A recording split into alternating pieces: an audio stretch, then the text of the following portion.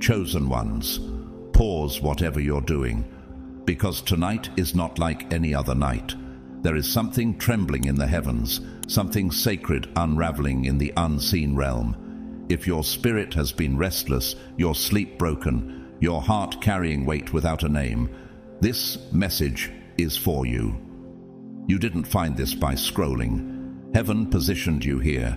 You've been led to this divine intersection because God has made a decision. And when God decides, no force in hell can undo it. Comment 777 if your spirit already knows something is shifting in your favor. And to those who've been pouring out support through super thanks, your seeds are watering this prophetic ground. Thank you deeply for believing in this calling. You're not just supporting content. You're fueling kingdom confirmation. There is a reason your name kept getting left out. There is a reason the truth kept slipping through cracks that were never yours to fix. But tonight, that veil is being torn. The silence is breaking. God is lifting the curtain. And everything done in secret is coming to the light. What's about to be revealed will not only free you, it will shake the very systems built to contain you. Let's go deeper. God's chosen ones. Everything is coming to light. Tonight, God has decided.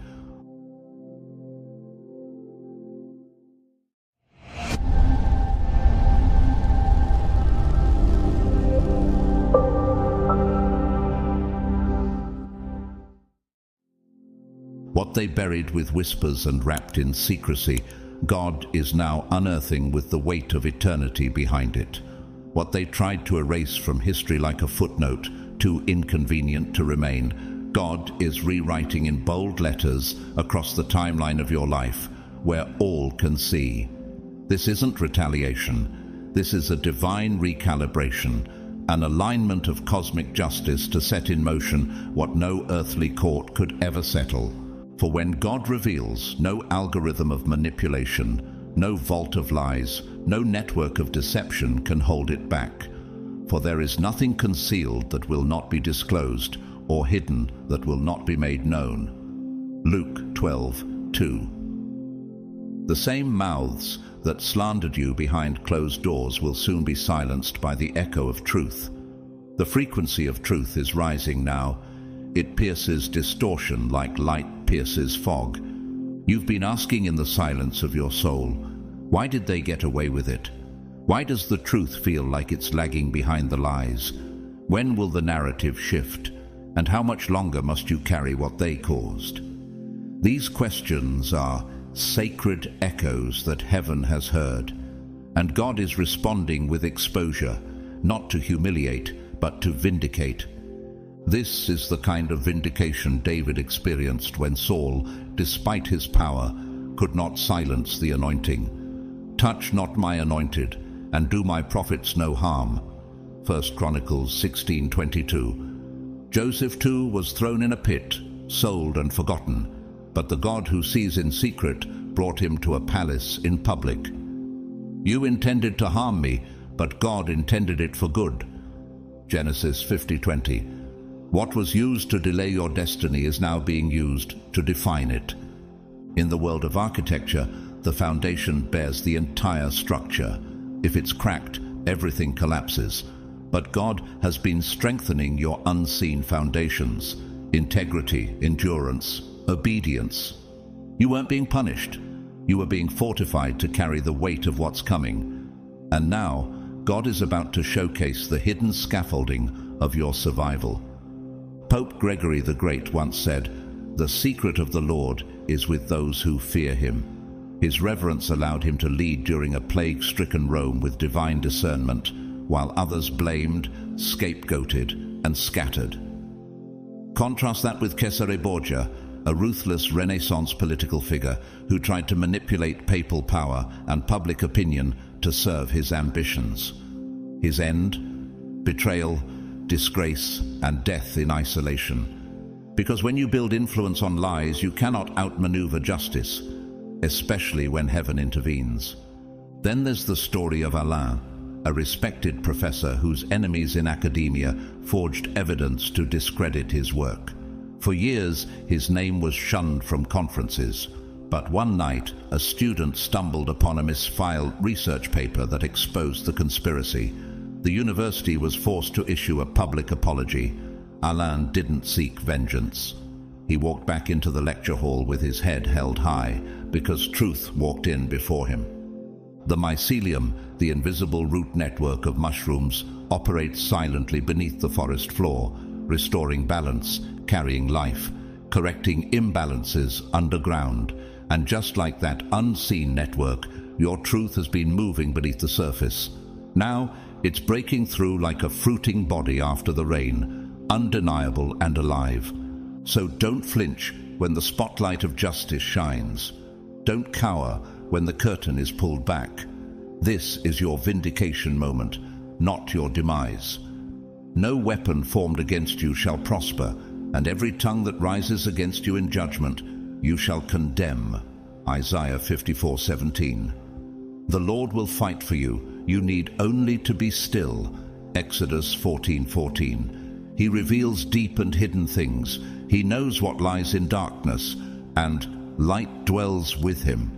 Daniel 2:22. When your name is finally cleared, will you be ready to rise without resentment? Will your heart be light enough to walk into freedom without dragging the chains of what they did? If this word confirms what your spirit already knew, like this video. If your soul has been crying out for justice, subscribe now. Drop your city and local time in the comments. We want to see where the wave of repentance and truth is rising across the globe. And to those sowing into this message through super thanks, heaven records it. Your gift isn't just generosity, it's a seed planted into divine alignment, a covenant offering into the frequency of God's judgment. You're not just giving, you're sowing into alignment, into truth, into divine clarity, into the kind of turnaround that only heaven can orchestrate. In physics, when energy is directed with precision and resonance, it creates a ripple effect that travels far beyond the original impact. That's what your obedience is doing in the spirit realm. And because of that obedience, your reward is not being delayed. It's being calibrated for maximum impact. Stay where God placed you. Hold your ground. Because what they buried under false pretenses, God is about to exhume in broad daylight. The eyes of the Lord are in every place, keeping watch on the wicked and the good. Proverbs 15:3. This isn't metaphor, it's forensic omniscience. Let's begin with what is unshakably true. God sees everything. He's not limited by walls, passwords, or proximity. That private meeting where your name was torn apart under the guise of professionalism, he was seated in the empty chair.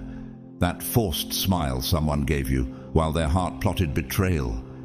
He caught the muscle twitch behind the mask, that forged signature, that missed promotion, that conveniently edited report, all recorded in the divine archives. Have you ever wondered how people could be so calculated in their sabotage and still sleep soundly? Have you questioned how long injustice is allowed to stretch before it snaps back in righteousness? Do you realize that heaven has a system of evidence collection more precise than any earthly court? And do you know that your name has already been mentioned in the chambers of divine justice? While others tried to operate through manipulation, networking, and deception, God was building a legal case, not a reaction, a strategy. His silence wasn't apathy, it was preparation. Just like in astrophysics, where gravitational forces can bend light without being seen, God has been moving behind scenes with a force no human could anticipate. He's not just a watchful deity, he's a strategic architect of reckoning. For the Lord is a God of justice. Blessed are all who wait for him. Isaiah 30:18.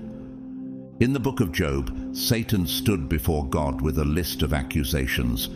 But what Satan didn't expect was that God had already placed a hedge of protection and purpose around Job. Have you considered my servant Job? There is none like him on the earth. Job 1:8. The enemy tried to destroy him with loss, sickness, and slander, but heaven had a counter case. Likewise, the same courtroom that recorded the harm done to you is now preparing to deliver a verdict in your favor. A real-world example: Brian Stevenson, a civil rights lawyer and founder of the Equal Justice Initiative, spent decades defending the wrongly accused. He once said, "Each of us is more than the worst thing we've ever done." His work freed countless innocent prisoners sentenced by broken systems. Yet, the antagonist in his story was the corrupted court culture that ignored evidence, manipulated juries, and concealed truth.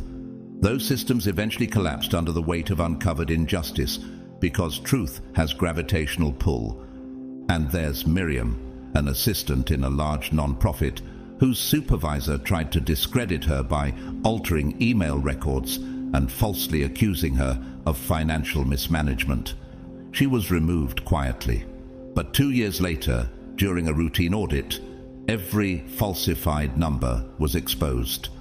The board reinstated her, and the very person who accused her resigned in public disgrace. What was meant to bury her became the platform of her vindication. The owl, often active at night, sees what the day-blind eyes miss. Its eyes are built not just for sight, but for discernment, able to detect movement in silence. That's the gaze of God, quiet but never unaware. He doesn't just see what was done, he sees why. All a person's ways seem pure to them, but motives are weighed by the Lord. Proverbs 16:2. Nothing in all creation is hidden from God's sight. Everything is uncovered and laid bare before the eyes of him to whom we must give account. Hebrews 4:13. So when they thought they had successfully rewritten the narrative, heaven already had the unedited version. When they thought they had excluded you, God was drafting your re-entry. And when the enemy thought he had legal ground to accuse you, he underestimated the evidence the judge of heaven has been compiling. Who will bring any charge against those whom God has chosen? It is God who justifies. Romans 8:33. What happens when the silence ends and the evidence speaks? What happens when the tables turn and the accuser becomes the accused? If this resonates in your spirit, like this message, drop your city and time zone below so we can witness where vindication is rising. And to those sowing through super thanks, know that your seed is a counter-argument in the heavenly courtroom. You're not just supporting a message, you're aligning with God's gavel. While they laughed in circles of false security, while they whispered strategies behind closed doors and rehearsed your downfall like lines in a play, you were on your knees, offering your ache as worship. You cried in quiet places where no one applauded. You prayed in faith when it felt like hope had been repossessed. But heaven was not silent. God wasn't just listening, he was responding, and his response was never impulsive. It is holy, it is righteous, and is being issued not from emotion, but from eternal jurisprudence. He is not governed by timelines, he is governed by truth, and truth is building its own weight. What you didn't yet perceive is that while you were being faithful in the background, you were the subject of a divine chronicle, a holy documentation. Angels weren't just sent to protect you, they were assigned to record you. Every act of obedience, every tear that fell without witness, every fast you did in secret, every time you stayed silent when slander circled like wildfire, each time you forgave without receiving apology, these weren't forgotten. They were tabulated in heaven's archives. You have kept count of my tossings, put my tears in your bottle. Are they not in your book? Psalm 56:8. Why do you think the attacks were so consistent? Why did your name stay in their mouths even when you moved on? Why did betrayal seem to follow you like a shadow in every room where you showed up with light? Could it be that the greater the record in heaven, the greater the resistance on earth? You were never invisible to God. You were under observation, not for punishment, but for promotion. Like Esther hidden in a palace for a time no one could predict. And who knows whether you have not come to the kingdom for such a time as this? Esther 4:14. Or like Hannah, misunderstood in her silent anguish, yet remembered by God in the appointed moment. In the course of time, Hannah became pregnant and gave birth to a son. 1 Samuel 1:20. Heaven doesn't forget. It just waits for divine timing. Makoto Fujimura, a renowned contemporary painter and advocate for the intersection of faith and creativity, once spent years perfecting a work of art using centuries-old Japanese techniques. He faced scorn from both the art world and faith communities for his unconventional fusion, but rather than respond in offense, he continued painting in silence. Today, his art hangs in museums and churches alike, his message of grace now echoing louder than the criticism that once tried to drown him. In contrast, Robert Mapplethorpe, an American photographer who sought to provoke faith communities through deliberately blasphemous work, ultimately alienated key institutions and died with his legacy mired in controversy and backlash. Provocation birthed notoriety, but not legacy. There's also Jamal, an underpaid IT worker whose colleagues tried to scapegoat him for a data breach he didn't cause. Rather than defend himself with retaliation, he quietly kept detailed logs, corrected the systems silently, and prayed. 2 months later, an external audit exposed the real source of the breach, an executive's relative working off record. Jamal was promoted to director, while the cover-up team resigned in humiliation. God had been recording every click, every restraint, every tear behind his locked office door. In nature, the honey badger may appear unthreatening, but it's one of the fiercest survivors in the animal kingdom. It withstands venom, traps, and predators, not because it fights loud, but because it endures strategically. Like you. Your silence was not weakness, it was discipline. The righteous cry out and the Lord hears them. He delivers them from all their troubles. Psalm 34:17. So now the gavel is being raised, not in haste, but in divine legal response. God is not reactive, he is judicially strategic. For the Lord is our judge, the Lord is our lawgiver, the Lord is our king. It is he who will save us. Isaiah 33:22. The verdict is not pending, it's prepared, and it's about to be spoken over every lie, every delay, every injustice stitched into the backdrop of your life. What will happen when the judge rules in your favor in full view of those who mocked you? What becomes of a story when the author interrupts the editor's pen? If your spirit is trembling in confirmation, like this message, comment your city and local time. Let the record show where heaven's gavel is falling. And to those giving through super thanks, your offering isn't casual, it's legal currency in the courtroom of the Almighty. The judge of all creation, not elected, not influenced, not corruptible, is preparing to issue a public verdict on your behalf. And this won't be whispered in back rooms or slipped through anonymous leaks. This will be a heavenly decree issued with the clarity of thunder and the weight of eternity. Justice hasn't been delayed. It's been perfected in silence. Not 1 second was wasted. Every tick of time has been building pressure behind the veil. There is nothing concealed that will not be disclosed or hidden that will not be made known. Luke 12:2. What's coming isn't gossip-fueled. It's not viral scandal or courtroom drama.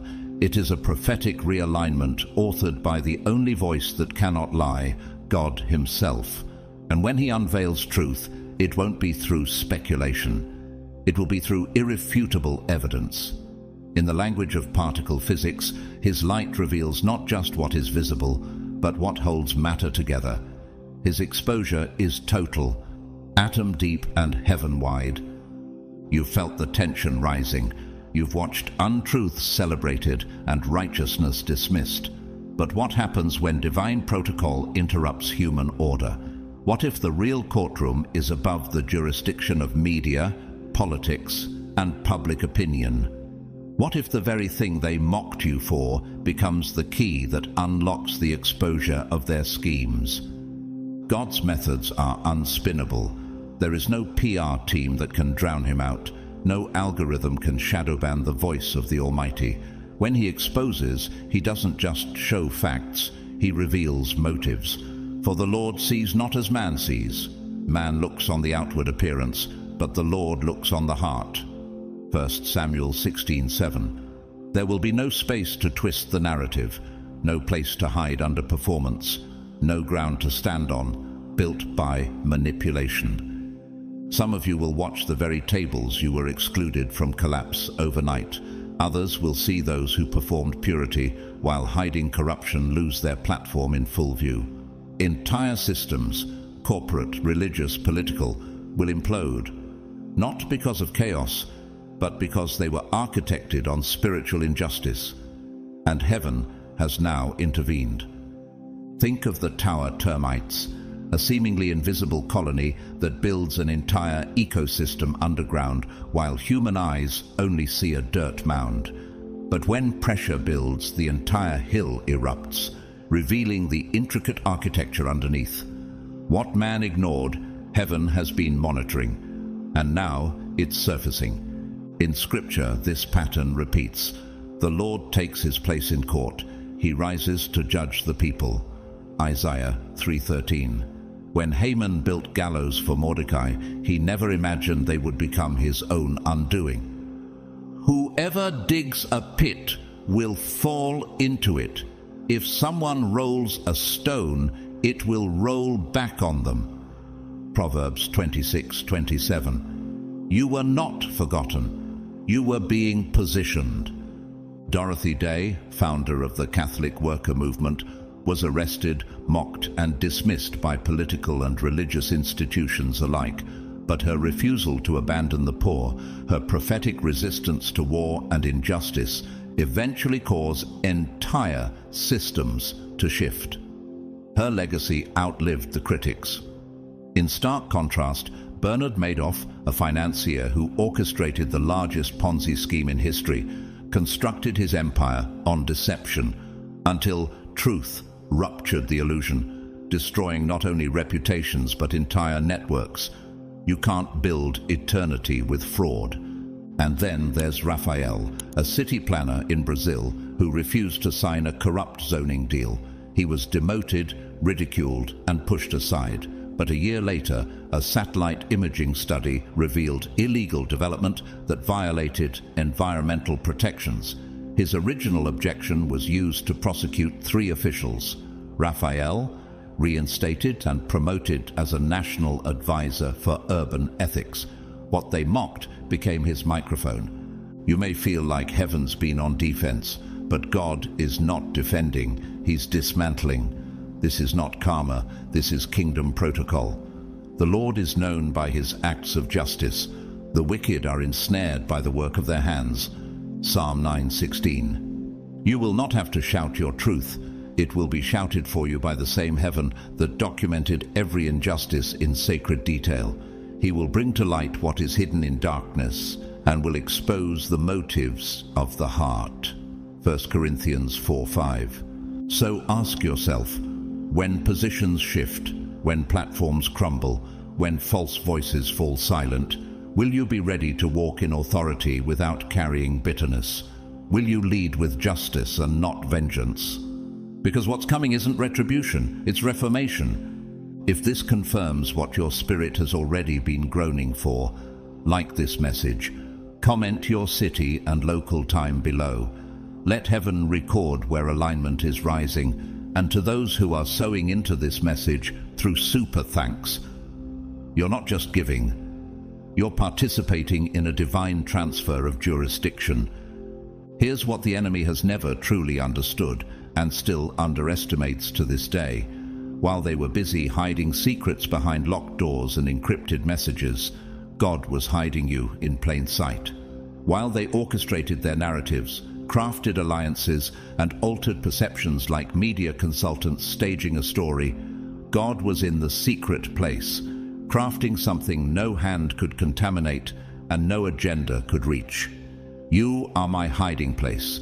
You will protect me from trouble and surround me with songs of deliverance. Psalm 32:7. They saw your absence from platforms and misread it as irrelevance. They confused your silence with surrender. But in spiritual ecology, concealment is often God's most advanced protection strategy.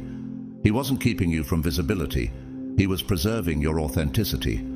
They thought they buried you, but in reality, they planted you. And the sacred mystery about a seed is that it appears buried until pressure causes it to break, and breaking becomes birth. The soil they tried to use as a coffin, heaven used as a womb. The more they covered, the deeper your spiritual root system grew. Like the mangrove tree, which grows in saltwater swamps where most trees would suffocate, your roots were adapting to survive in toxic environments. The mangrove sends roots not only deep, but also wide, intertwining above and beneath the surface to anchor itself during storms and tides. Likewise, you weren't being stunted. You were becoming resilient. You were being built to thrive in hostility, not avoid it. God was engineering you to remain when others rot under pressure. You were becoming load-bearing for what's next. Blessed is the one who perseveres under trial, because having stood the test, that person will receive the crown of life. James 1:12. Have you noticed how some people seem to skip the process and leap to platforms? Have you wondered why you were hidden so long while others broadcasted their every move? Have you felt left behind while they seemed to collect applause for hollow performances? Could it be that while they chased optics, God was building your substance? God wasn't stalling, He was fortifying. While they were practicing influence, He was perfecting weight. In the language of physics, mass without density collapses under pressure. But what God built in you has weight and resilience. They ran after crowds. You were cultivated for covenant. They craved attention. You were being calibrated for authority. Moses, hidden as a baby to survive mass genocide, trained in Pharaoh's palace, exiled into obscurity, and then called from the wilderness. His time in hiding wasn't punishment, it was prophetic positioning. By faith, Moses, when he had grown up, refused to be known as the son of Pharaoh's daughter, because he was looking ahead to his reward. Hebrews 11:24-26. Jean Vanier, a Canadian philosopher and theologian, quietly founded the L'Arche communities, homes where people with and without intellectual disabilities lived together in dignity. For decades, his name was not celebrated in major leadership circuits, but his faithfulness in obscurity transformed thousands of lives globally. His reward? A legacy that speaks long after his death, not in stadiums, but in restored homes and hearts. By contrast, Harvey Weinstein, once one of Hollywood's most powerful producers, used manipulation, coercion, and secrecy to dominate an entire industry. He silenced victims, rewrote narratives, and operated in plain sight for years. But when exposure came, it came not as a whisper, but as a tidal wave. His empire crumbled, awards revoked, reputation shattered, legacy erased, because what's built on exploitation cannot survive divine justice. Then there's Kira, a brilliant musician who was repeatedly passed over by record labels for not fitting a marketable mold. While others conformed and gained contracts, she kept writing, refining, and remaining faithful. Years later, one of her hidden songs was discovered on a public domain track. That song went viral, and rather than just sign a contract, she was offered her own label partnership. What they rejected, heaven had reserved.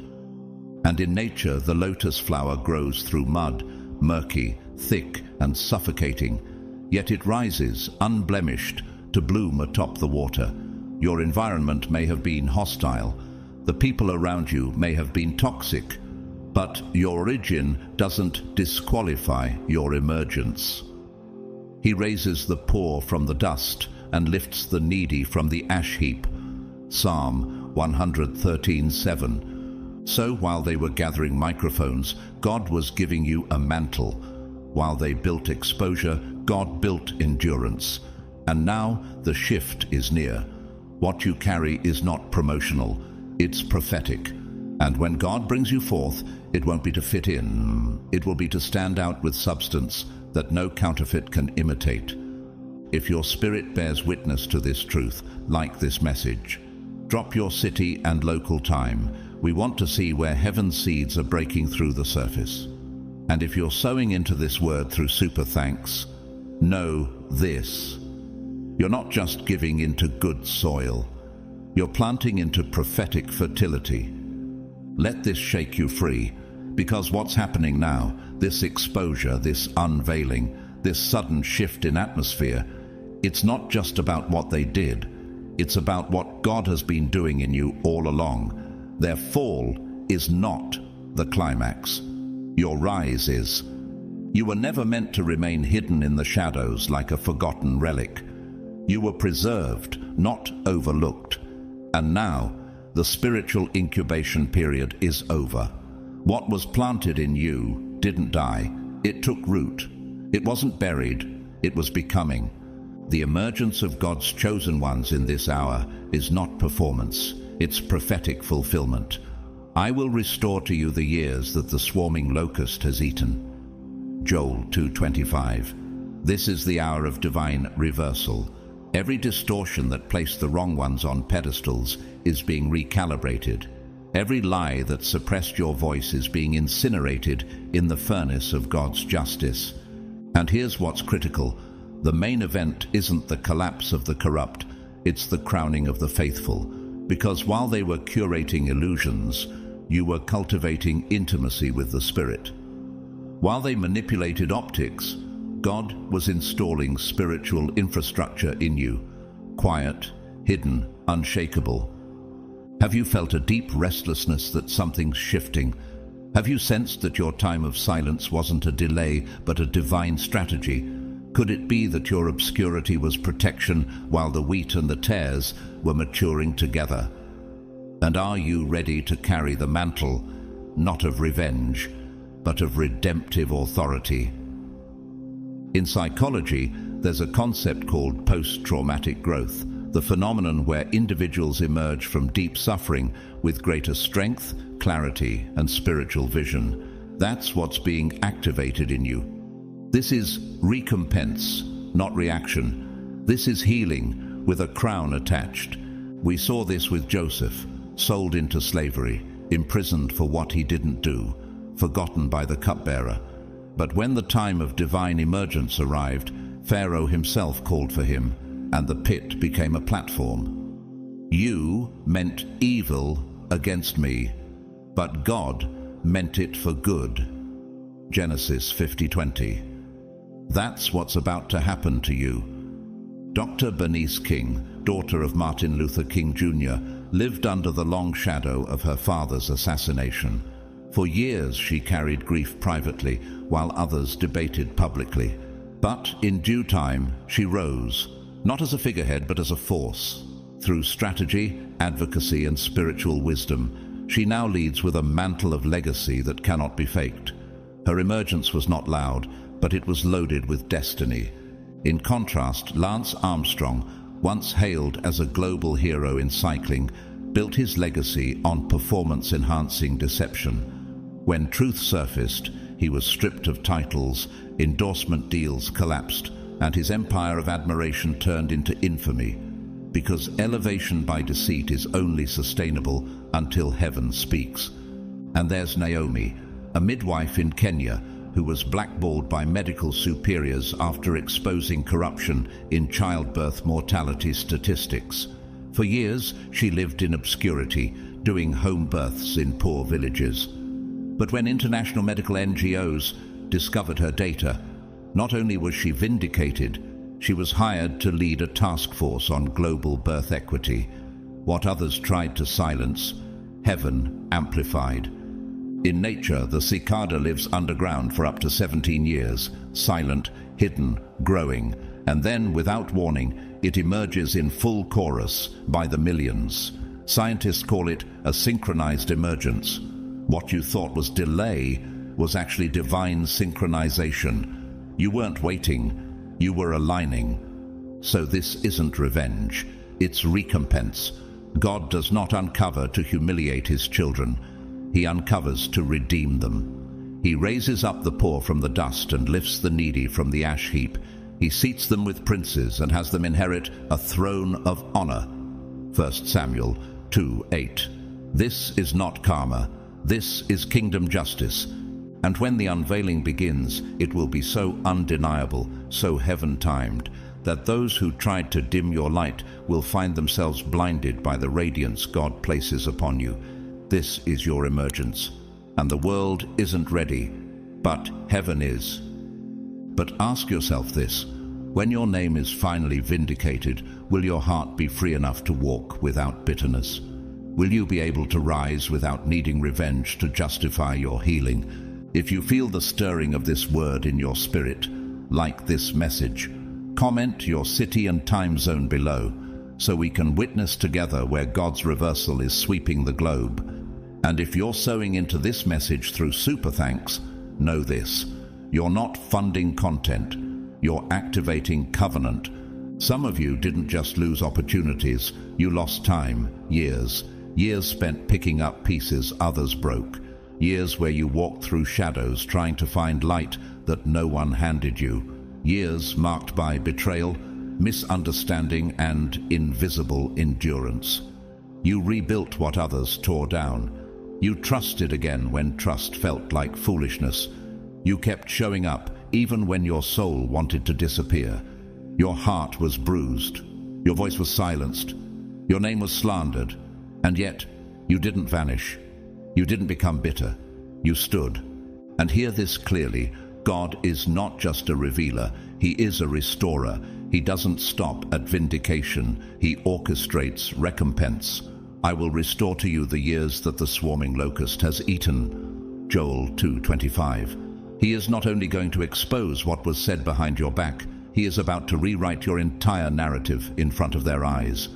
And he won't just erase the accusations, he will anoint your name with favor. You prepare a table before me in the presence of my enemies. You anoint my head with oil. My cup overflows. Psalm 23, verse 5. Some of you have been surviving in silence, but now comes divine reversal. This is not revision, it's redemption. This is not a secret miracle, it's a public miracle. Because God is not just about covering your scars, he's about crowning your survival. And the same people who thought your story ended in ashes will see you robed in glory. Have you wondered why the delay was so long? Why restoration felt like a promise for everyone else but you? Why you kept receiving confirmation but no manifestation? What if the delay wasn't denial, but design? What if God was setting the stage for something that could not be rushed? He's not only clearing your name, he's blessing your name. And the blessing won't just be financial, it will be positional. People who once discarded you will now depend on your discernment. The very systems that rejected your voice will request your wisdom. The Lord will make you the head, not the tail. If you pay attention to the commands of the Lord your God, you will always be at the top, never at the bottom. Deuteronomy 28:13. This is not optimism, it's divine reordering. Tabitha Brown, a vegan chef and actress who was once broke, sick, and laughed at for talking to her phone, stayed faithful. Her healing, joy, and prophetic boldness online attracted millions. Today, she's a best-selling author and global influencer. The same platforms that ignored her now elevate her. Her faith didn't just survive, it shined. By contrast, Ghislaine Maxwell, once seen as a polished socialite and intellectual, used her access and privilege to help cover up unspeakable abuse. For years, she moved in elite circles, curating an image of influence. But when exposure came, it came with the full weight of justice. She was arrested, tried, and sentenced. Her legacy, reduced to infamy, her name now synonymous not with elegance, but with complicity. Because no matter how carefully you hide injustice, heaven keeps record, and when it reveals, it restores the balance. And then there's Livia, a single mother who was passed over for promotion 5 times, while others stole credit for her ideas. She stopped chasing titles and began mentoring young interns quietly on her lunch breaks. Years later, one of those interns became a director at a major firm and invited her to lead a global initiative. She didn't ask for the door. God made the door swing open to her. Like the phoenix palm, which survives wildfires and resprouts even when its entire canopy is burned, what was meant to destroy you has only made you resilient at the root. You weren't abandoned, you were preserved under pressure. After you have suffered a little while, the God of all grace will himself restore you and make you strong, firm, and steadfast. 1 Peter 5:10. And now, get ready, because the shift will not be subtle, it will be sovereign. Don't be shocked when doors swing wide without your knocking. Don't second-guess it when favor finds your inbox. Don't downplay it when those who once mocked you seek your counsel. This is not coincidence. This is covenant recompense. But are you ready to receive publicly what you carried privately? Can your heart handle restoration without becoming prideful? Will you allow the same God who hid you to now highlight you for his glory? If your spirit feels this confirmation burning, like this message, comment your city and time zone so we can testify to the regions where God's reversal is erupting, and to those who are sowing into this word through super thanks. Heaven sees it as an offering into the season of restoration. The Lord is not slow in keeping his promise, as some understand slowness. Instead, he is patient. 2 Peter 3:9. This wasn't delay, this was divine surveillance. While you counted days, God was counting decisions. Every action, every intention, every opportunity they had to repent, and he let it stretch, not to torment you, but to trap every lie in its own evidence. Why didn't the breakthrough come earlier? Why did he let them spread misinformation, manipulate perception, and build their image while you endured quiet torment? Because heaven was not absent, it was observing. Not with passivity, but with judicial precision. God was stacking the case, witness by witness, word by word. And when the case reached its tipping point, the verdict moved from delay to dispatch. It's hard to wait when your name is misunderstood. It's painful to remain silent while others build empires on falsehood. But what you called stagnation, God called setup. He is the rock, his works are perfect, and all his ways are just. Badanta, uanta, atasa. Deuteronomy 32:4. He wasn't just watching your enemies, he was watching how you handled the weight. Have you questioned why your vindication required such an excruciating process? Have you silently asked why mercy was extended to people who seemed committed to your destruction? Could it be that God was giving them time to self-indict? That the very delay was a chance for them to turn, but they refused. And now the door of mercy is closing, and the gavel is about to fall. Heaven's justice is never rushed. It's calibrated, strategized, layered with mercy until mercy is no longer appropriate. God was waiting, not because he forgot, but because he was preparing a finish that no man could manipulate. And when he acts, he does not stutter. He doesn't need to repeat himself. Think of Esther. Haman's plot stretched for months while Mordecai fasted in sackcloth, but in one night the king couldn't sleep. The record was opened, the truth was read aloud, and the next morning Haman was humiliated. So they hanged Haman on the gallows he had prepared for Mordecai. Esther 7:10. One night shifted everything. That's what's coming for you. Wangari Maathai, a Kenyan environmentalist and Nobel Peace Prize laureate, was arrested, beaten, and silenced for her activism. People ridiculed her for planting trees, but God used her obscurity to grow momentum.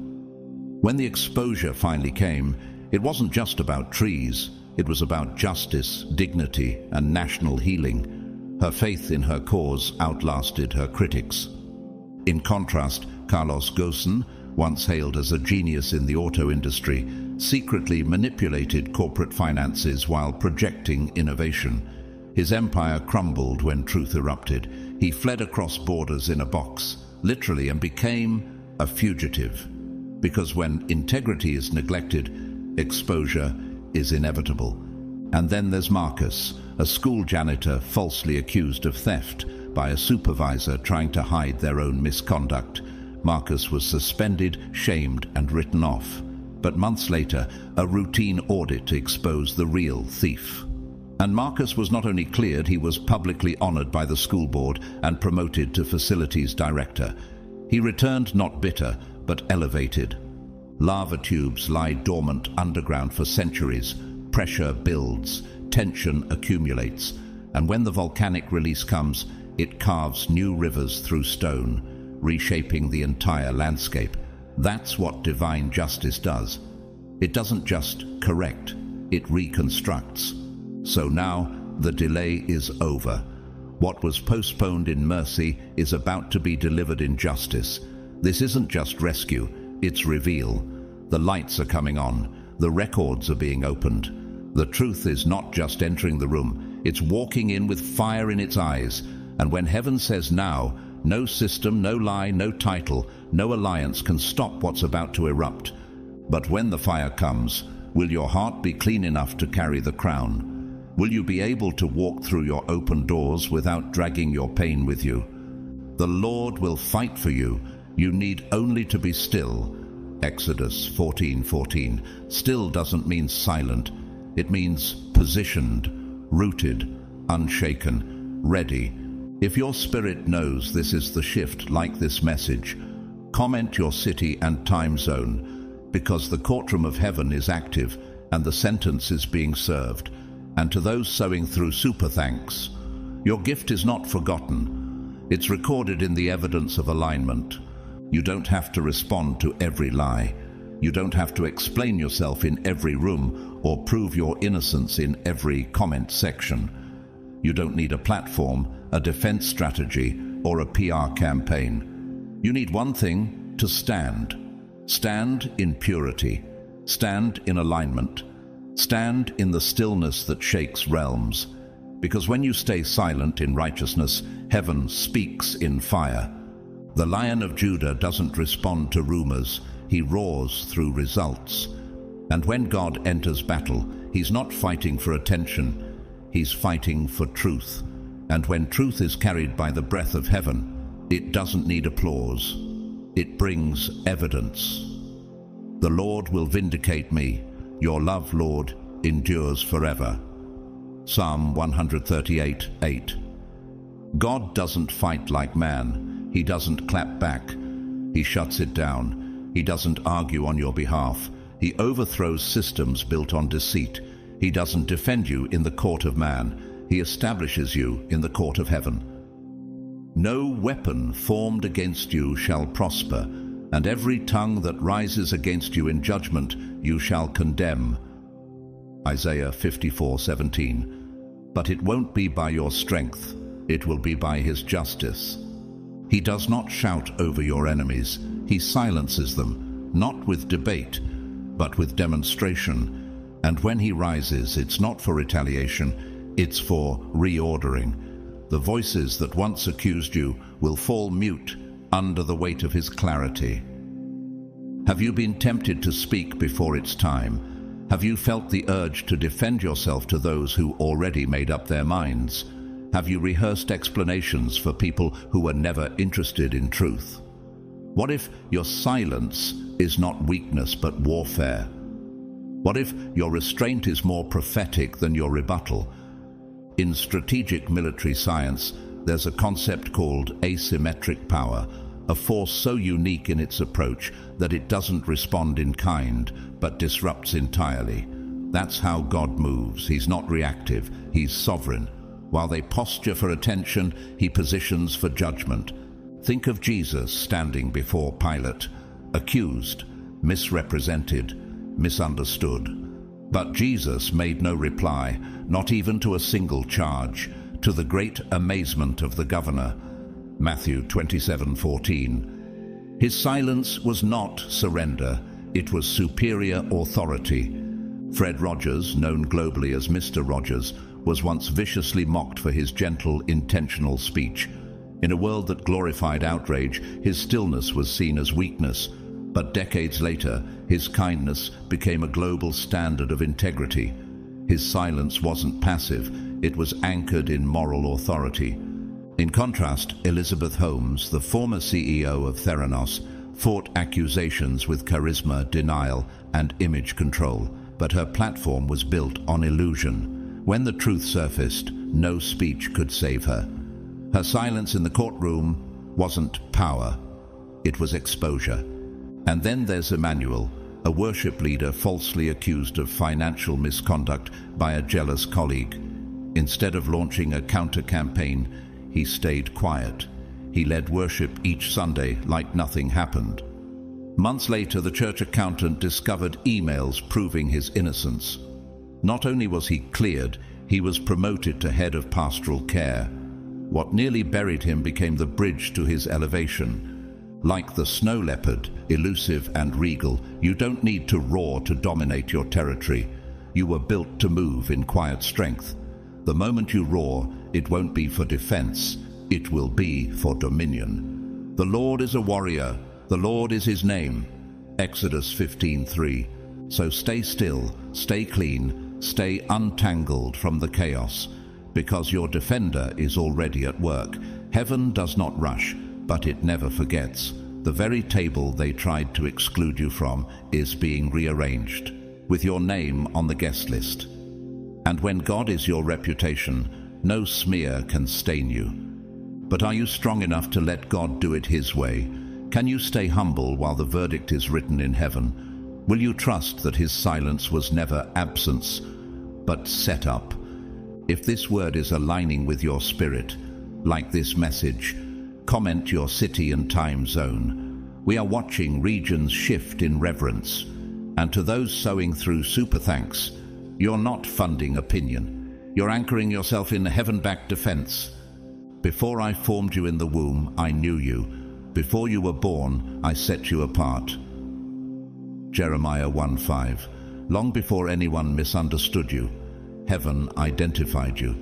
Before you were called strange, dramatic, too sensitive, or too intense, God set you apart. He didn't just see your future, he wrote it. Your existence is not casual. Your assignment is not optional. It is sealed in the archives of eternity. There is a destiny embedded within you so potent, so disruptive to darkness, that hell launched a strategy before you even knew who you were. The betrayal wasn't random. The slander wasn't just social drama. The confusion surrounding your name wasn't by chance. It was calculated resistance. Because the enemy saw something moving in your spiritual womb, and he panicked. He recognized the anointing before you did. Just like Herod, who ordered the massacre of innocent boys at the rumor of a child-born king, Matthew 2:16, the enemy attempted premature termination of your purpose. He stirred storms around you, through voices you trusted, through rumors you didn't start, through moments of exhaustion and misinterpretation, hoping you would abort your own destiny out of discouragement.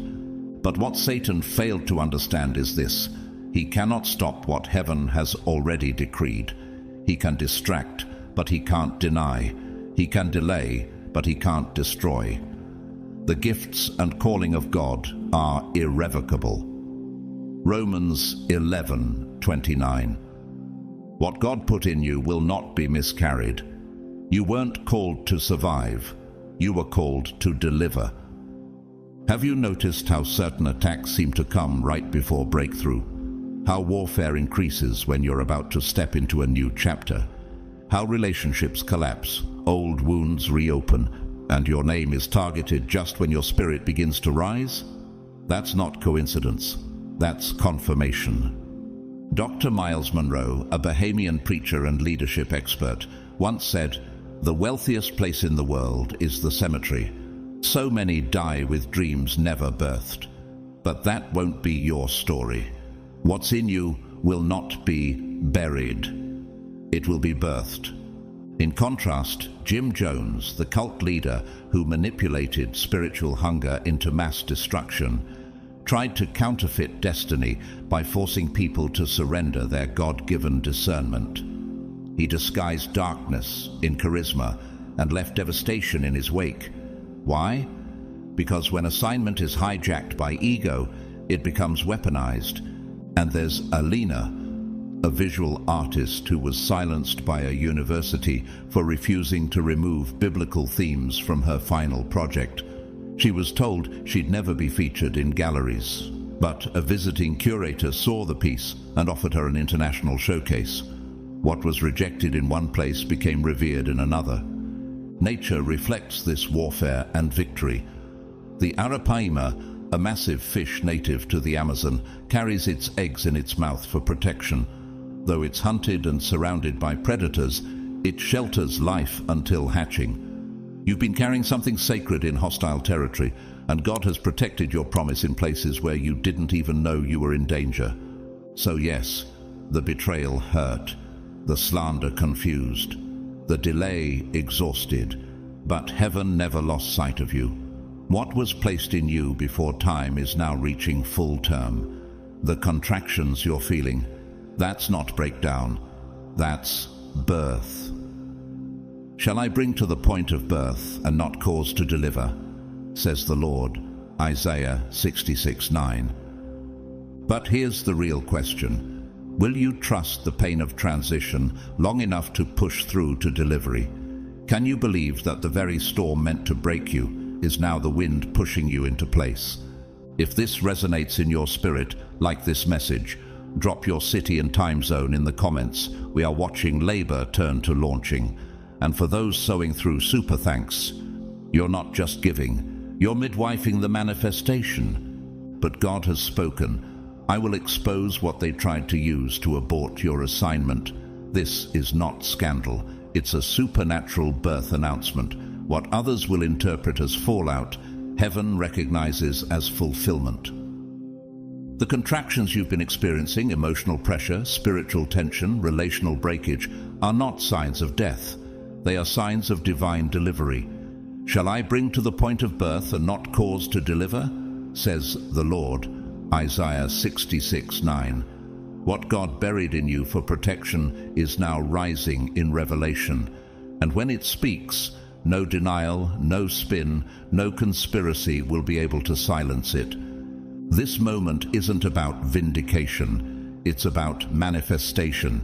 This is not the hour where you get even, it's the hour where you get established. The promise is crowning, the purpose is emerging, and your name is now being attached to God's glory, not as a footnote, but as a living declaration of why you were preserved. But let this be a holy warning. As God exposes them, guard your posture. As He vindicates you, guard your motives. As He reveals the full truth, guard your heart. Do not rejoice when your enemy falls, and do not let your heart be glad when he stumbles. Proverbs 24:17. This exposure isn't just a moment of justice, it's a test of maturity. You've been praying for elevation, but now heaven is evaluating your emotional stewardship. Will you take the platform and preach healing, or harbor a private vendetta?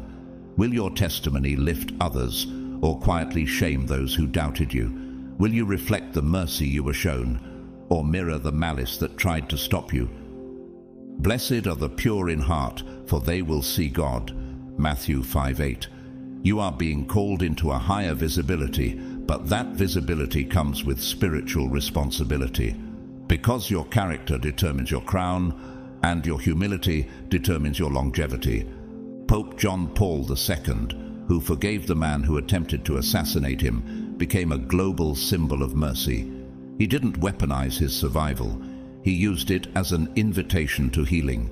He met his enemy with grace, not revenge. His legacy? Endurance, not just influence. In contrast, Richard Nixon, once entrusted with the highest office in America, used power to cover insecurity. His exposure didn't just end a presidency, it dismantled decades of influence. Why? Because God won't let elevation outrun integrity. And then there's Nia, a business owner whose former partner stole her designs and spread lies to win clients. When the truth surfaced through an industry whistleblower, she had every chance to ruin them publicly. But instead, she released a statement full of forgiveness and focus. Investors watching her response doubled their backing. Why? Because her grace under fire proved she wasn't just talented, she was trusted. In nature, the monarch butterfly emerges from its cocoon covered in fluid, vulnerable, wings wet. It must wait, not fly immediately, because rushing could ruin its wings. So too, your moment of emergence demands temperance. You're not just being seen, you're being scaled. And here's the heart-level question. Can God trust you to be right without needing to make others look wrong? Can He trust you to wear the robe without mocking those who stripped you? Can He entrust you with glory because He's seen your grief didn't corrode your grace? This is not about revenge. It's about responsibility. This is not a scandal. It's a sacred shift. This is not simply your rise. It's heaven's response to how you endured. Humble yourselves before the Lord, and He will lift you up. James 4:10. If this word mirrors the posture of your spirit, like this message, comment your city and time zone. Let the sound of maturity rise across the nations. And to those sowing through super thanks, you're not just giving. You're aligning your heart with heaven's strategy.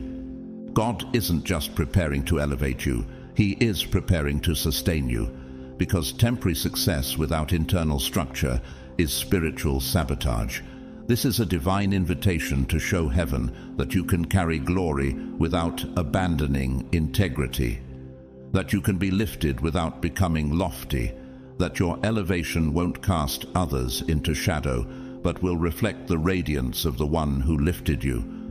The weight of the assignment ahead isn't just heavy, it's territorial.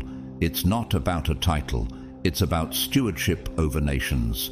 And the atmosphere you carry, whether humility, compassion, or hidden pride, will either open doors or collapse foundations. If you have run with the footmen and they have wearied you, then how can you contend with horses? Jeremiah 12:5. This isn't just promotion, it's positioning. Don't let your breakthrough become the platform where pride performs. Let it be the altar where obedience governs.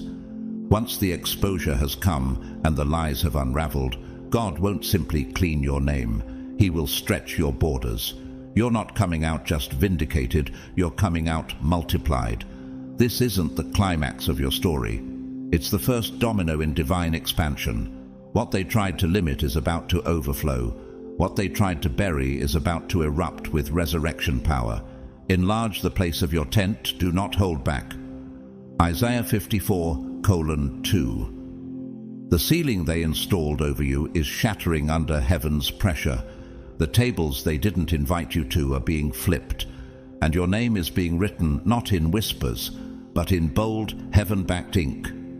Bishop T.D. Jakes, renowned preacher and visionary, once said, "Can you stand to be blessed?" He wasn't referring to applause. He was warning about the weight. Fame exposes character. Influence magnifies motives. Glory either humbles or humiliates. And the test is not in whether God can raise you, but whether you can stay low once you're high. In contrast, Sam Bankman-Fried, once called a crypto wunderkind and the next Warren Buffett, gained rapid influence in the financial world through his company FTX. He was seen as a genius, a philanthropist, a disruptor. But behind the spotlight, misappropriation of funds, deception, and false confidence brought down his empire. When the collapse came, it wasn't just a personal failure. It was a systemic financial implosion that hurt millions. Why? Because unanchored brilliance always invites collapse. Elevation built on illusion will eventually crash under truth. Then there's Leona, Once a science teacher in a rural town, she spent years using metaphors of light and atoms to explain faith to kids who had never entered a church. Her quiet voice never made headlines, until a video of her classroom prayer before a school lockdown quietly spread online.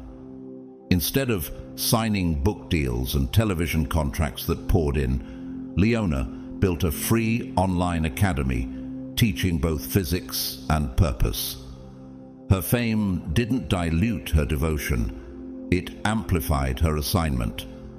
The baobab tree, with its thick trunk and towering form, can only grow vast above ground because it first extends deep underground. Its expansion is only possible because its roots are anchored through drought and time.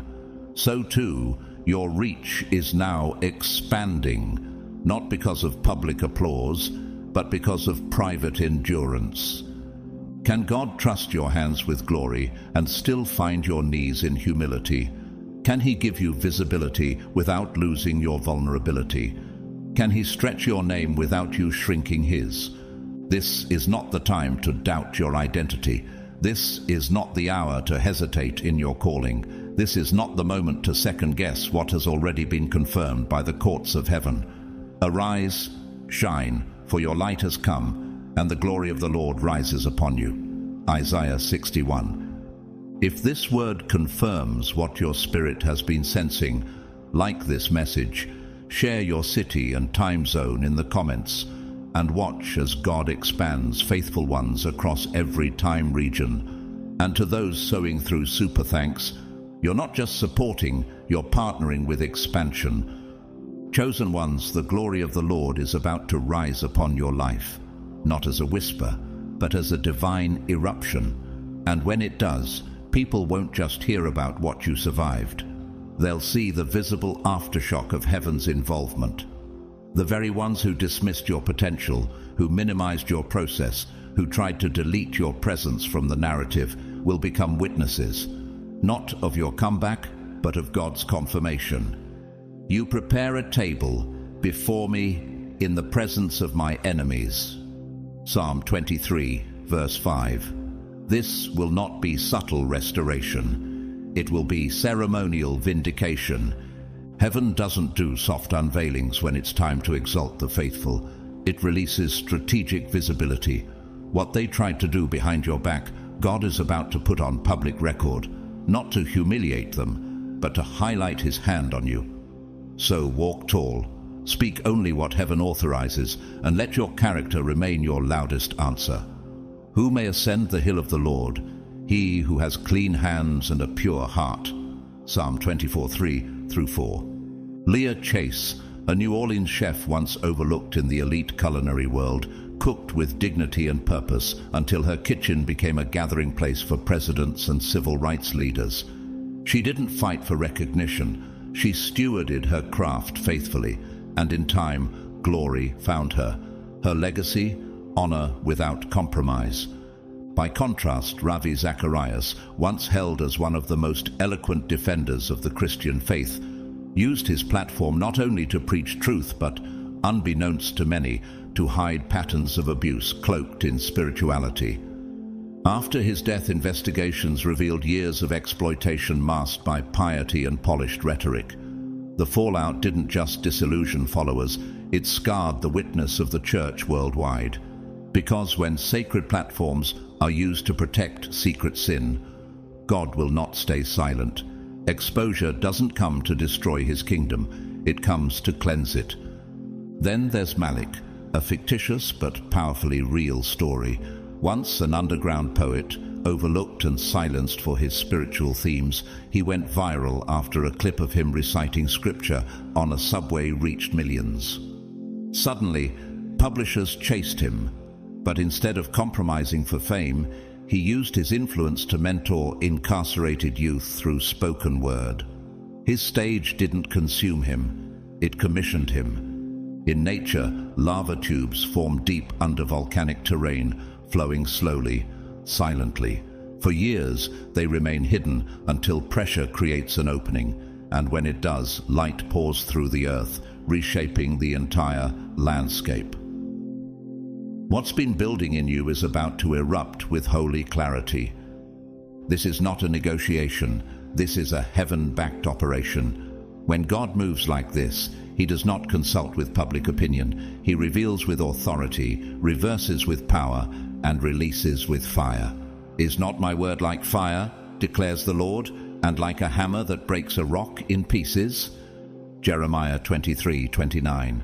So here's the question. When the curtain is pulled back and you're standing in the light, will you reflect glory or absorb it? Will you stay yielded or become entitled? Because elevation sustained requires humility retained. This isn't just about you being seen, it's about God being revealed through you. Comment 777 if your spirit knows the shift is active. And to those giving through super thanks, you're not just giving, you're sealing your agreement with divine recompense. And when it happens, let the world bear witness. God declared, I will expose everything they hid, and he was never bluffing. Let us now unite our hearts in a prayer of bold faith as one family, chosen by heaven, consecrated for such a time as this. Heavenly Father, in the mighty, all-powerful name of Jesus Christ, we come before you, not as strangers, but as sons and daughters. You are the King of Kings, the Lord of Lords, the one who holds galaxies in alignment and counts every tear we've cried. There is no limit to your wisdom, no shadow in your presence, and no rival to your justice. We bow before your throne with hearts trembling in awe and overflowing with thanksgiving. Thank you for the divine revelation poured into our spirits today. Thank you for seeing the ones the world ignored, for calling us by name when no one else remembered. Thank you for never turning away. You, O God, were there in the silence. You were there when our voices were buried under false reports. You were there when hearts broke and no human comfort could reach us.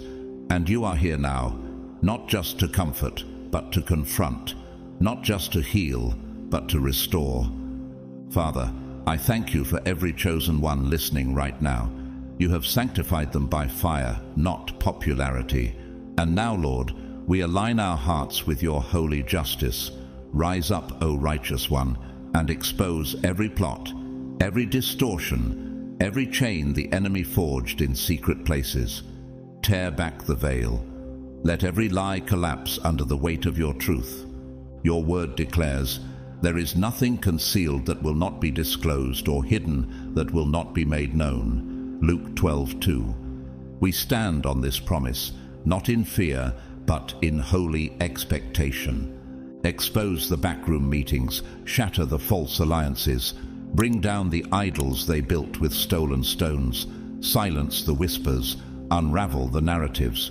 For you, Lord, are not a passive observer. You are a warrior judge, and the courtroom of heaven is active. You said in Isaiah 61 that you would give us beauty for ashes, the oil of joy for mourning, and a garment of praise for the spirit of heaviness. We receive it now. With open hearts and lifted hands, we declare, this is our season of recompense. What was stolen will be returned. What was buried will rise. What was broken will be rebuilt better than before. I will restore the years the locusts have eaten, you promised in Joel 2:25. And we say, yes, Lord, do it again. Let restoration sweep through every household, every mind, every legacy. Let the sound of rejoicing drown out the echo of injustice. And as you expose the hidden things, Father, prepare us to receive without pride. Help us to steward the victory with integrity, with compassion, with wisdom. May our response to vindication be maturity, not mockery. Do not rejoice when your enemy falls, you warned in Proverbs 24:17, lest the Lord see it and turn his wrath away. So we posture our hearts in humility, because this elevation is not a trophy, it is a responsibility. We declare, this is not a scandal, it's a supernatural birth announcement. What the enemy tried to abort is now crowning. Let every mountain bow, let every valley rise, let the remnant walk through gates that once mocked their prayers. Lord, bless those who are supporting this message with their generosity, whether through super thanks. You see their sacrifice. You multiply their faith. You send breakthrough where their seed has gone. Let this word spread like wildfire. Let it ignite repentance. Let it restore the weary. Let it resurrect buried dreams. And now we seal this word. You are not just exposing the darkness. You are replacing it with your glory. We give you the honor. We give you the praise. We give you the throne of our hearts. In the powerful, matchless name of Jesus, we pray. Amen and amen. So here we are, at the edge of divine disclosure, not because we forced it, not because we demanded it, but because God, in His perfect timing, decided that enough was enough. What was hidden is now being revealed. What was buried is now rising. This was never about revenge. It was always about redemption. And now, as justice rolls like a river and righteousness like a mighty stream, you, God's chosen, will walk forward not with bitterness, but with blessing.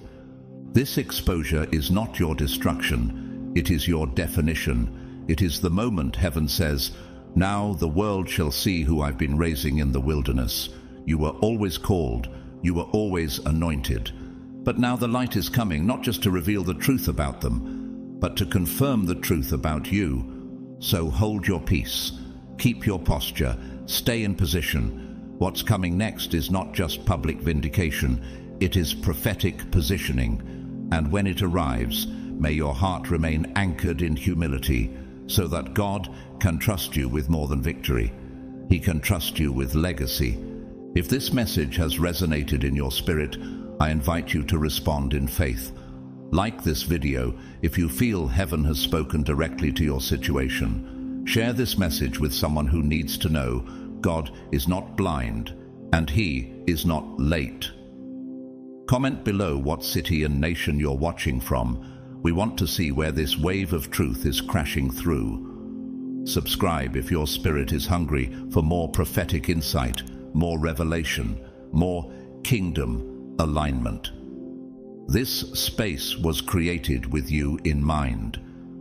And to everyone who has supported this channel, whether through super thanks, a kind comment, a prayer, or simply your presence here, I want you to know you matter, you're seen, you're part of this divine unfolding. Thank you for walking this road with me. As you go, I speak a blessing over you. May God surround you with fire by night and cloud by day. May the truth rise on your behalf while you rest. May your name be cleared, your soul refreshed, and your promise fulfilled. May your enemies become your footstool, not so you can step on them, but so you can stand taller in grace. May you carry His glory, but never lose your awe. And may everything that was sent to bury you become the soil of your becoming. You are not forgotten. You are not forsaken. You are chosen. Stay bold. Stay pure. Stay ready. Because what's coming next will carry God's fingerprints all over it. Have you ever wondered why the test on your life felt so personal, so relentless, like heaven itself had its eyes on you while the world just watched you burn? Because what if it did? What if the reason you've been feeling like the outlier, the misfit, the over-targeted, over-tested and under-acknowledged one is because you were never in training for ordinary life? You were in preparation for something holy, something heavy, something only the truly chosen are trusted to carry. You didn't click on this video because you were bored. This isn't background noise. This is spiritual alignment. Something ancient inside you has been calling for confirmation, and this is it. This is not just a message.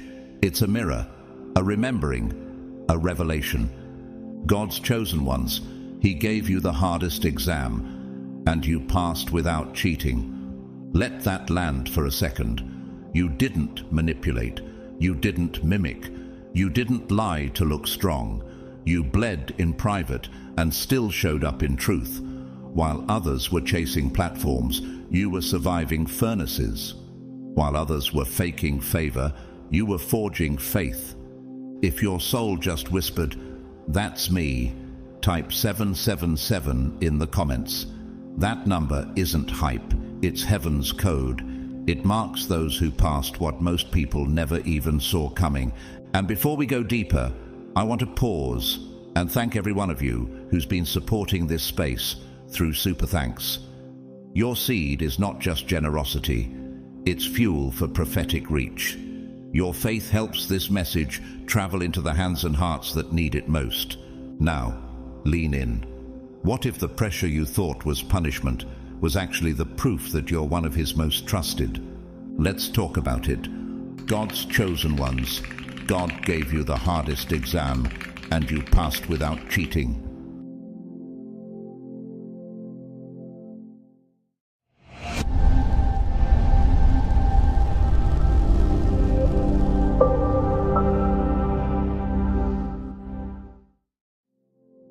Let's speak plainly, because what you endured was not just hardship, it was divine filtration.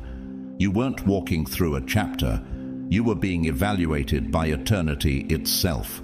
This wasn't an exam with a paper and pen, but a soul test, one that studied your character in silence, your decisions in pressure, and your endurance in isolation. You didn't get a syllabus. There were no guidelines.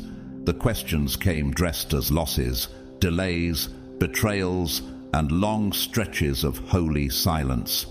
It was the kind of test heaven only gives to the rare ones, those chosen not for their perfection, but for their resilience. Have you ever wondered why your storms came without warning, while others seemed to cruise through life with ease? Why your pain carried layers even you couldn't name? Why every door you knocked on felt like it had been locked from the inside? It wasn't punishment, it was placement. Like Joseph in Genesis 37-50, thrown into a pit by his brothers, falsely accused in Potiphar's house, left forgotten in a prison. Yet all along God was watching. Not to see him break, but to confirm that his heart would remain steady when no reward was in sight. The Lord was with Joseph and showed him steadfast love. Genesis 39:21. And the Lord has been with you too, even in the silence. The thing about these divine exams is that they study your frequency, not just your function. They listen to your heart when no one's listening to your voice. They measure your ability to still believe when evidence disappears. And you passed, not because you figured everything out, but because you didn't compromise. You didn't cheat the process. You didn't take shortcuts. Like Job, who in the depths of his despair still declared, "Though he slay me, yet will I trust in him." Job 13:15. You held your ground in the unseen. The world may never know the complexity of what you carried, but heaven counted every tear like architecture counts every stress point in a bridge. Your load wasn't random. It was calibration. You were being tested not just for strength, but for sustainability. Can you still be kind when you're misunderstood? Can you still be holy when you're alone? Can you still bless when no one sees your brokenness? Ruth.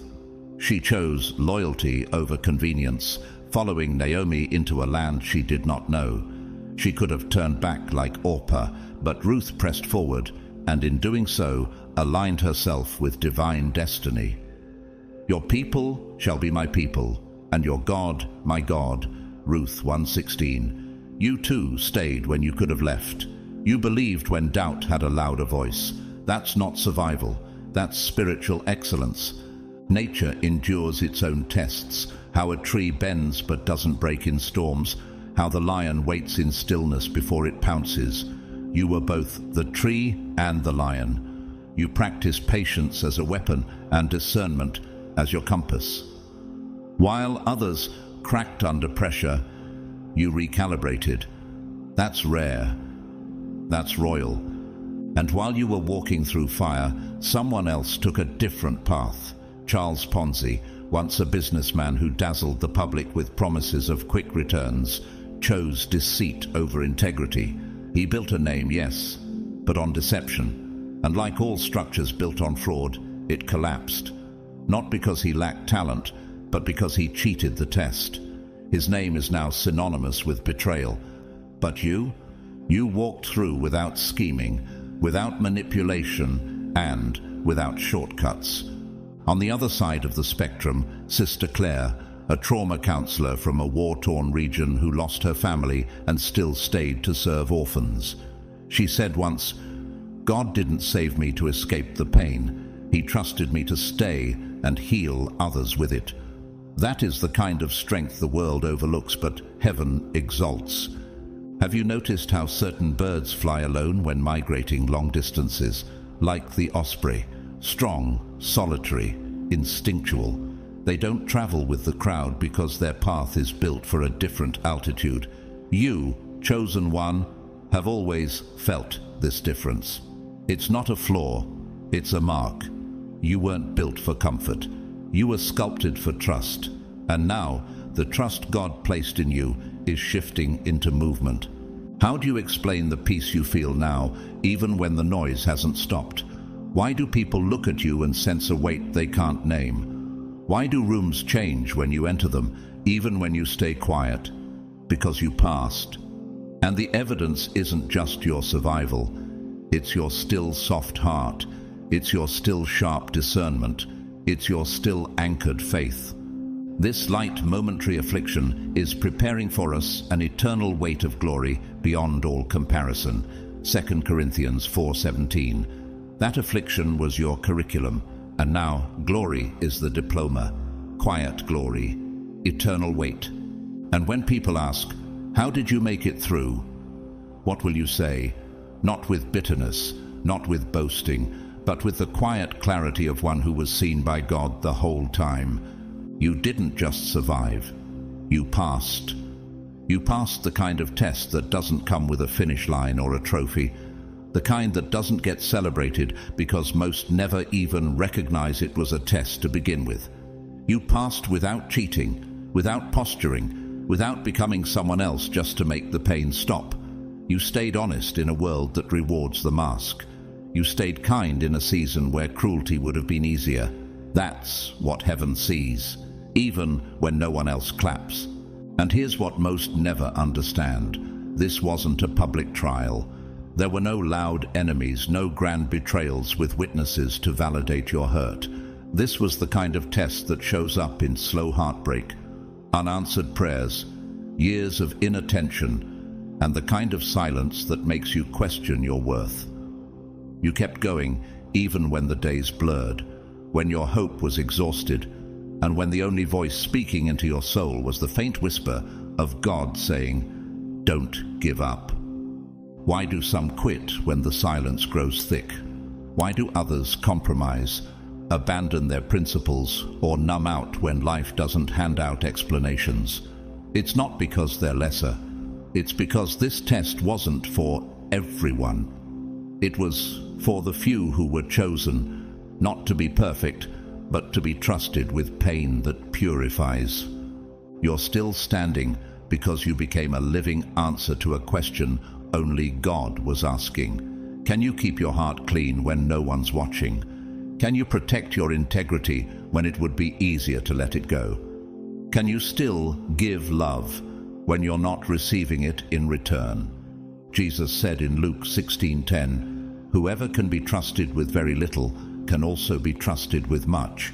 That's you, trusted in obscurity, trusted in silence, trusted when it cost you more than anyone will ever understand.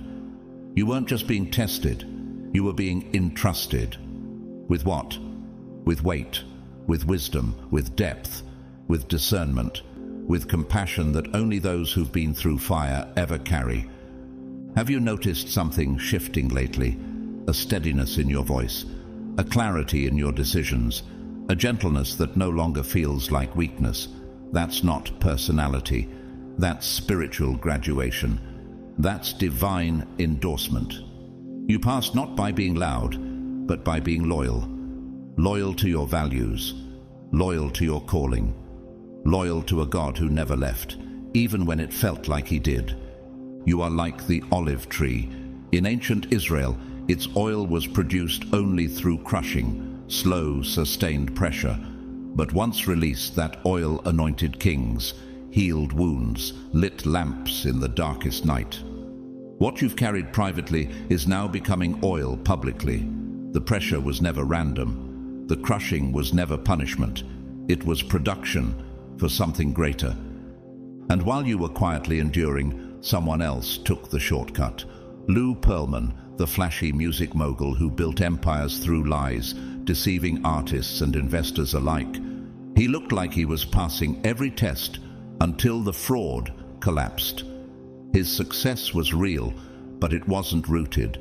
You, on the other hand, are rooted like the cedar of Lebanon, slow to grow, impossible to shake. Now, think of Farida, a midwife in a war zone.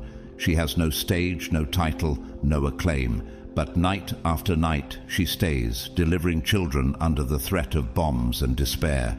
Her exam wasn't given in a boardroom, it was given in blood and courage. No headlines, but heaven knows her name. And maybe in some way your story sounds like hers. There's no more pretending that your softness is a flaw. You carry steel underneath that grace. You've been hardened not by bitterness, but by fire that sanctifies. That's why your spirit feels cleaner now, lighter, because you passed with your soul intact.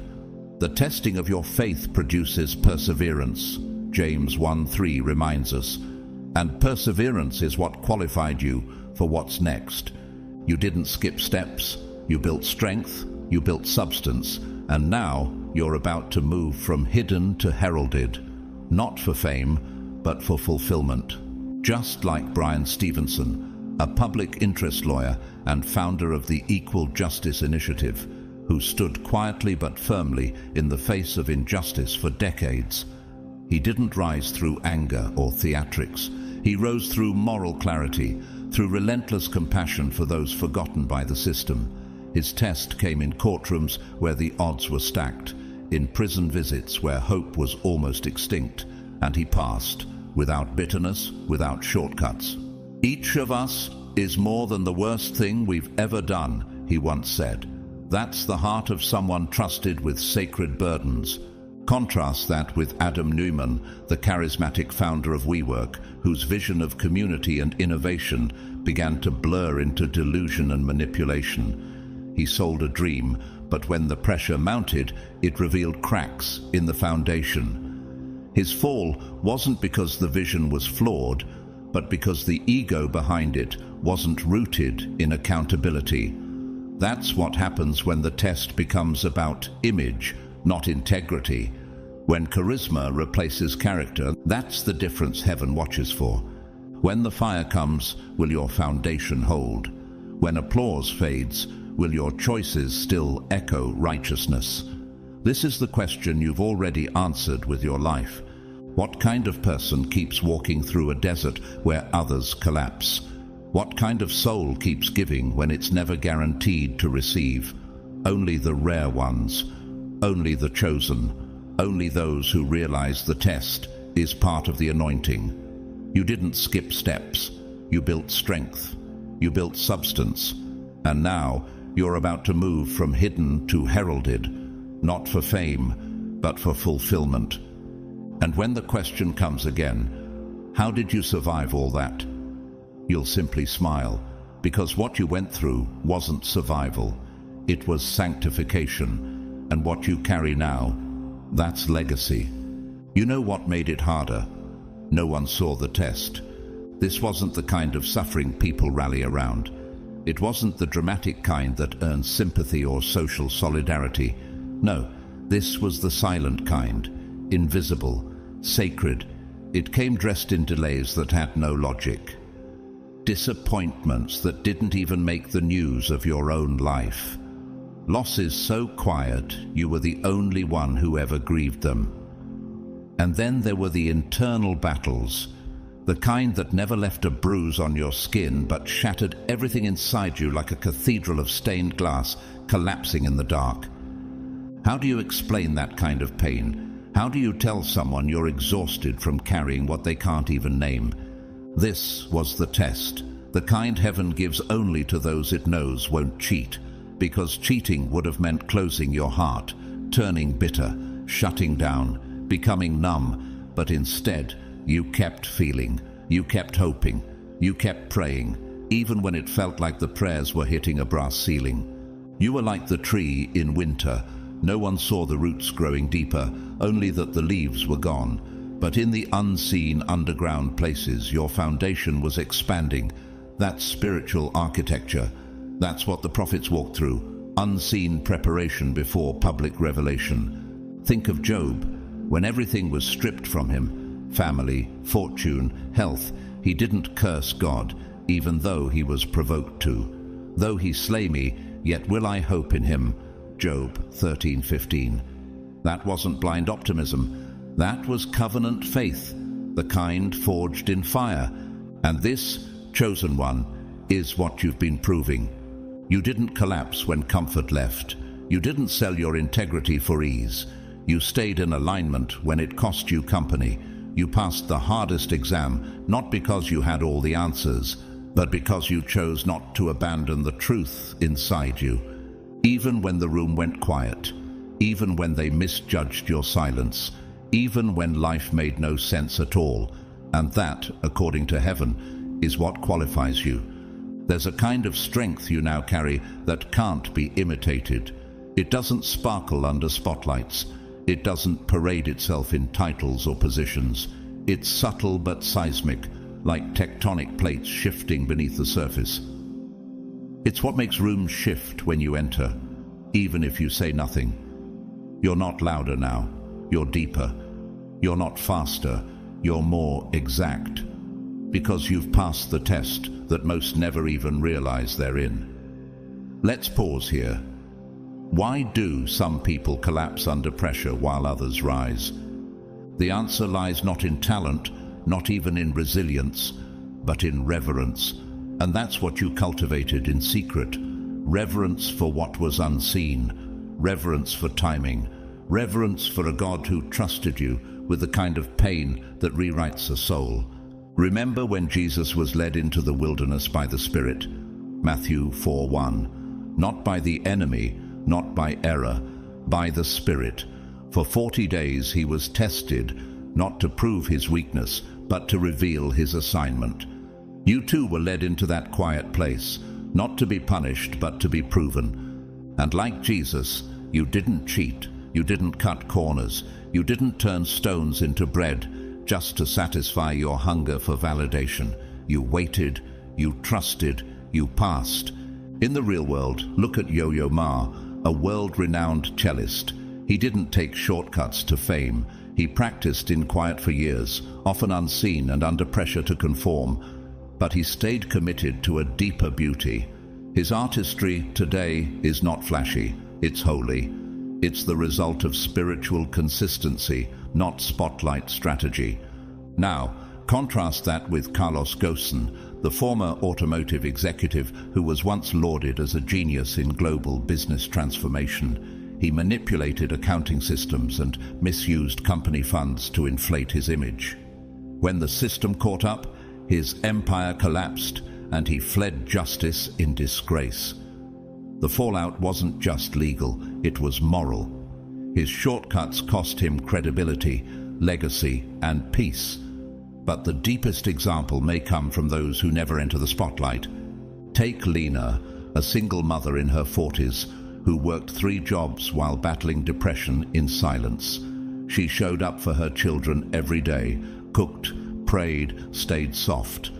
When offered hush money at work to ignore abuse in her department, she refused. She lost her job, but kept her soul. Years later, the truth surfaced and she was reinstated in a new leadership position, not because she campaigned, but because her character had become a witness. That's what passing without cheating looks like. You've grown through silence, pressure, absence, and fire. Like volcanic rock forged under invisible heat, your structure is different, stronger, stable, ready. You're not the same as before. You're not even close. You've passed the hardest exam by walking in reverence when no one clapped, by choosing truth when lies were louder, by staying soft when it would have been easier to shut down. That's what makes you rare. That's what makes you ready. But have you ever paused to ask, who would you have become if you had broken instead of bowed? And now the wind is shifting. For promotion comes neither from the east, nor from the west, nor from the south. But God is the judge. He puts down one and exalts another. Psalm 75, 6 through 7. Because God doesn't just test for sport, He tests for stewardship. And now He knows He can entrust you with more. Because you didn't take the shortcut, you passed without cheating. And that means what's next will match what's inside. That's the hidden truth about the kind of exams heaven gives. They're not written in ink or scored with numbers. They're spiritual calibrations, frequency tests that don't measure how loud you can speak, but how true your spirit stays under pressure. You felt it, didn't you? The silence, the unbearable quiet that follows a desperate prayer. You asked God, "Why is this happening to me?" And the heavens responded with stillness. But that stillness was not neglect. It was divine observation. Because as in every true examination, the teacher stays silent during the test. The refining pot is for silver and the furnace for gold, but the Lord tests the hearts. Proverbs 17:3. You weren't being punished. You were being examined, not for failure, but for foundation. Some trials come loud with chaos and noise, but yours was cellular. It stretched your character on the inside, leaving no physical bruise but bruising everything inside you. Your hope, your patience, your sense of clarity. But still, you did not collapse. And that's why heaven watched. This is the essence of being chosen. It's not that you avoided pain, but that you allowed it to refine you instead of deform you. You didn't just carry your cross, you carried it in silence with clean hands and a soft heart. Blessed is the one who perseveres under trial, because having stood the test, that person will receive the crown of life. James 1:12. That's what God saw. Not performance, perseverance. You didn't fold when you could have manipulated. You didn't sell your soul for temporary safety. You didn't trade your empathy for armor. That is what separates you from those who cheat the system. Not because you were more righteous, but because you chose revelation over reaction. Why is that so rare? Because most people try to force closure, but you sat in uncertainty like a sculptor sits with stone. You let time and pressure carve you into someone with emotional fidelity. And even when the fog didn't lift, you chose not to fake the light. We saw this mirrored in the story of Job, a man stripped of everything, children, wealth, health. Yet even in silence he declared, "Though he slay me, yet will I trust him." Job 13:15. That's the soul of the chosen. Not blind optimism, but resilient surrender. Like an ancient oak tree holding ground in a lightning storm, roots deep, trunk still, branches shaking but never breaking. You didn't retaliate when others projected. You didn't fight dirty when accused unjustly. You didn't invent stories to get ahead. And that's what heaven was waiting for. The eyes of the Lord search the whole earth in order to strengthen those whose hearts are fully committed to Him. 2 Chronicles 16:9. The quiet strength of Fred Rogers, yes, Mr. Rogers, TV personality and ordained minister. Known for his soft-spoken nature, he faced decades of criticism for being too gentle in a loud world. But he never wavered. And when the US Senate tried to defund educational broadcasting in 1969, it was his soft, unwavering conviction, not outrage, that turned the tide. That spiritual steel hidden in velvet. In contrast, remember Enron CEO Jeffrey Skilling, a man who manipulated books, inflated earnings, and led thousands into ruin. His downfall was swift, and his legacy is not power, but collapse. What's built on deceit cannot withstand the winds of divine scrutiny. And then there are the stories no one hears. Like Eniola, a single mother in Lagos who walked an hour each day to clean homes, refusing to steal or compromise. One client noticed her consistency and offered to sponsor her education. Years later, she opened her own training institute for women. No headline, just harvest. You've been like the whale, silent in the depths, rising when no one expects it. Or like the foxglove, a flower that blooms only after surviving frost. Poised, brilliant, and toxic only to those who try to consume it improperly. And this too is written, for we do not have a high priest who cannot sympathize with our weaknesses, but one who has been tempted in every way, just as we are, yet without sin. Hebrews 4:15. Even Jesus passed his test in the wilderness, with no audience, no claps, just resistance, presence, and truth.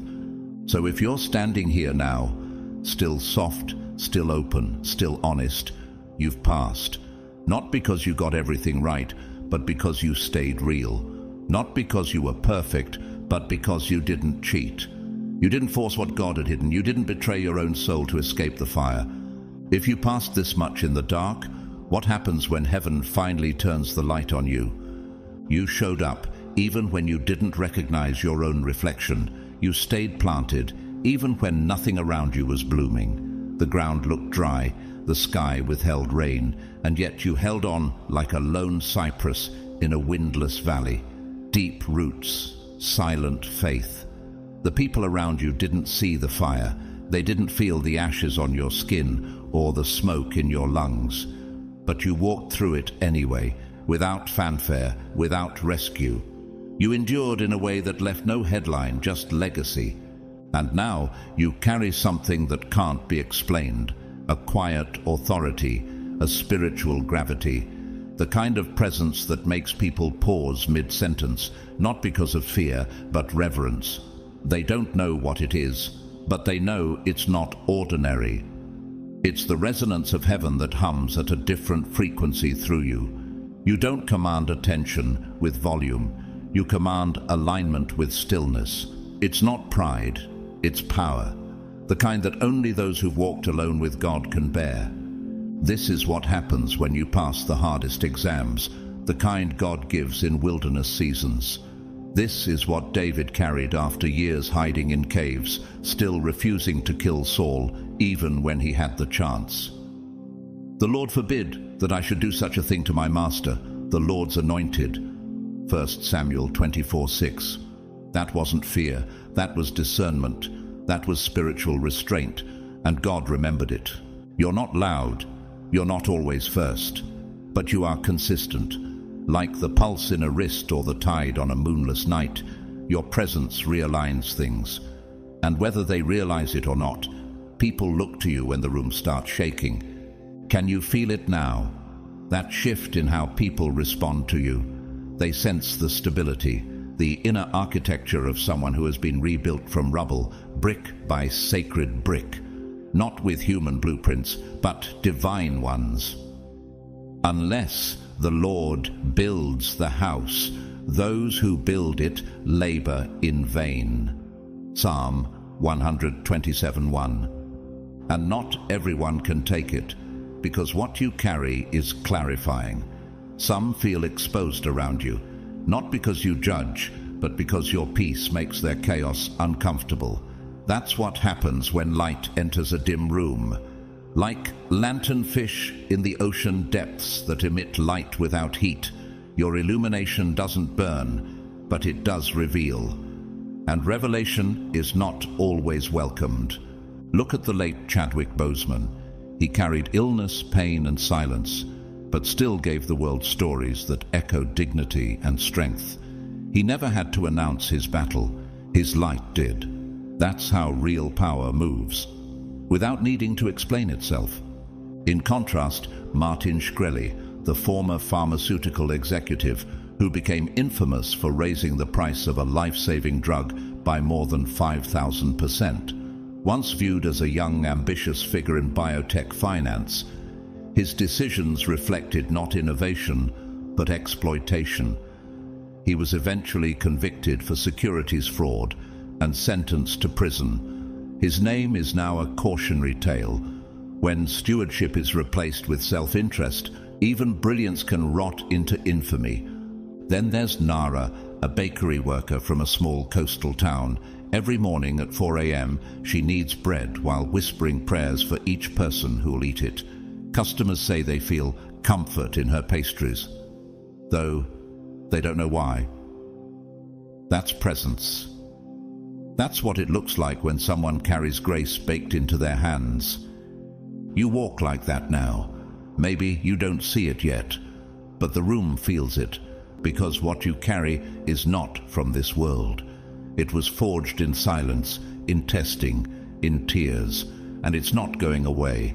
You've become a sacred disturbance in a world addicted to appearances.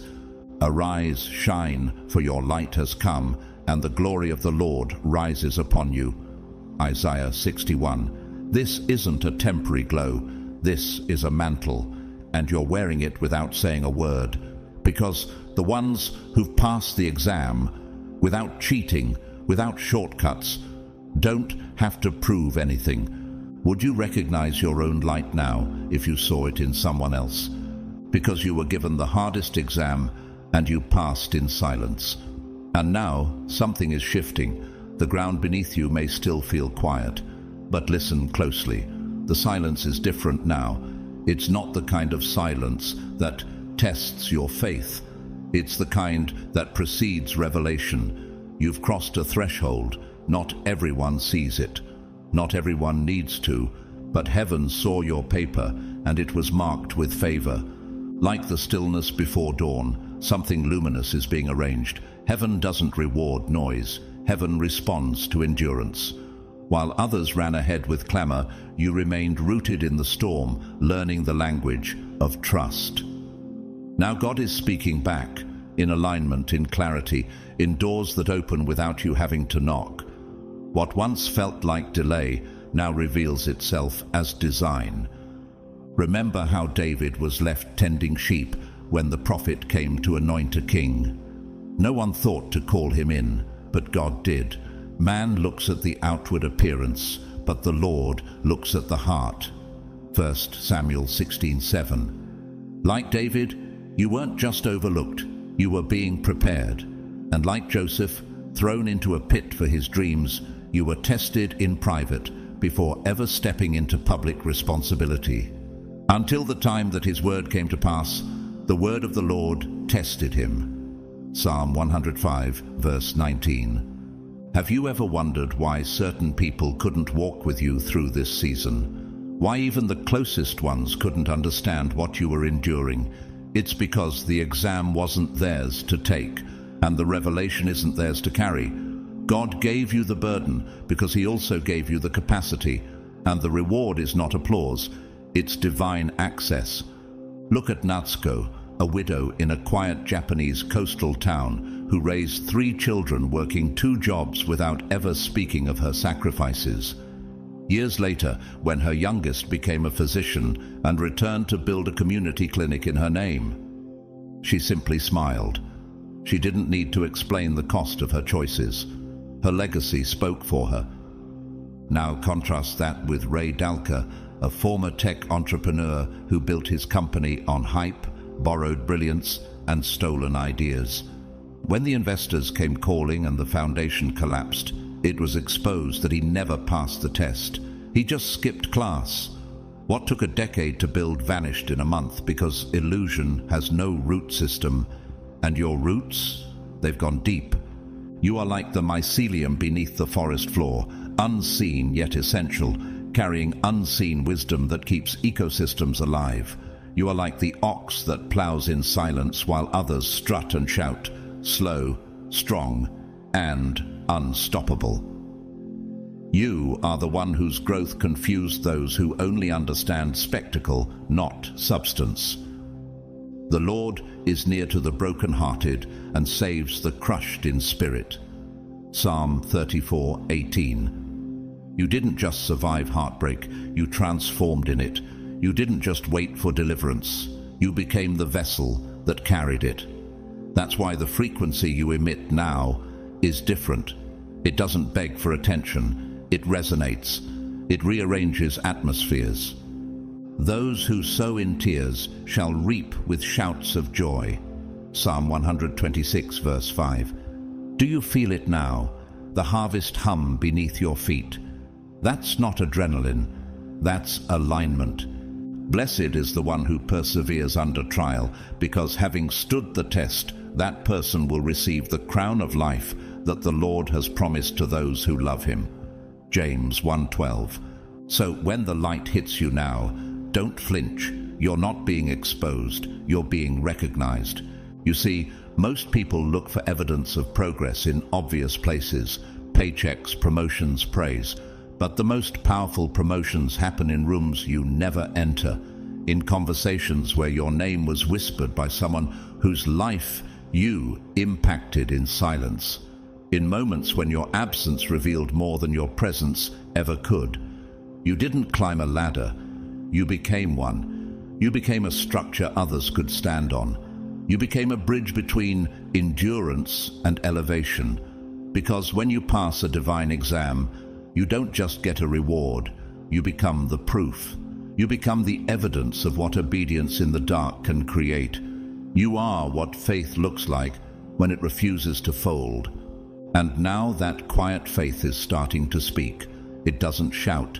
It settles into the room like gravity. You don't need to say much. People are already sensing the shift. They don't know what it is, but something about you feels different. More grounded, more clear, like someone who knows. The righteous will never be shaken. They will be remembered forever. Psalm 112, verse 6. You've become like a deep-rooted sequoia, stable not because storms never came, but because your roots went deeper each time they did. Your presence holds the weight of everything you've walked through. Have you noticed how the room softens when you enter? How noise settles into quiet? That's not intimidation. That's alignment meeting authority. And now the ones who once doubted you, they can feel it too. They see the stillness in your face and mistake it for distance, unaware that it's clarity. It's what happens when someone walks through fire and learns to carry light instead of smoke. You have tested me, and you know me, said the psalmist, Psalm 139:1. Heaven knows the exact cost of your obedience. Do you remember Sofia Marin, a soft-spoken sculptor from Chile? She spent 15 years carving public memorials for people who had lost children without ever charging a single cent. No media, no headlines. Until one day, a grieving mother nominated her for a Peace Award, and her story spread across continents. But Sophia didn't change. She continued her work in silence, saying, "Art should never be louder than compassion." Compare that with Cassian Virelli, a celebrity philanthropist who staged donations and exploited tragedy for image. When the truth surfaced, that funds were diverted and stories falsified, his empire collapsed. The world saw a generous man. Heaven saw manipulation. And what's done in pretense always crumbles under truth. You, on the other hand, moved in integrity when there was no audience. You gave your last seed without demanding a harvest. You became a sanctuary for others without asking to be saved yourself. And now, your name is being written on places where your feet haven't stepped yet. Humble yourselves before the Lord, and he will lift you up. James 4:10. The lifting has begun. Not loud, not immediate, but irreversible. The kind of rising that doesn't fade when the applause ends. The kind of elevation that cannot be explained through metrics or merit, but only through mercy. There's a question you might feel echoing inside now. Why does it feel like everything is simultaneously quiet and sacred? Because this is holy ground. This is the part of your journey where heaven breathes and the earth must respond. Like the Nautilus, which builds new chambers in silence and leaves the old behind, you too are expanding in structure without noise. Or like the snow leopard, rare, resilient, and nearly invisible, your strength doesn't need spectacle. It just needs space. For our light and momentary troubles are achieving for us an eternal glory that far outweighs them all. 2 Corinthians 4:17. Now, when people ask how you got here, what will you say? That you prayed, that you waited, that you walked alone when no one saw? Or will you simply smile, knowing that the hardest exam you ever faced didn't make you? It revealed you. And what it revealed was holy. But let's be honest, you didn't always feel this way. There were days the silence was louder than your prayers. Days you questioned if you were delusional, if maybe you misread every confirmation, if maybe the calling was just a fantasy stitched together to help you survive the storm. You wondered, what if this was all just in my head? There were nights when you stared at the ceiling in a room that felt too small for the weight of your purpose, and too heavy with pressure to even breathe. No spotlight, no voice from the clouds, just breath and burden. And yet, you kept breathing. You kept inhaling hope, even when you had no proof. That breath, the one you almost lost in exhaustion, is now the very oxygen-making space for the next chapter. Not because your circumstances suddenly changed, but because something inside you did. The breath you protected through panic is now the wind behind your wings. That's not survival.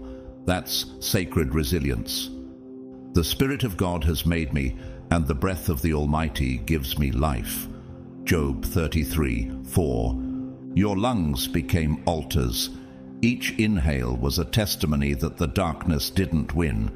And now each exhale carries authority. Can you feel it? The shift isn't just around you, it's within you. Your breath no longer carries survival mode. It carries strategy. It carries intention. It carries presence. The very breath you almost surrendered is now hosting revelation. Just like Joseph, thrown into a pit by those closest to him, forgotten in a prison by those he helped, his breath carried him until the throne could. He didn't demand a crown. He was prepared for it in silence. And when Pharaoh finally called him, Joseph didn't stammer. He stood. Because you don't need rehearsal when heaven has been preparing you behind closed doors. And like trees that grow in alpine solitude, you learned to inhale the thin air of elevation. You learned to metabolize disappointment into discernment. Your roots grew in terrain most wouldn't survive. And now your fruit is undeniable, even if no one claps yet. Have you ever met someone who glowed differently, not because of what they owned, but because of what they endured, like Nadia Lamar, a former trauma nurse who spent her nights tending to others' worst days, and her mornings learning quantum physics to reimagine healing frequencies? No degree at first, no funding, but now she's built therapeutic programs that merge medicine with frequency-based trauma recovery. She's not loud, but her presence shifts things. Meanwhile, others like Dorian Vell, a once-praised startup founder, manipulated his way into boardrooms using charisma but no character. He sabotaged competitors, doctored metrics, and built his empire on borrowed brilliance. And when the truth surfaced, the empire collapsed, not because of enemies, but because integrity was never part of the blueprint. You didn't steal ideas. You stewarded pain. You didn't posture. You persevered. And now God is exhaling through your life, not to make you famous, but to make you fruitful. By your endurance you will gain your lives. Luke 21:19. So breathe, not to survive anymore, but to stretch, to expand, to rise. Because breath is more than biology for you now. It's become sacred currency. Every inhale is backed by endurance. Every exhale echoes authority. You're no longer just breathing to exist. You're breathing to build. Your breath is no longer just sustaining life. It's carrying revelation. What used to feel like survival is now creative power. It's becoming blueprints, strategies, and alignment. And the more you stay present with it, the more you realize you are not who you were when the exam began. The Lord God formed man from the dust of the ground and breathed into his nostrils the breath of life. Genesis 2:7. The breath in you now is not just divine in origin, it's divine in direction. It has been tested through darkness and hasn't expired. It's been filtered through pain and hasn't weakened. What kind of strength is that? The kind God only gives to those he trusts to not waste it. Do you notice how your voice has changed lately? It's calmer but heavier, not with anxiety, but with spiritual density. You don't need to shout anymore. People hear you now, not because of volume, but because of vibration. You've become a tuning fork for those still living out of tune. Just like in physics, where resonance amplifies only when frequencies align, your spirit is now resonating with purpose. The rooms that used to ignore you are suddenly silent when you speak. Why? Because you've passed the test, and now your frequency is calibrated for influence. Let your words be few, but full of grace, seasoned with salt. Colossians 4:6. And you've learned the value of that. You've learned that spiritual weight doesn't mean constant motion. It means consistent alignment. There's power in not chasing. There's wisdom in stillness, because now you're moving differently, not to prove, but to protect, not to strive, but to steward. People sense the shift, but can't name it. You walk into a space and they pause. Some are inspired, some are intimidated. That's okay. Even Jesus, when he returned to his hometown, was met not with celebration, but with skepticism. A prophet is not without honor, except in his hometown. Mark 6:4. You know who else was misunderstood for a long season? Camila Ortega, a reclusive sculptor from South America. For over a decade she lived in obscurity, carving works that no one commissioned, often trading food for tools. She didn't chase galleries, but now her sculptures, pieces infused with silence, resilience and vision, stand in sacred spaces around the world. Why? Because time caught up to the frequency she'd been carving in solitude. Not everyone recognizes what they see when it's still being formed, but once it's revealed, it can't be unseen. Contrast that with Malik Troyan, a charismatic wellness guru who promised spiritual acceleration through shortcuts and spectacle. He mocked waiting, skipped depth, and monetized illusion. But when trials came, his community collapsed. The structures looked strong, but the spirit wasn't stable. Why? Because he cheated the test. And the consequence of passing the wrong way is always exposure. You didn't cheat, you didn't collapse. You carried the weight when no one validated it. You listened when heaven went quiet. And now you've earned your seat, not at a table of trends, but at a table of truth. Blessed is the one who perseveres under trial, because having stood the test, that person will receive the crown of life. James 1:12. So what's next for someone like you? You breathe and begin again, but this time from authority. You build, but this time from identity. You serve, but not to be seen, only to release what's already overflowing. Because when heaven promotes you, you don't carry titles, you carry presence. And if you're still wondering whether it's really happening, check your breath. Is it steady now? Is it peaceful where panic used to live? Then the shift isn't coming, it's already begun. There's a new strength forming in you, one that defies gravity. It's not loud or flashy. It doesn't come from grinding your teeth or surviving chaos with a hardened heart. It's weightless in form, but massive in substance. This strength was born in the very moments you thought were empty, useless, wasted. Not the kind of strength that screams for attention, but the kind that knows its value even when no one's watching. It doesn't demand proof. It is the proof. It's what forms in a soul that no longer begs for peace by avoiding storms, but finds it by building shelter inside one. You're no longer bargaining for relief. You're learning resonance, how to vibrate peace at a frequency higher than panic. You're learning what the eagle knows instinctively, that when the storm comes, you don't flee, you rise above it. But those who hope in the Lord will renew their strength. They will soar on wings like eagles. Isaiah 40:31. You've stopped asking, why me? Because somewhere in the silence between your heartbeats, you realized this wasn't punishment. It was positioning. You weren't being punished with weight. You were being trusted with it. Because God doesn't hand out light paths to heavy callings. To whom much is given, much will be required. Luke 12:48. That's the mathematics of heaven. What if your long season of suffering was actually God's way of strengthening your spiritual ligaments, building your endurance, not your ego? What if that breakdown wasn't a punishment, but a recalibration, a holy rebalancing of what you thought was necessary? Kayla Mendel, a young architect who left a prestigious firm when no one believed in her concept of sacred space design, spaces that healed emotionally as much as they functioned structurally.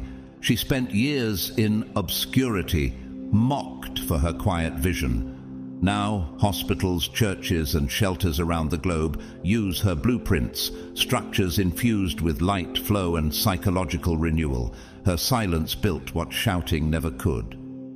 Meanwhile, Bruno Kael, once hailed as a visionary biotech investor, rushed results, cut ethical corners, and built momentum on manipulation. His empire grew fast and fell faster. Investigations revealed falsified data, public trust collapsed, and the lives harmed were real. That's what happens when you force divine timing and fail the test by copying the world's methods. You didn't do that. You didn't fold when the room got dark. You didn't counterfeit your calling. You learned to carry mystery like a torch, not a burden. You've discovered the holy art of quiet strength, the kind Jesus carried when he stood silent before Pilate. He was oppressed and afflicted, yet he did not open his mouth. Isaiah 53:7. That's not weakness, that's supreme control. What you're carrying now is the kind of strength that doesn't live in your muscles. It lives in your frequency, in the way your presence disarms rooms, in the way your discernment shifts atmospheres. That strength is magnetic, not performative. It doesn't need a stage. It carries its own gravity. And in nature, even the bamboo tree teaches this. It spends its first 5 years growing underground, invisible to the eye, while its roots expand wide and deep. Then, suddenly, in just weeks, it shoots up over 80 feet. Why? Because unseen growth is the most stable kind, and that's what you've been doing, rooting, quietly, deeply, relentlessly. We also glory in our sufferings because we know that suffering produces perseverance, perseverance character, and character hope. Romans 5:3-4. Now, your spiritual signature has changed. Your steps are no longer shaky. Your heart no longer pleads for understanding. It knows what it is. It carries a frequency of quiet confidence because the exam was never about what you could earn. It was about what you could endure without losing your essence. And here's what you may not have realized. People see it now. Even if they can't name it, they feel it. They pause when you speak. They trust your silence. They seek your presence, not because you're perfect, but because you become safe. You become real. You become tested. So what are you called to now? Not to prove you're strong, but to walk like it, to breathe like it, to lead without force and speak without striving, because what's coming next will not require more effort. It will require more alignment. And you're ready. Just ask Maribel Reyes, a single mother from a quiet village who spent years working double shifts at a textile factory, all while caring for her bedridden father and raising 2 children on her own. No one clapped when she showed up every morning with swollen feet and sleepless eyes, but in the hidden places of her life, something sacred was forming. Resilience refined through routine, grace carried in silence. Today, her daughters have both become nurses, not because they were told how to care, but because they watched care embodied. Maribel never preached strength. She lived it. She wasn't given a platform, but she became one. Now something sacred is unfolding. You don't need to chase it. It's not running from you. In fact, it's moving toward you now, slowly, confidently, unmistakably, like a sunrise that doesn't need an announcement to make the world brighter. The Lord will fight for you. You need only to be still. Exodus 14:14. You passed, and now you've been promoted in silence. And with that promotion comes a new responsibility. This is where the chosen become leaders. Not by title, not by platform, but by presence. You carry a vibration now that speaks before you say a word. You walk into places and shift things simply by standing in your truth. That's not ego, that's earned. How do you lead when no one gave you permission, but heaven already gave you authority? It's the kind of presence that reminds others of something ancient, something they've forgotten about themselves. You're not just someone who overcame, you're someone who transmits, like the way a tuning fork sets off vibrations in another instrument across the room. Your inner alignment now causes things to resonate around you. What changed? Not the volume of your voice, but the frequency of your soul. You see it in people like Brian Stevenson, the lawyer and author behind the Equal Justice Initiative. He doesn't speak to impress, he speaks to convict hearts, with calmness, with compassion, with unwavering conviction. What gives his voice weight isn't just his Harvard degree. It's the years he spent showing up for those no one wanted to see. Brian never needed a stage to walk in power. His presence is the authority. Compare that with Jeffrey Skilling, once the CEO of Enron, who walked in false confidence, a man who carried title but not truth, platform but not principle. He made decisions that manipulated lives and markets for personal gain. The collapse came fast, but the loss of trust lasted longer than any sentence.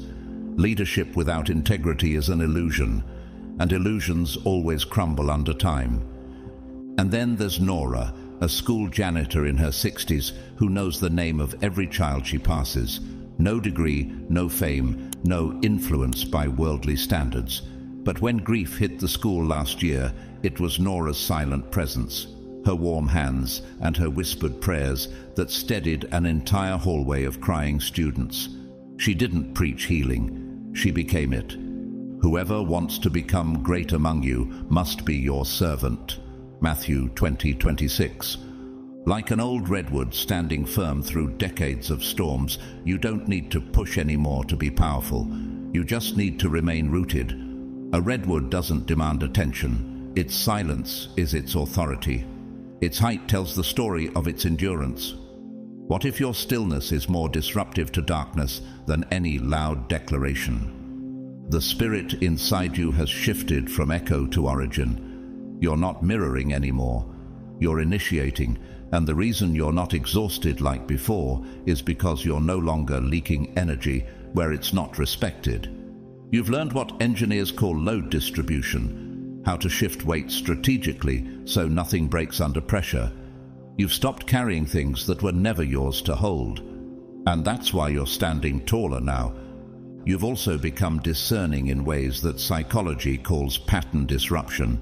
You're no longer repeating the cycles that drained your predecessors. When chaos comes knocking, you don't invite it in. You let it knock. And keep your peace locked on the inside. There's something holy about that. Do you feel it? That quiet clarity where confusion used to live. You're not just a survivor of the wilderness. You're the one who mapped a path through it so others won't have to get lost. The evidence of your spiritual exam isn't just your strength, it's your stillness. In quietness and confidence shall be your strength. Isaiah 30:15. This is the rise of the chosen who carries sacred influence, not loud, not flashy, but undeniable. The ones who understand now that leadership doesn't begin when the crowd shows up. It begins when you can stand in an empty room, feel God whisper in your chest and respond, "I'm still here," because that's what he was waiting for all along. But here's the most beautiful part. You're not just called to rise, you're called to reach back. Because now you understand what it feels like to be on the edge, to be holding on by a thread, to be doing everything right and still wondering if you've been forgotten. And that understanding is a gift. It gives you eyes that see beyond the surface. It gives you words that heal without trying. It gives you compassion that feels like oxygen to someone else drowning.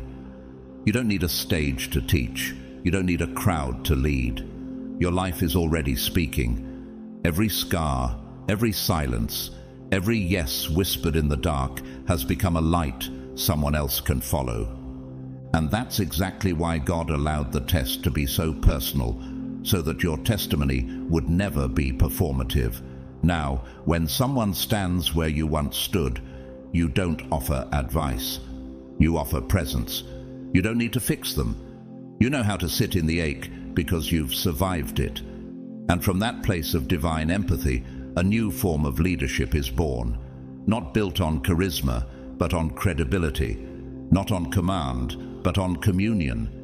You've become a living echo of 2 Corinthians 1:4. God comforts us in all our troubles, so that we can comfort those in any trouble with the comfort we ourselves receive from God. Your survival has become someone else's blueprint. Your restraint has become someone else's permission to breathe. You're no longer reaching back with pity, you're reaching back with clarity, because you know now that people don't just need to be saved. Sometimes they just need to be seen. What if that's why you went through it? What if you were never being punished? You were being prepared to carry what fragile hearts couldn't. Because the truth is, you don't need to fix the world. You just need to be the proof that healing is real. And in case you're still wondering if it mattered, it did. Not just to you, not just to the ones you quietly helped along the way, but to heaven, because your endurance created a ripple, a frequency in the spirit realm, the kind that doesn't fade but multiplies. You didn't just survive your wilderness, you sanctified it, you made it holy ground, and now others will walk more safely because of the path you carved in silence. Isaiah 58:10 says, "If you spend yourselves in behalf of the hungry and satisfy the needs of the oppressed, then your light will rise in the darkness." That is no longer a promise. It is now your reality. That's why your presence doesn't go unnoticed anymore. Even if you don't speak, people feel a resonance, a kind of sacred gravity, like when deep roots hold a tree steady in a storm. You are no longer merely visible. You are vital. You are no longer just a person in the room. You are the alignment that keeps the room from falling apart. Have you noticed how people pause when you pause? How your silence now carries more than their shouting ever did? It's not mystique, it's memory, spiritual memory, the kind of soul weight that only comes from walking through fire without letting it burn your love away. It's your stillness. That stillness is what the world has been aching for. A calm that isn't born from escape, but from embodiment. A peace that isn't avoidance, but authority. And you carry it, not because you memorized how, but because you lived it. A forest after rain smells richer, holds more life. That's what's happening in you. The storm passed, but it watered your roots. And now you're carrying fruit no one saw planted. Some will try to understand this version of you using their old language, old frameworks, old expectations. But you're not just a better version of yourself. You've become something new entirely, a new creation. As 2 Corinthians 5:17 affirms, if anyone is in Christ, he is a new creation. The old has gone, the new is here. So you don't owe explanations. You owe obedience. Let them wonder why your steps are heavier with peace, why your words land deeper, why your very presence seems to tune the frequency in a room. It's because you're not just healed, you're assigned. You're not just stable, you're sent. And those who truly carry the mantle of the chosen, they don't go back to prove they passed. They go forward to plant what couldn't grow in old soil. This is your next assignment. Not to convince the world, but to continue walking like someone who's been trusted by heaven itself, because you have. And the evidence is already showing. You are no longer the one being tested. You are now the one trusted to guide. So don't downplay what you've survived. Don't shrink what you carry just because others didn't see the fire. The fire wasn't meant for them. It was meant to reveal you. You've earned this moment, not through noise, but through nobility. And now it begins. Everything that once confused you is about to clarify. Everything that once felt delayed is about to arrive. Not as a reward, but as a reflection of who you are, of what you've proven, and of what you're here to do next. Because you, chosen one, were given the hardest exam. And not only did you pass, you passed without cheating. And now, heaven is unveiling the real reason for the storm. It wasn't just to prove your endurance, it was to shape your discernment, to make you into someone who doesn't just carry light, but also knows how to guard it. The prophet Jeremiah once wrote, "Before I formed you in the womb, I knew you. Before you were born, I set you apart." Jeremiah 1:5. That's not just poetry, it's placement. You were not just seen by God, you were set apart. And now the separation you once resented is becoming the sanctification you operate from. What if the silence was training your ears to hear frequency, not volume? What if the delay was fine-tuning your timing, not punishing your desire? What if everything hidden in private was God's way of building a foundation strong enough for what the public will never see? Jesus led.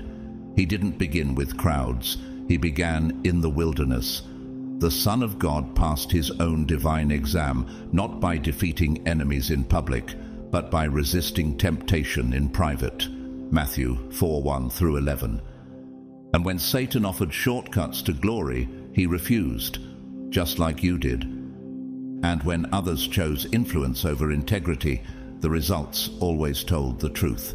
Take Carlos Ghosn, once the celebrated CEO of Renault-Nissan. He had power, prestige, and global recognition, but in the face of scrutiny, deception was exposed. The house he built on performance collapsed under the weight of hidden corruption. When the test came, truth was not in him, and the fall was public, devastating and permanent. Contrast that with someone like Fatima, a nurse in a remote mountain village who stayed through landslides and famine. No media, no reward, just one life at a time, one patient at a time. She gave blood when supplies ran out. She carried elderly villagers down rocky hills to shelter. Her story will never be printed in textbooks, but heaven sees every chapter. She passed in silence, and because of her, generations now live. And when you walk now, it's not with ego, it's with earned grace. Like a deer navigating dense forest terrain with fluid confidence, you've learned to move with instinct and elegance through environments filled with uncertainty and noise. You're not easily startled anymore. You pause, you listen, you adapt. Your presence calms others because you've mastered the terrain that once confused you. You've learned to vibrate at a frequency where truth cuts through performance. You don't speak to be heard anymore. You speak to carry healing. And when you don't speak, your stillness still carries instruction. As Proverbs 17:27 says, "The one who has knowledge uses words with restraint, and whoever has understanding is even-tempered." Your strength no longer looks like resistance. It looks like resonance. You don't explain your energy. You embody it. You are no longer trying to earn the room. You are the room. As Romans 5:3-4 says, "We glory in tribulations also, knowing that tribulation worketh patience, and patience experience, and experience hope." You've lived that formula in reverse. And now hope isn't just an idea, it's your identity.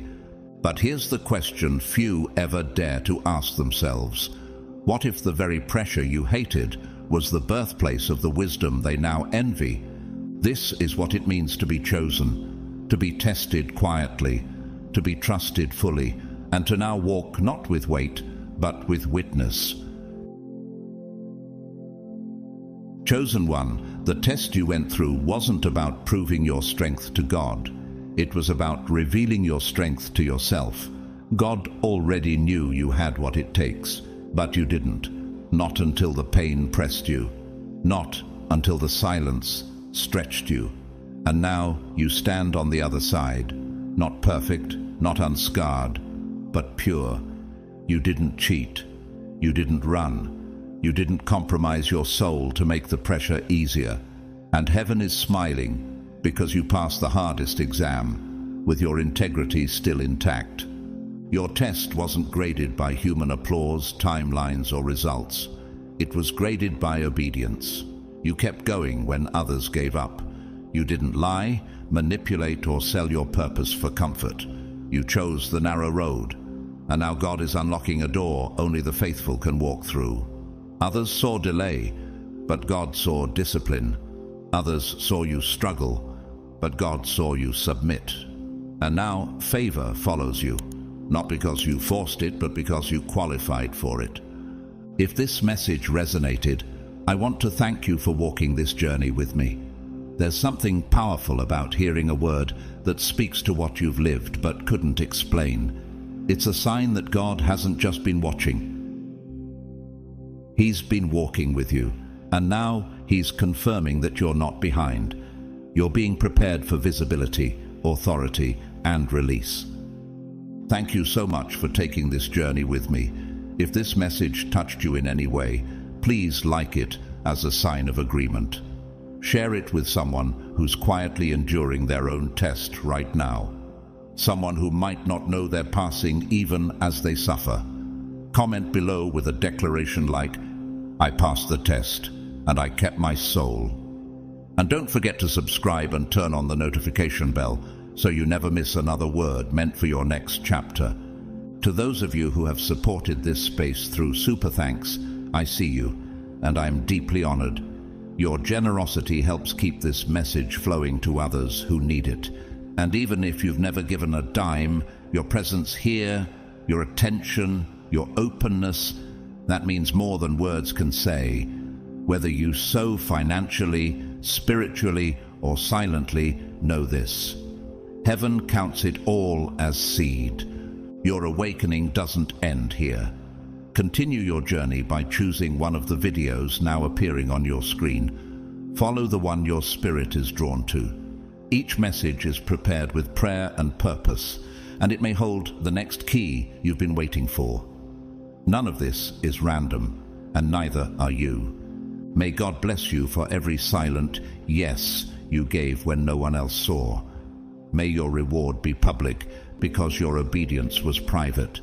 May you walk in rooms your humility has already paid for, and may you continue to pass every future test, not just with excellence, but with honor. I'll see you in the next video.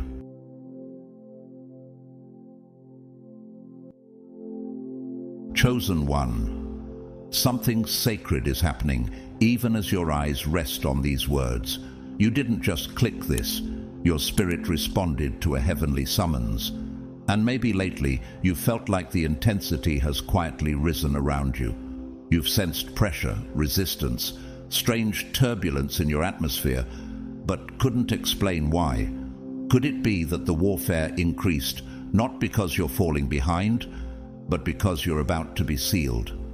God is stepping in, not to temporarily relieve you, but to permanently cover you. He's building a supernatural dome, a protective bubble around your life that no slander, no sabotage, no spiritual intrusion can penetrate.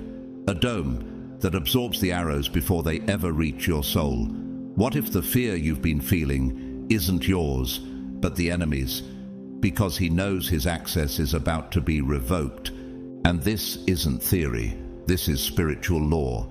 This is heaven intervening and saying, "That one belongs to me." From now on, your peace is not going to be circumstantial. It's going to be sovereign. Your boundaries won't have to be explained. They'll be enforced by the hand of God Himself. Pause for a second. Can you feel it rising? That vibration in your chest, that clarity behind your eyes. If this is hitting your spirit in a way you can't put into words, comment 777. Not just as a sign of agreement, but as an act of activation. That number carries a seal, the signature of divine completion. And those who drop it, you're not just typing, you're aligning. To every soul who's poured into this space through super thanks, I want to honor you.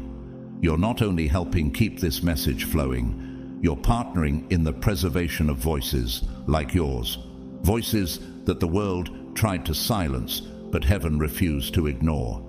Thank you for standing with us, with the chosen, with what's holy. But before you scroll away, let me ask you something. Why has your sleep been disrupted lately? Why have certain relationships suddenly shifted without warning? Why do you feel both vulnerable and closer to breakthrough than ever? That's not confusion, that's transition. That's the sound of a dome descending, and your spirit being recalibrated to divine protection. Stay close, don't disconnect now, because what I'm about to share next will confirm what your soul has been whispering for weeks. You are not in danger, you are in divine hiding. And the dome, it's not just a shield, it's a sign that God is about to launch you. God's chosen ones, God is going to place a dome over you permanently. Protection bubble.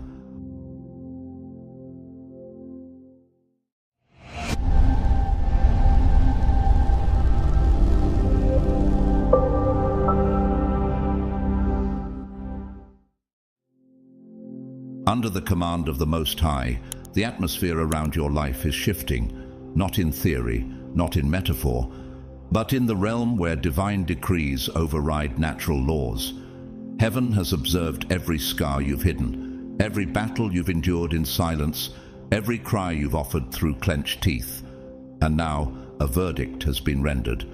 A supernatural dome is being formed around you, not as poetry, but as protection. It's not a suggestion, it's a sealed order from the throne. The dome is not soft, it is sovereign, not delicate, divine, because something colossal is coming, and while the earth panics in unpreparedness, you, God's chosen, will be fully shielded, spiritually equipped and prophetically positioned. But why now? Why you? Why would God move heaven just to guard your next step? Could it be that your next breath carries the residue of destiny?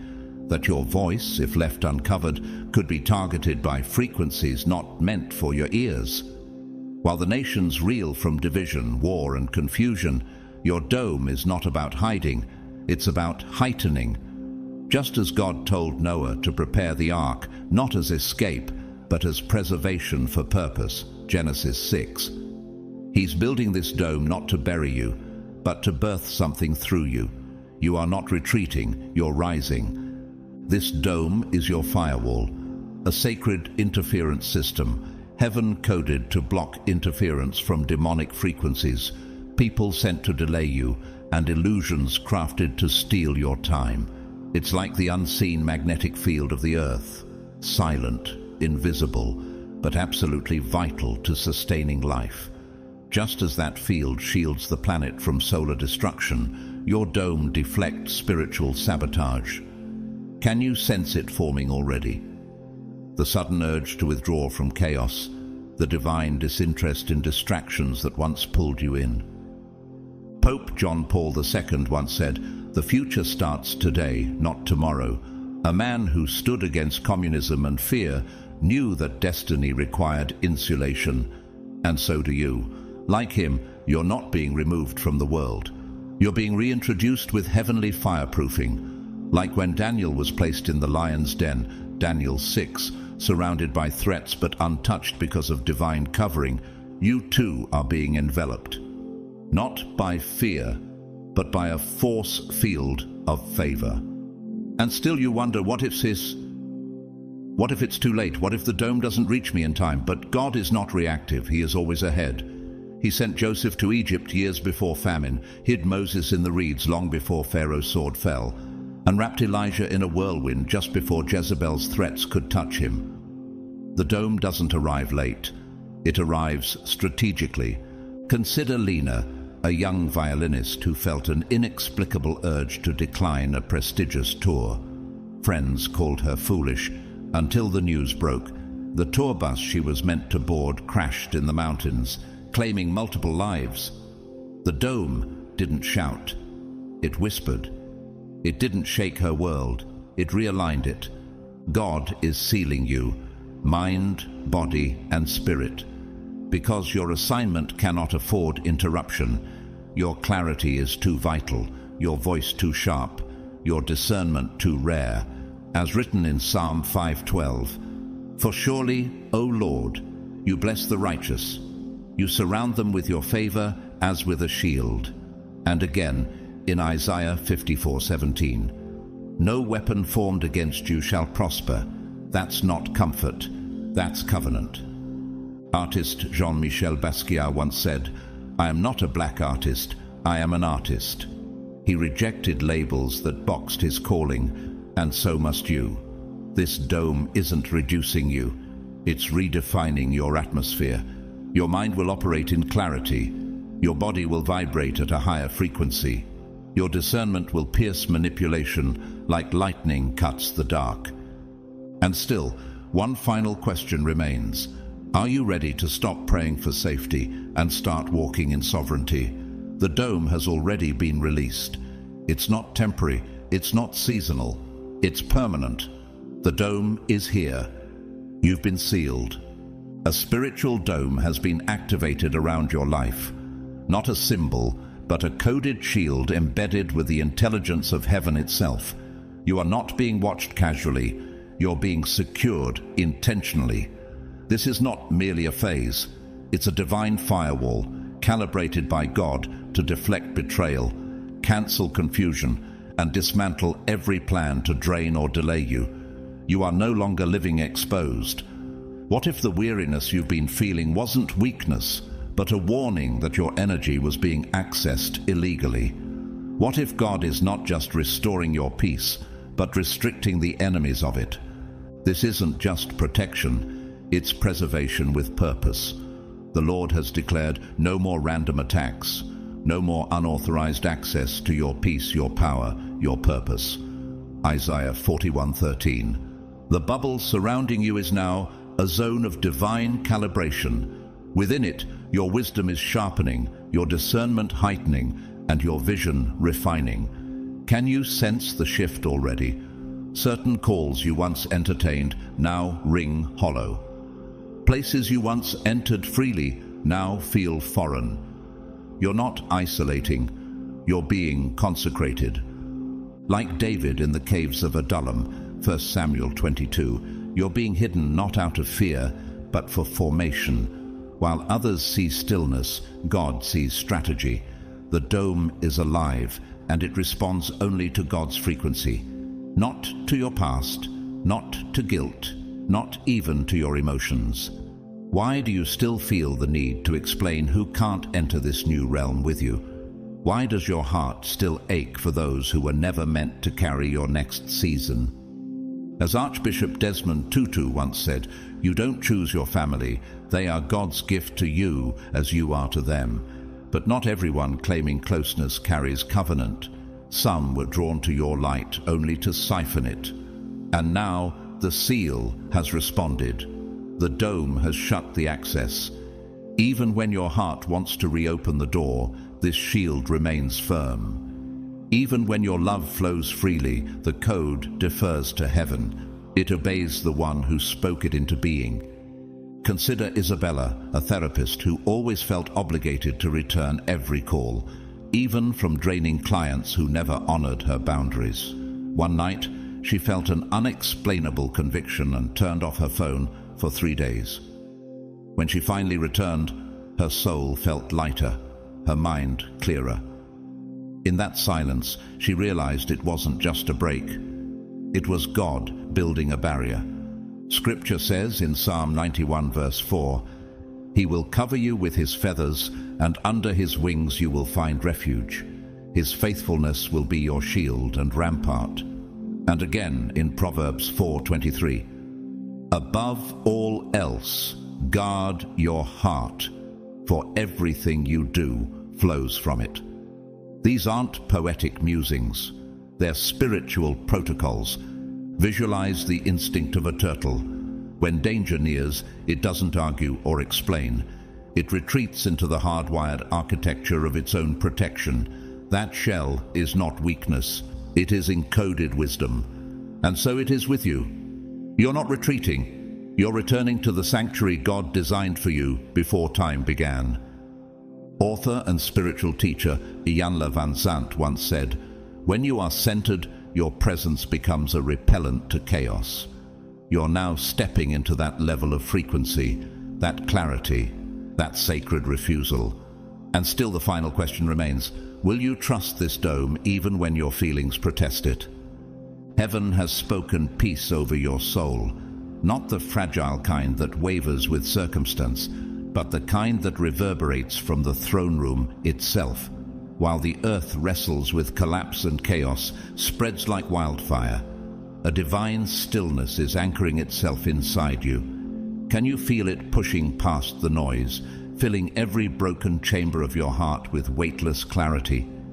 This peace isn't passive, it's power wrapped in stillness. It's the echo of heaven speaking louder than the shouts of confusion. The dome God is placing around you is not just a defense mechanism, it's a sanctuary of supernatural serenity, designed to silence every voice that was never authorized to speak over your destiny. Why did their opinions matter so much before? Why did your mind give away its peace so easily? You've entered a new code now. This dome doesn't merely guard your gates, it rewrites what qualifies as access. Emotional manipulators, distractions disguised as urgency, and patterns of fear are now denied entry. God is issuing silence like a sword. In the same way, Jesus silenced the storm with the words, "Peace, be still," Mark 4:39. He's now speaking those same words over the inner storm you've endured too long. The voices in your head that rehearsed rejection, the looping what-ifs, the anxiety that stole your breath at night, it all stops here. The spiritual static is being cleared. Not only will the enemy be muted, but the sound of heaven will be amplified. Can you hear the recalibration? During her time in hiding from the Nazis, Corrie ten Boom, a watchmaker turned faith warrior, discovered this secret. Peace was not the absence of danger, but the presence of God. In a crowded, terrifying place, her soul became a sanctuary. That is what's happening to you. This dome is not just a shelter from the storm. It is the stillness inside the storm. You are not only being protected, you are being purified. This is not just relief from chaos, it's divine realignment. God is returning your focus, not as a suggestion, but as a weapon. As he declared through Isaiah, "You will keep in perfect peace those whose minds are steadfast, because they trust in you." Isaiah 26:3. And again in John 14:27, "Peace I leave with you, my peace I give you. I do not give to you as the world gives." Heaven's peace doesn't expire, it enforces boundaries. Samuel, a young photographer, used to feel paralyzed by comparison. Social media fed his insecurity, and perfectionism became his captor. But after a long fast and silence, he stopped scrolling. What he found was shocking. His creativity exploded. His confidence returned. Not because life got easier, but because peace became louder than pressure. His dome had activated. Imagine an eagle flying through a storm, not flapping wildly, but gliding above the turbulence, carried by invisible wind currents it knows how to trust. That's you now. Others chase the noise, but your elevation is coming through silence. Peace is no longer a passive option, it's your God-assigned frequency. And still the question hovers, will you obey the quiet or resist it? Will you allow this dome to do its job, even when your flesh wants to fight the stillness? As the dome begins to form around you, the first transformation doesn't happen in your environment, It ignites in your inner terrain. What if the shift you've been praying for was never meant to start around you, but within you? What if the breakthrough wasn't a change in situation, but a cleansing of the soul? This is not surface-level healing. This is spiritual surgery, and heaven is the one holding the scalpel. You're not just being guarded, you're being gutted of every lie, every buried grief, every outdated identity you were never meant to carry into your calling. Heaven has initiated a full soul detox, not to punish, but to prepare. God says, I'm cleansing the chambers of your heart, flushing out what was never supposed to take root in sacred places. This is the end of silent trauma, the end of emotional masking. No more clenching your teeth to survive the day. No more dragging yesterday's shame into tomorrow's assignment. Why keep rehearsing rejection when God is rewriting your reflection? This dome is not gentle, it's surgical. It reaches into places you stopped praying about. Like when Jesus approached the tomb of Lazarus, John 11. He didn't flinch at the stench of what others thought was too far gone. He called forth life. And that's what he's doing inside you. Buried energy, suffocated joy, muffled identity, they're being resurrected now. Psychologist and author Dr. Edith Eger, a Holocaust survivor, once said, "Your pain is not your identity, it's your opportunity." She should have died in a death camp, but instead she walked out, became a healer, and taught millions how to reframe suffering into strength. Like her, you are not being cleansed to forget the pain. You are being cleansed to reclaim your power. As Jacob wrestled with the angel through the night, Genesis 32, he emerged not only renamed, but redefined. He walked with a limp, yes, but also with a legacy. Could it be that your limping season was never proof of failure, but the sign of a divine detox in progress? Ezekiel 36:26 says, I will give you a new heart and put a new spirit in you. And again in Psalm 51:10, create in me a clean heart, O God, and renew a right spirit within me. These aren't poetic flourishes. These are promises encoded into the dome now surrounding your life. Matteo, a high-performing consultant, once appeared confident, but was slowly unraveling under pressure. Sleepless, isolated, addicted to achievement, he collapsed from panic, but instead of returning to hustle, he returned to God. One night, while praying in stillness, he felt something invisible lift from his chest. He never chased burnout again. Something shifted. The dome had entered. Picture a snake shedding its old skin. It doesn't fight the process. It leans into it. The peeling is painful but necessary. The result? A fresh layer, a brighter pattern, a renewed strength. So it is with you. And now the question lingers. Will you keep negotiating with old wounds? Or will you let this dome detox your destiny so the real you can finally rise? The dome surrounding your life is not only divine protection, it is prophetic intelligence. It is being calibrated with heaven's technology, tuned to identify what the flesh can't see and what the heart may hesitate to accept. You are stepping into a dimension where falsehood will no longer feel familiar. Have you ever walked into a room and felt your spirit tighten before your mind had time to process? That's not suspicion, that's spiritual sonar. The dome has awakened it. God is commanding, no more deception for my chosen, no more fog masquerading as favor, no more emotional entanglements posing as destiny. This dome is your filter now. Its purpose isn't just to shield, but to sharpen. You will recognize the counterfeit before it speaks. You will reject the drain before it attaches. Why tolerate false peace when clarity is your inheritance? In Acts 5, Peter exposed Ananias and Sapphira, not with logic, but by spiritual discernment. He didn't need a confession. Heaven had already revealed the truth. That same anointing is activating within you. God is removing the blindfolds from your soul. Can you feel the shift in your tolerance?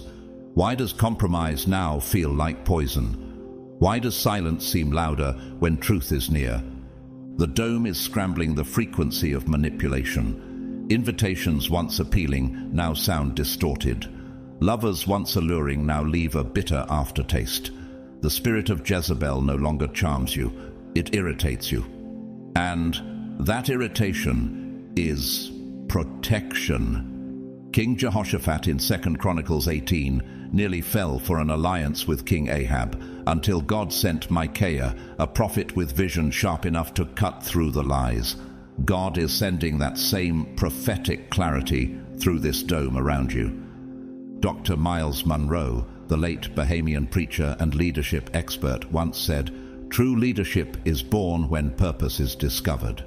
Now that you've remembered your purpose, you can no longer tolerate distortion. What once distracted you now disgusts you.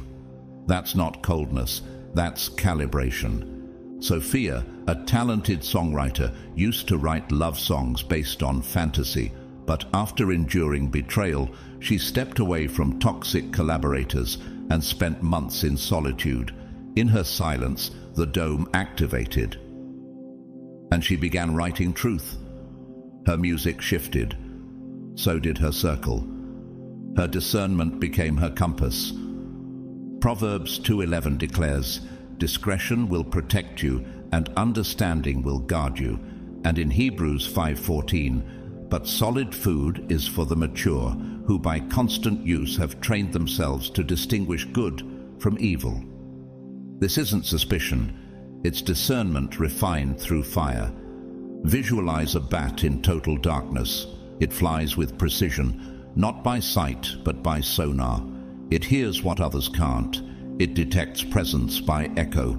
You too are now navigating by spiritual echolocation. Heaven has tuned you. So, what will you do now that you can see through the charming mask? Will you pretend not to notice the snake just because it's smiling? Or will you honor the dome's alert and walk away before harm ever finds you? God is declaring an end to every hidden agenda wrapped in charm. No more wolves in sheep's clothing. No more counterfeit connections pretending to carry covenant.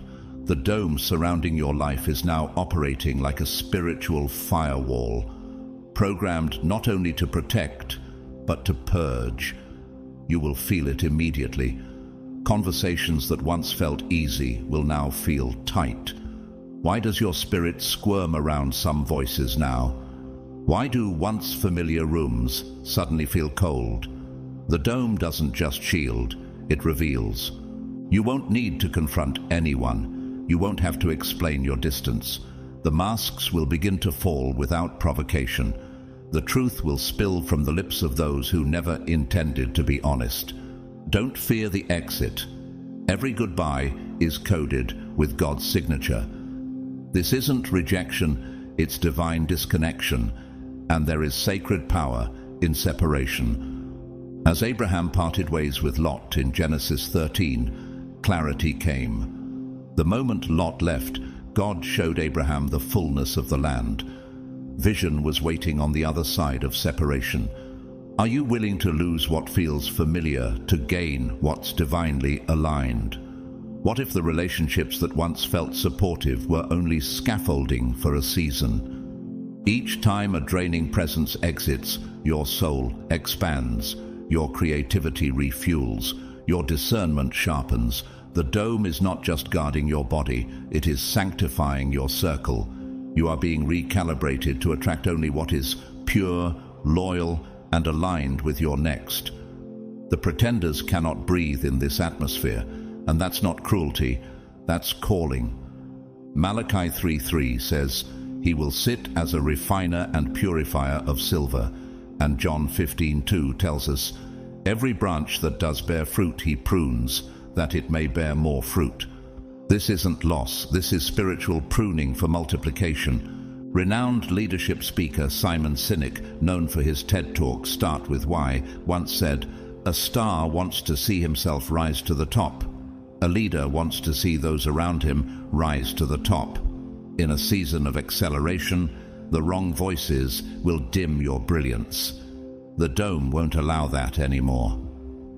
Elijah, a software engineer, began noticing fatigue and self-doubt every time he met with his longtime mentor.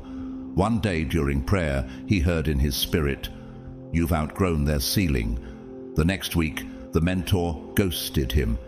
Elijah thought it was betrayal, but it was liberation. The dome had intervened. Your mind will now think clearer, like water after the storm settles. Your confidence will surge with divine propulsion. Imagine a volcano, dormant for years, suddenly rumbling to life, not to destroy, but to erupt with purpose. That is your soul now, not surviving, accelerating. So, what's keeping you in connection with what God already cut? Why allow delay to linger in the form of loyalty to what no longer belongs? This dome is not just a shield, it's a signal. You've been marked for multiplication. Tasks that once felt like mountains will now feel like dust beneath your feet. You'll begin to notice a shift, a divine momentum propelling you forward with grace and precision. How is it that what once took weeks will now take mere hours?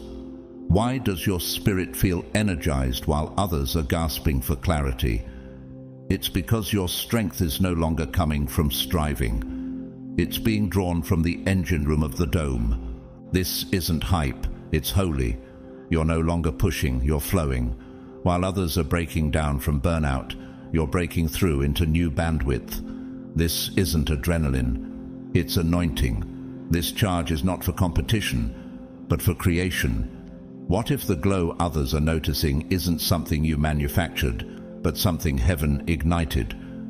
God whispers, this strength is not for proving, it's for building. Why spend your energy defending your light when it was never meant to be dimmed? Don't explain yourself. Don't edit your calling to fit environments you've outgrown. This dome isn't just a shield, it's a commissioning. It awakens the warrior, the reformer, the divine force that's always lived in you. Think of Gideon in Judges 6, hiding in a winepress, unsure of his worth, confused about his call. Yet God called him mighty warrior before he lifted a sword.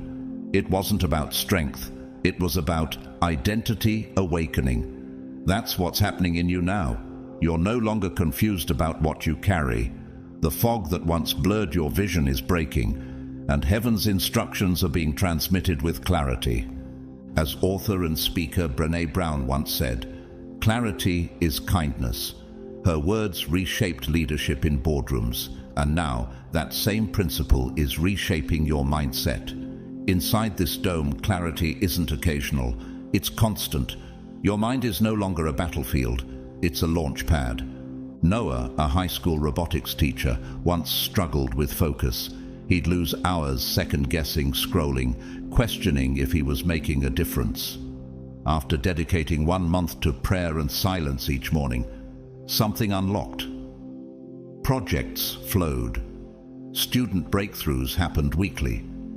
He called it sacred momentum. That was his dome.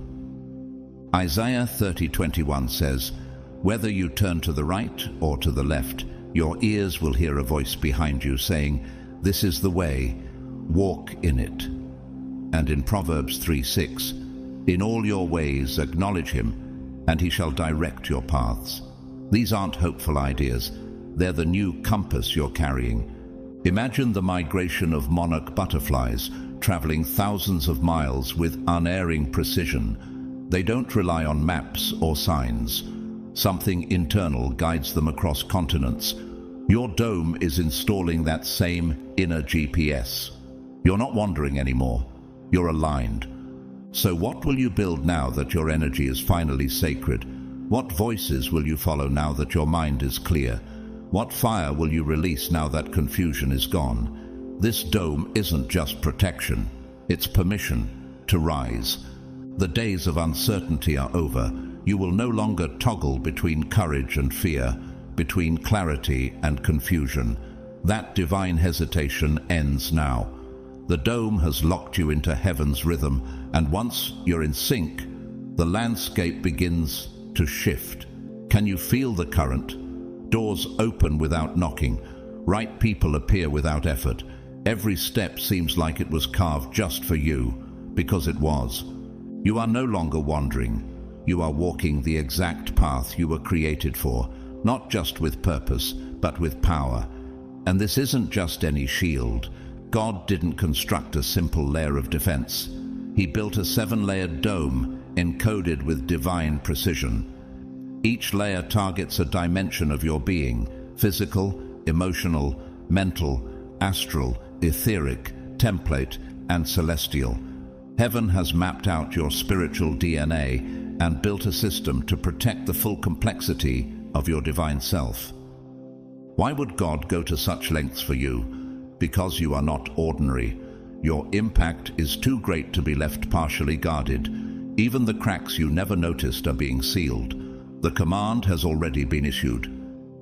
Cover every layer of my chosen one. Can you feel it? A sense of emotional steadiness? A clarity of thought that defies your past? A sense that heaven has corrected your compass? When Elisha prayed for his servant's eyes to be opened, 2 Kings 6, suddenly the young man could see the mountain full of horses and chariots of fire surrounding them. They had been there the whole time. That's what's happening to you. You're realizing you've been encircled by fire all along. Only now are your spiritual senses calibrated to detect it. In Psalm 91:11, it is written, "For he will command his angels concerning you to guard you in all your ways." And in Ephesians 6:11, "Put on the full armor of God, so that you can take your stand against the devil's schemes." The dome is not just a defense, it is a deployment system. Renowned architect Zaha Hadid, known for reshaping skylines with fluid, futuristic forms, once said, "There are 360 degrees, so why stick to one?" She challenged what structure meant, just like this dome is redefining what covering looks like for you. Your protection isn't linear, it's layered, strategic, celestial. Liam, a trauma nurse, began waking up with dreams he couldn't explain, dreams that gave him insight into patients' conditions before diagnosis. What once felt supernatural became his new normal. Heaven had fine-tuned his inner dome: mental sharpness, emotional stability, spiritual receptivity, all heightened. Picture the rings of a giant redwood tree. Each ring represents a year of life, a layer of strength added through resistance. You too are being reinforced in rings of glory. Each spiritual layer fortifies you. You're not fragile anymore, you're fortified. And now you must ask yourself, will you live as if you're still vulnerable? Or will you move like someone heaven has already wrapped in invincibility? This is not imagination or inspiration. This is divine infrastructure in motion. You're not witnessing fantasy. You're stepping into heavenly mechanics, a supernatural operating system calibrated to elevate, protect, and purify you. And with great spiritual power comes holy responsibility. This dome isn't simply a barrier, it's a regulator, a spiritual mechanism that keeps your motives rooted, your ego surrendered, and your heart aligned with God's will. Unchecked power becomes corruption. Undisciplined elevation becomes collapse. But this dome was designed to keep your gifting from outrunning your grounding. Could it be that some of your past delays weren't rejection, but regulation? God says, "I will not let you ruin what I'm building in you." That's not a threat, that's grace. What if restraint was heaven's way of preparing you to sustain what you once could only dream of?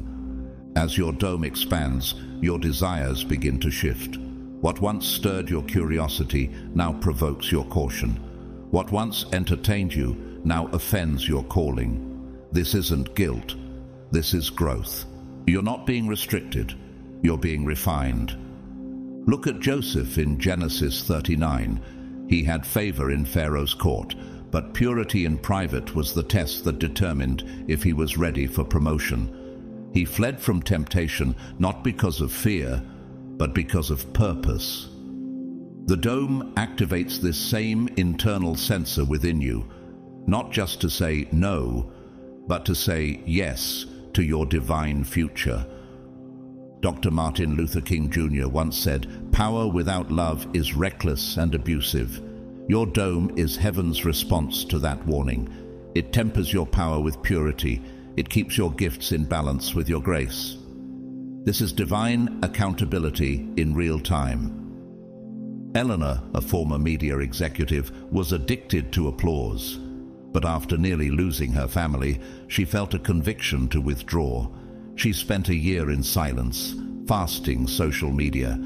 During that time, she began to journal, and those journals became a manuscript. That manuscript became a best-selling book on spiritual identity. She didn't lose power, she transformed it.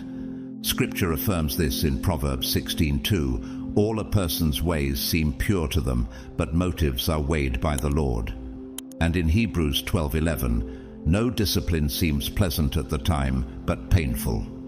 Later on, however, it produces a harvest of righteousness. The dome is heaven's discipline disguised as protection. Visualize a compass, quiet, precise, never loud, but always sure. When the needle drifts, it pulls gently back to true north. The dome functions just like that, recalibrating your direction before you even recognize you're veering off course. It will whisper when temptation rises. It will alert you when pride tries to speak louder than purpose.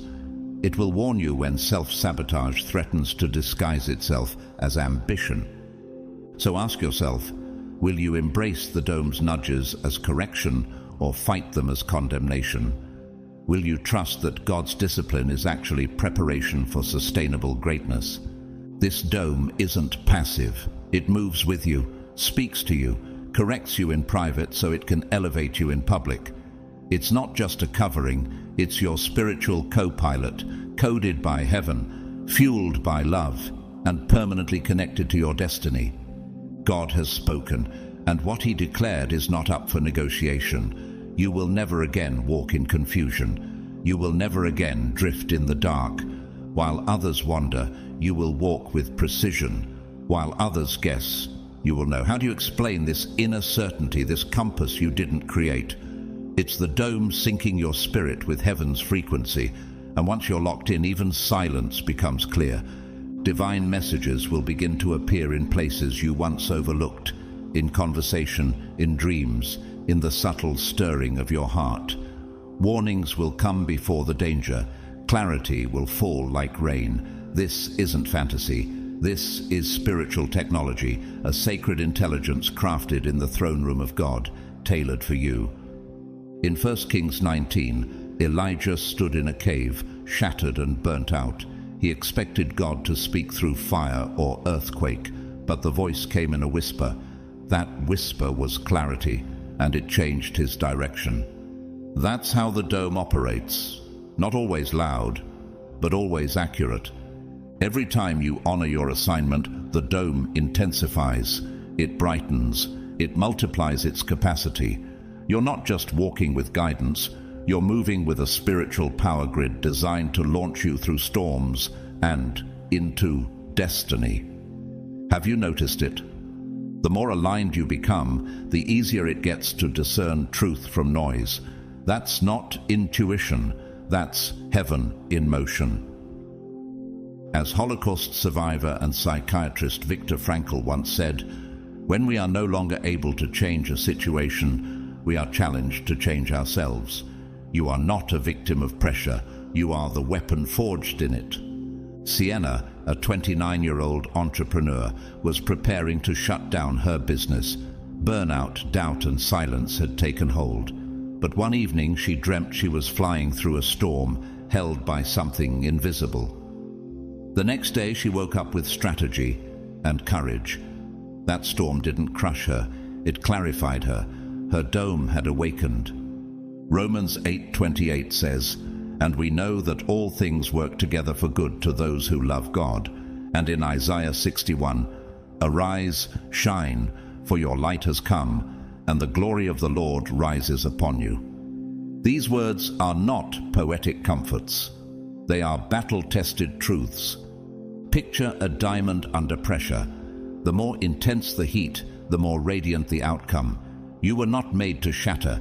You were designed to reflect God's glory under pressure. That is what this dome activates in you.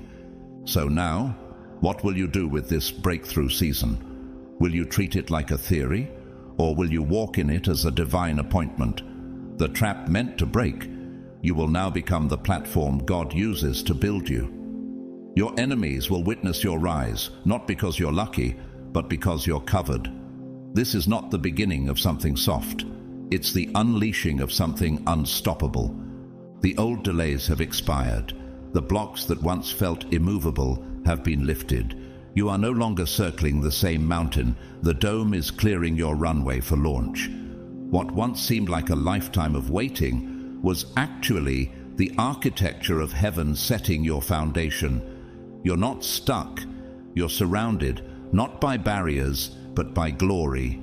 And now it's time to move. God saw what no one else did. The long nights when your pillow soaked with silent tears. The moments of exhaustion when your spirit collapsed inward, and you had no language for the weight.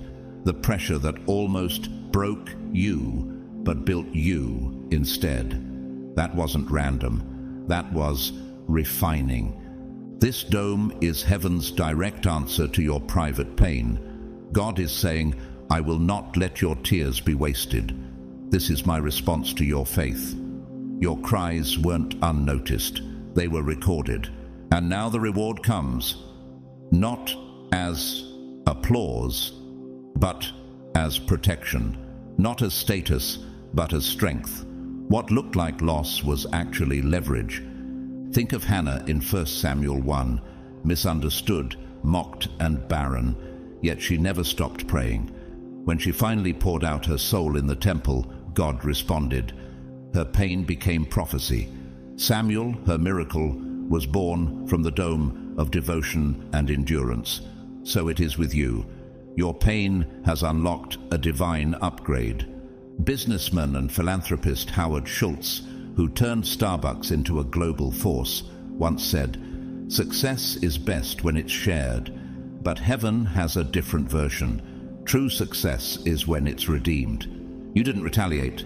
You didn't trade peace for revenge. And now you're not being repaid by man. You're being rewarded by God. Malik, a once failed writer, watched his dream crumble after years of rejection. But instead of giving up, he started journaling prayers. 3 years later, those prayers became devotionals. Today, his digital ministry reaches thousands. His dome wasn't visible, but it was real. Every scar on his soul became a scripture to someone else. Romans 5:3-4 says, "We also glory in our sufferings, because we know that suffering produces perseverance, perseverance character, and character hope." And Psalm 56 verse 8 reminds us, "You keep track of all my sorrows. You have collected all my tears in your bottle." These aren't metaphors. They are the mechanics of divine compensation. Imagine a seed buried underground. It looks forgotten, but in reality it's gathering strength, preparing to rupture the soil. You were never buried to die. You were planted to rise. And now the ground is breaking beneath you. Not to trap you, but to release you. So what will you do with the strength you've earned in silence? Will you waste it on vengeance or invest it in victory? This dome isn't a wall. It's a launch system. Your thoughts are realigning. Your emotions are stabilizing. Your energy is flowing in sync with heaven. This is a full system upgrade from the mind of God. And this time, the breakthrough won't slip through your hands. This time, you're rising for real. God declares, you are no longer who you used to be, and your reality must reflect that revelation. The old you was reactive, impulsive, easily discouraged. But now, reactions that once erupted in panic dissolve into peace. Habits that once held you hostage lose their grip. You've outgrown dysfunction. And as your identity shifts, your spirit starts operating with refined efficiency, faster, wiser, purer, lighter. This is what divine maturity looks like. You are not called to simply survive spiritually. You were never meant to crawl through calling. You were designed to reign within it. The dome is not just surrounding you, it's upgrading you. Why settle for spiritual survival when you've been wired for spiritual dominion? The Apostle Paul wrote in 2 Corinthians 5:17, "If anyone is in Christ, he is a new creation. The old has gone, the new is here." This isn't metaphor, it's transformation. This is not a trial run or temporary boost. The dome is not a seasonal covering. It is permanent infrastructure rooted in heaven and synced with your purpose. God says, seal them, align them, sustain them. What does it mean to be sealed? It means even in your weakest moments, your covenant is unbreakable. Even when your strength wavers, the system won't. Why? Because God is more committed to your assignment than you are afraid of it. In Exodus 17, when Moses' arms grew tired during battle, Aaron and Hur lifted them. Moses was weak, but the alignment of support sustained the mission. That's how the dome works, not by removing all struggle, but by making sure the assignment outlasts your emotions. This alignment isn't a feeling, it's a locking in. You are now being sealed so tightly into God's will that even when your heart feels shaky, your position stays secure. Can you sense the gravity of that? Why keep questioning your worth when heaven already confirmed your appointment? Leadership expert John C. Maxwell once said, "Change is inevitable, growth is optional. But in the kingdom, your growth is not optional, it's enforced." The dome refuses to let you regress into who you were. You're not shrinking, you're stepping in. Consider Mariana, a music therapist who used to overcommit and burn out trying to be everything for everyone. But as her spiritual clarity grew, her decisions changed. Her yes became sacred. She now leads a healing center, calm, precise, whole. The dome didn't just cover her, it centered her. Imagine tectonic plates shifting below the earth. You can't always see the movement, but the ground is being restructured. Your soul is experiencing that same silent earthquake, not to destroy you, but to establish you. You're not losing your grip, you're gaining God's hold. So will you keep reacting from who you were, or will you start living from who you've become? From this moment on, you're walking with invisible armor. You are covered, you are cleaned, you are called. This isn't temporary inspiration, it's permanent impartation. You're not just chosen, you are sealed. A covenant has been encoded into your spirit, and now heaven's clarity will follow you wherever you go. The dome is not simply a shield, it's a satellite. It doesn't just defend your surroundings, it downloads wisdom directly from the throne of God. Silence is no longer heaven's posture toward your life. Get ready. Whispered instructions, prophetic downloads, unshakable nudges, insights in the quiet hours before dawn. These aren't your thoughts, they're divine transmissions. Can you recognize the shift? Why do you suddenly know which rooms feel off? Why do you feel drained after some conversations and full after others? This is not paranoia, it's precision. The dome is refining your frequency. You're no longer walking in guesswork, you're walking in guidance. Just as God gave Noah the blueprint for the ark before the flood, Genesis 6:14, He is now sending you strategies before storms even form. You'll sense betrayal before it's spoken. You'll feel the plot before it's executed. Heaven will whisper, "Go left," when everyone is shouting, "Go right." British intelligence officer turned author Ian Fleming once said, "Once is happenstance, twice is coincidence, 3 times is enemy action. But heaven says, once is discernment, twice is confirmation, 3 times is strategy." You are now walking in a realm of divine intel. Sophia, a young attorney, kept feeling uneasy about taking a lucrative offer. It looked perfect on paper, but the dome within her tightened every time she touched the contract. She declined, and months later, the firm collapsed in scandal. What looked like anxiety was actually accuracy. As promised in Isaiah 30:21, "Your ears shall hear a word behind you, saying, 'This is the way, walk in it,' whenever you turn to the right or the left." And in Proverbs 3:5-6, "Trust in the Lord with all your heart, and he will make your paths straight." These aren't slogans, they're coordinates. Visualize the instincts of a bird mid-flight, adjusting direction not by thought, but by magnetic fields' invisible pull. That's how you'll move now, guided by something unseen but unshakable. So, are you ready to trust the whisper more than the volume? Are you prepared to follow the flow, even when it contradicts the crowd? Because this isn't reaction, it's revelation. The dome filters out interference like noise cancelling for the soul. What used to cloud your judgment, emotions, opinions, outside pressure, now gets silenced so the signal of heaven comes through clearly. Business moves, relational choices, health decisions, all now tuned to prophetic frequency. You will no longer walk into traps disguised as opportunities. What used to cost you years will now cost you only moments, because this dome decodes deception before it even arrives. Expect your dreams to intensify. Expect inner knowing to pierce like a blade.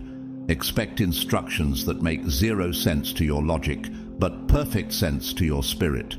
Are you ready to obey before you understand?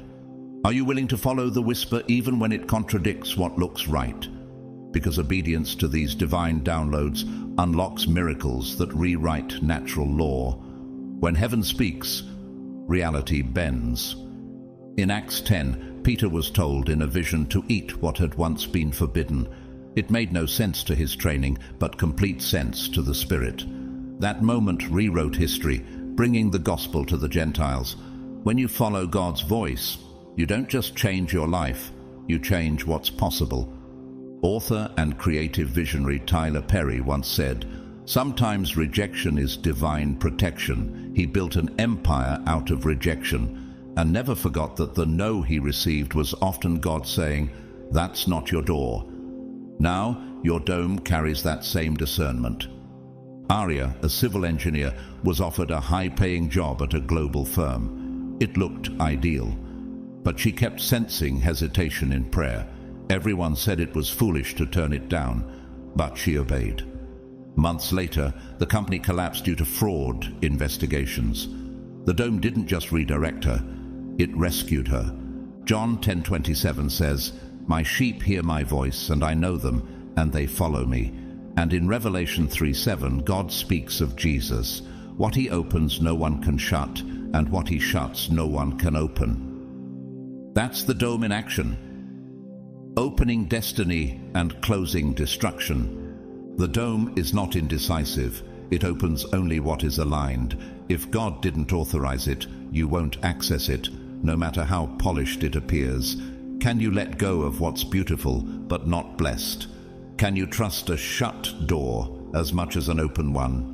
Visualize a sunflower tracking the sun across the sky, not by thought, but by design. It follows light instinctively. That's you now. You don't chase opportunity, you follow alignment. So why keep begging for entrance into places your anointing was never assigned to? Why ask for approval from those not ordained for your journey? This dome is your discernment. It doesn't restrict you, it releases you from the false, so you can walk in what's true. Yes, it may sting at first, when the door closes without warning.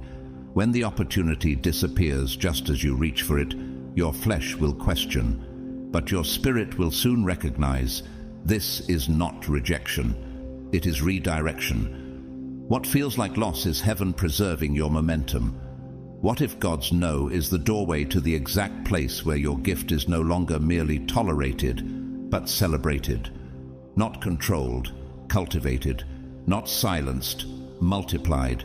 This is not punishment, it's divine clarity. The dome isn't just reactive, it's intelligent. It remembers where you've bled before. It knows your vulnerability to certain patterns, emotional traps, cycles of overcommitment, people pleasing. So now it is coded to interrupt every loop that nearly broke you. Every no from this moment forward is heaven safeguarding your future from familiar sabotage. Just as God redirected Paul in Acts 16 from preaching in Asia to Macedonia, your dome may shut doors that look holy but aren't assigned. It's not about what's good, it's about what's God. Can you trust divine interruption as much as divine invitation? Spiritual mentor and monk Thomas Merton once wrote, "Discipline is not about suppression, it is about alignment with the inner truth." The dome now over you doesn't support chaos, it demands structure. Heaven is not only protecting you, it's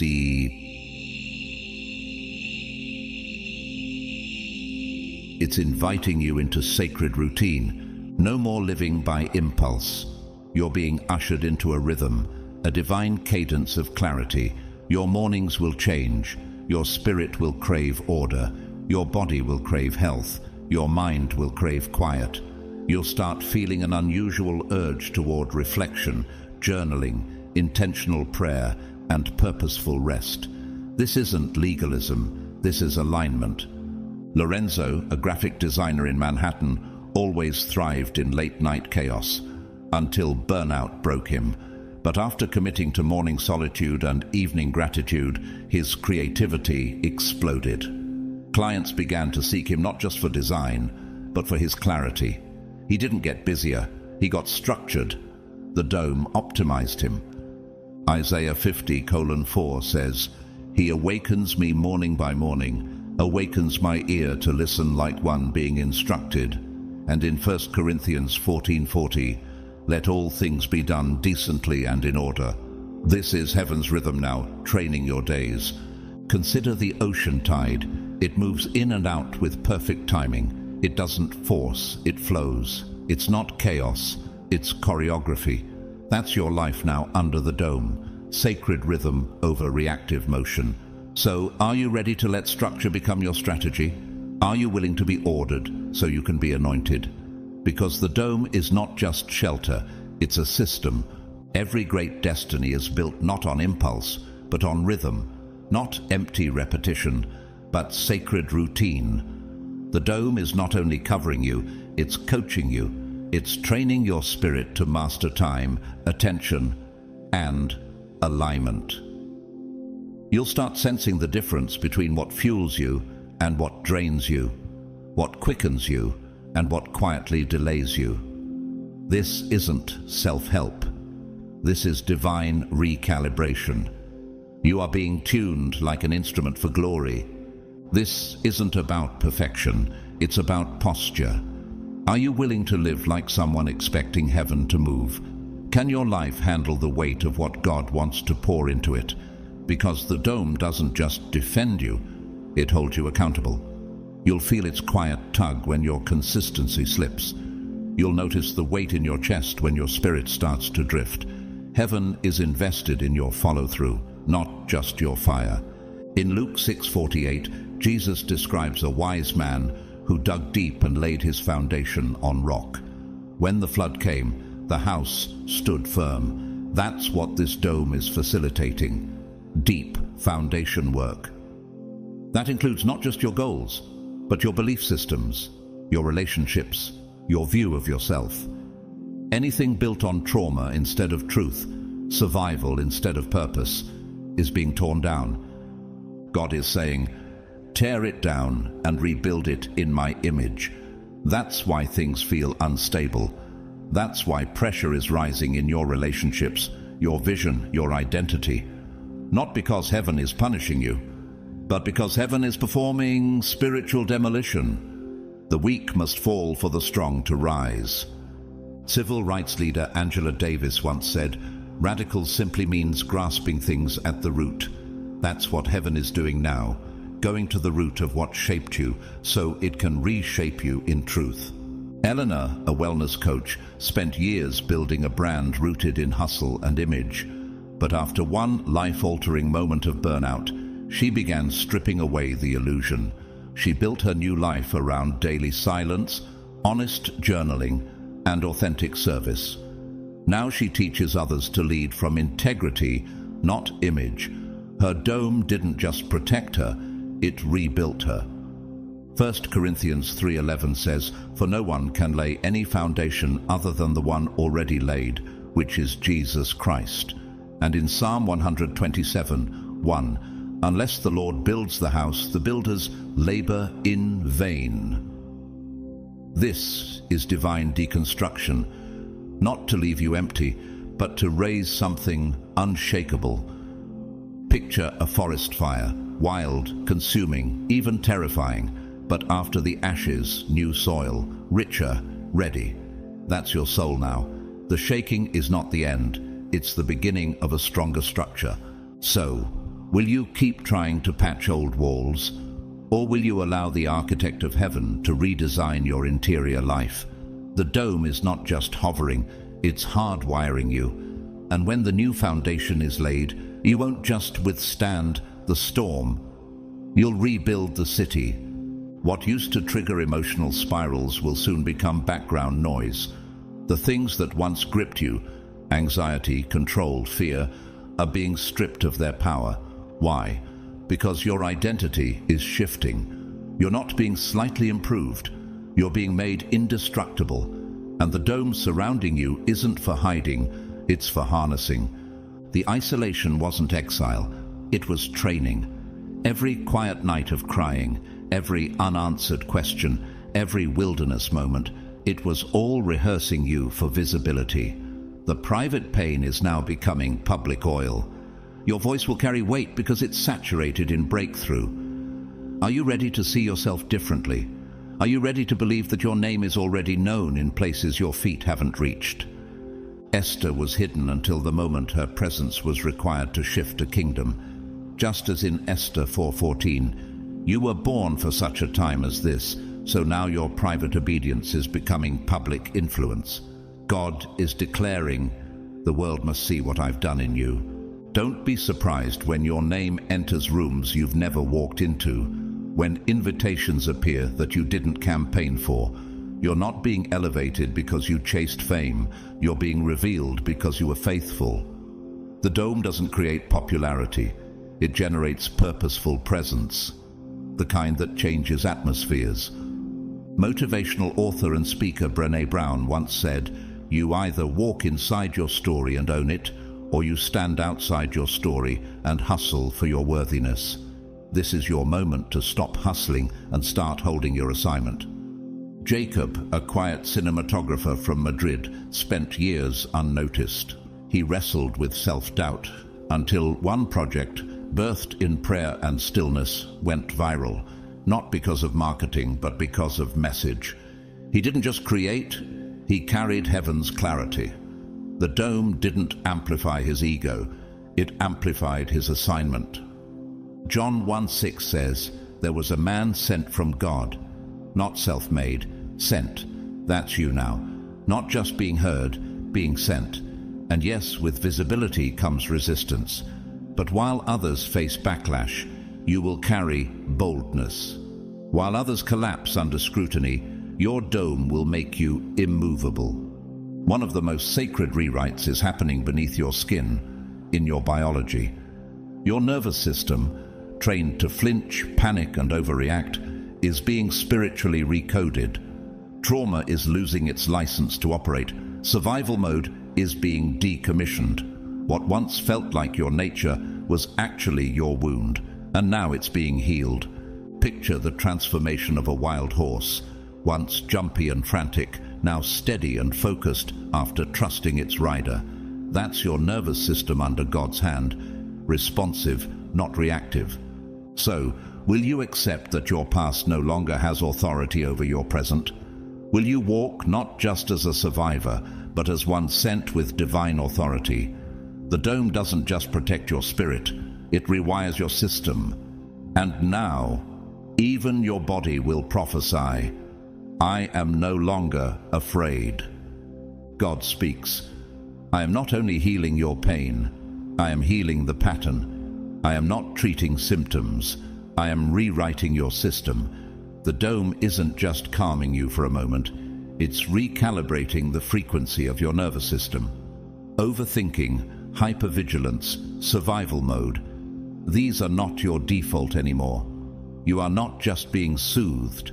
You are being reprogrammed to live in peace as your natural rhythm. Can you imagine waking up without the usual weight pressing down on your chest? Can you feel what it would be like to start your day without 1,000 what-ifs racing through your brain? That's what's coming, not occasional rest. Sustained calm, not fleeting comfort. Cellular peace. This is what happens when biology meets divinity, as Philippians 4:7 promises, and the peace of God, which surpasses all understanding, will guard your hearts and your minds in Christ Jesus. This is not metaphorical. This peace will guard your thoughts like a fortress, and your cells will begin to respond accordingly. Stress hormones that once ruled your days, cortisol, adrenaline, panic reflexes, are being displaced by something holy. Confidence is now your chemistry. Clarity is now your current. Watch how your creativity multiplies when the fog lifts. Watch what you're able to build when pressure is no longer your motivator. Can you see what happens when energy once used to survive is now free to create? In 2 Kings 5, Naaman the warrior was instructed to wash in the Jordan River 7 times to be healed of leprosy. He expected something flashy, but the healing was quiet, repetitive, cellular. That's you now. This piece is not dramatic, but it's deep. It doesn't perform. It transforms.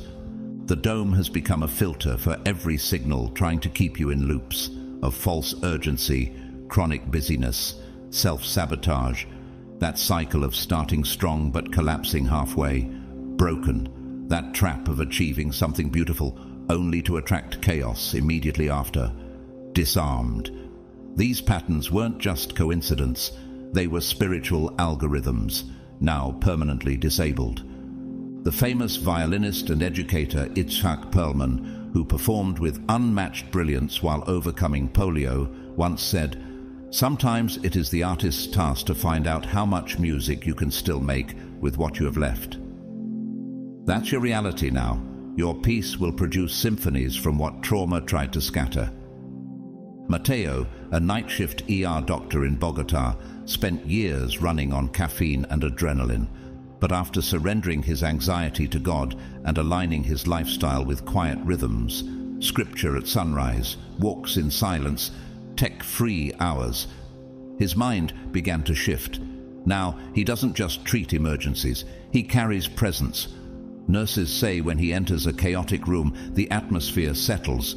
That's not personality, it's divine peace encoded in the dome. Isaiah 26:3 declares, "You will keep in perfect peace those whose minds are steadfast because they trust in you." Not momentary peace, perfect peace. Peace that withstands storms. Like a mountain lake at dawn, untouched by wind or noise, your inner world is becoming still, not shallow stillness, anchored stillness, no longer easily provoked, no longer cycling through the same pain disguised in new disguises. So, can you receive this peace as your new identity?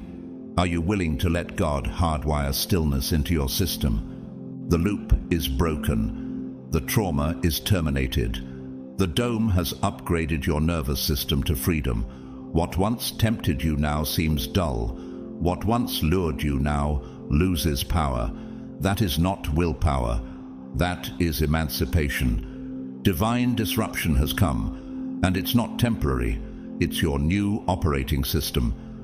The dome has broken your silent contracts with dysfunction, with surviving instead of thriving, with shrinking instead of stepping forward. For the first time in a long time, you're standing in open space. The fog is gone. The emotional clutter cleared. This is clean air, fresh direction, and uncluttered vision. Something ancient within you is stirring, a holy memory buried deep in your spirit. This is the beginning of real movement. Can you sense it? The weight is no longer pulling you down, it's pushing you forward. God didn't just place this dome over you for defense. He placed it for activation. There is a divine blueprint written into your DNA, and the dome is awakening it. That forgotten royalty, it's rising. That buried boldness, it's erupting. The creative genius you silenced to please others, it's now speaking louder than fear. This is the moment you stop playing small and start living large in the Spirit. Romans 8:19 says, "For the creation waits in eager expectation for the children of God to be revealed." Heaven is not the only one watching. Earth is waiting for your emergence. The dome isn't hiding you. It's revealing you at the perfect time. You're not becoming someone new. You're remembering who you've always been. The you before trauma, before confusion, before the world taught you to be afraid of your own power. That version is coming alive again. And this time, you're not going back to sleep. In Exodus 3, Moses stood at the burning bush, not just to be comforted, but commissioned. The voice of God didn't soothe his insecurity, it overruled it. The dome is your bush moment, holy ground around your soul, demanding you recognize your calling. Can you hear God saying now, take off your shoes, you're standing in activation? The renowned futurist and designer Nery Oxman, known for blending architecture, biology and technology at MIT, once said, "We must design not only for the world we inhabit, but for the one that inhabits us." That's what God is doing. He's not just shifting your outside life, He's designing from the inside out. The dome is not external shelter, it is internal transformation. Jamila, a once overlooked teacher in Cape Town, always felt a fire for leadership, but never claimed her space. After a season of isolation and deep spiritual prompting, she launched a local leadership school for under-resourced girls. And, within months, partnerships and media began to pursue her. She didn't chase the stage, she activated the assignment. Psalm 139, verse 14 says, "I praise you because I am fearfully and wonderfully made." This isn't poetic, it's prophetic. You're not accidental. You were engineered for rulership. The dome is heaven's confirmation. You are now authorized. Can you feel the distractions losing their grip? The cravings for validation suddenly feel foreign. What used to tempt you now bores you. That's not disinterest, that's deliverance. What used to slow you has lost its access. The dome has shut the gates. Picture a lion finally uncaged, not because it fought its captors, but because it remembered its roar. That's you now. The runway is clear, every old ceiling shattered, every lie silenced. You were made to move. And heaven has removed every delay. So, are you ready to stop circling and start soaring? Are you prepared to walk like someone who remembers their crown? Because the dome has not only protected your calling, it has unleashed it. This is not theory. This is your launch sequence. Activation has begun. The dome has shifted the coordinates of your life, and now you are aligned with divine propulsion. You are no longer pacing in circles. You are positioned for acceleration. Your gifts are not suggestions. They are sacred artillery. Your wisdom is not optional. It is ordained. Your voice is not a whisper. It is a trumpet. You've stepped into sacred momentum, and nothing can slow it down now. Do you sense the difference in the air around you? The heaviness is gone. What felt impossible last season now feels inevitable. Your environment is no longer neutral. It's fertile. God has charged your atmosphere with creative fire. Ideas will drop in your spirit like lightning. Resources will gather around your obedience. Encounters will carry weight. Can you feel how every conversation is becoming strategic? Every step now echoes with purpose. Just like Joshua walked around the walls of Jericho and watched them fall without lifting a sword, so now you'll see barriers crumble by movement, not might. Joshua 6:2 declares, "See, I have delivered Jericho into your hands." Delivered, past tense. That's your current reality. You're not begging for breakthrough. You're stepping into what's already been decreed. Conversations will begin, unlocking things you never expected. Someone you meet briefly will carry the exact key to a closed door you forgot to pray about. Emails, divine nudges, quiet moments, all becoming triggers of manifestation. Why? Because the dome doesn't just shield, it transmits. It magnetizes opportunities aligned with your destiny and dissolves distractions that no longer fit your design.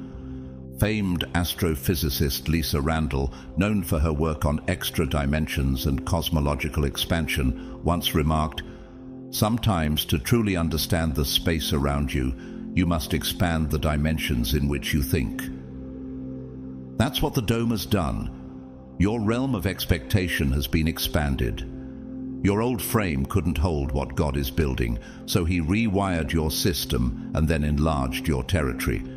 Just ask Jonas, a quiet graphic designer in Lisbon who struggled with self-doubt until he stopped treating his creativity like a side hobby and started honoring it as a divine assignment. As soon as he did, he landed a contract that touched 5 continents without advertising. Doors opened because he stopped shrinking. That's what happens under the dome. Genesis 28:17 says, "Surely the Lord is in this place, and I was not aware of it." That's the kind of territory you're walking in now. Miracle zones disguised as ordinary places. Acceleration hiding in obedience. Nothing random, nothing wasted. Picture a falcon mid-flight, how it glides effortlessly, catching invisible currents of wind that lift it higher without strain. That's you now, soaring, not because of strength, because of alignment. So what will you build now that striving is over? What will you create now that you no longer beg for validation? This dome has not only protected your calling, it has optimized your atmosphere. You are now walking through open doors that heaven installed, moving through dimensions that logic could never unlock. Welcome to your miracle zone. This is not hype. This is heaven. You've been handed access codes few ever receive, because heaven saw you ready. Not perfect, but aligned. Not flawless, but trustworthy. The dome has assigned you a spiritual key, etched with authority, encoded with discernment, forged in fire. This is not symbolic. It's access, real divine access to dimensions most can't see, let alone walk in. Are you beginning to notice how your awareness is shifting? How certain spaces suddenly feel too small, too noisy, too misaligned? That's because you're not operating on one level anymore. God has declared, "My chosen will walk between realms." You're no longer trapped by time, noise, or logic. Your intuition is now synced with eternity. What once took years will happen in moments. What used to require striving now shows up through alignment. These are divine layers unfolding. This is not chance, it's choreography. When Esther stood before King Xerxes in Esther 5, it wasn't just courage, it was timing. God arranged the sequence of events so precisely that her arrival sparked the salvation of her people. That same divine calibration is now at work in your path. Are you ready for what opens when you're positioned precisely? This is why you'll walk into rooms and feel the air shift, not because of your resume, but because of your resonance. The dome isn't just guiding you, it's preparing the room before you even arrive.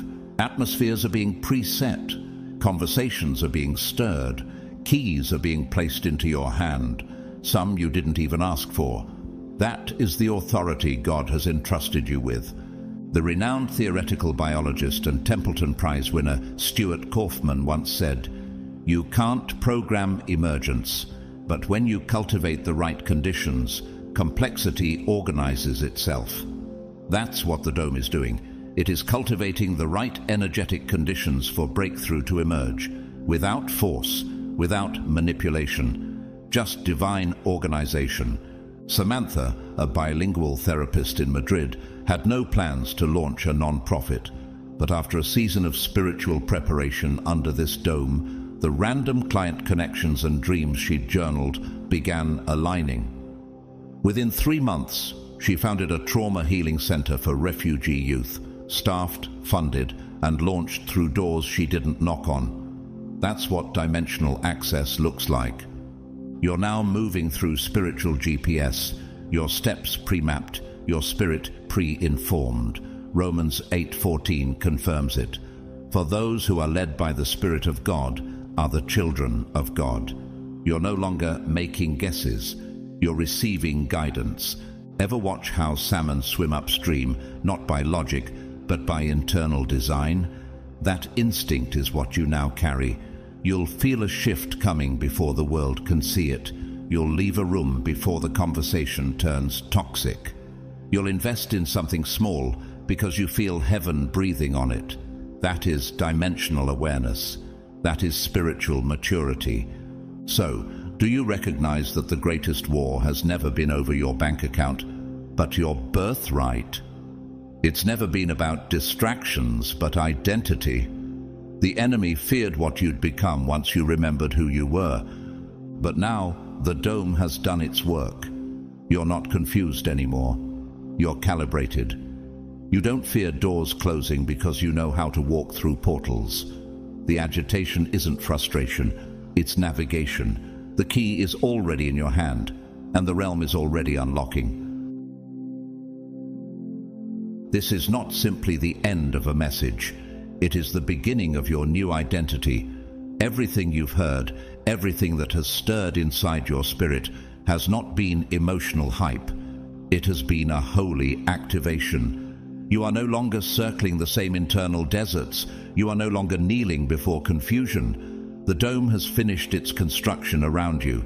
It is now operational, alive, watching, guiding, shielding, and lifting. The delays that haunted your past have no entrance into your future. The false identities you once wore no longer fit. The cravings for chaos, for validation, for comfort in dysfunction, they have lost their power, and this time you won't go back. Not because of willpower, but because your wiring has changed. The dome has sealed the old codes and installed a new system, a life no longer led by survival, but by sovereignty. You carry something rare now. A field of heaven's frequency follows you, opening doors and closing traps before you even notice them. The atmosphere is not neutral anymore. It's sacred. You are not guessing. You are guided. You are not waiting for favor. You are walking in fulfillment. And because of this, you can no longer live casually. Every word you speak, every place you go, every silence you keep, it all matters now. You've become a vessel of God's movement on earth. So what do you do with this? You live it, boldly, fully, unapologetically. No more shrinking to make others comfortable.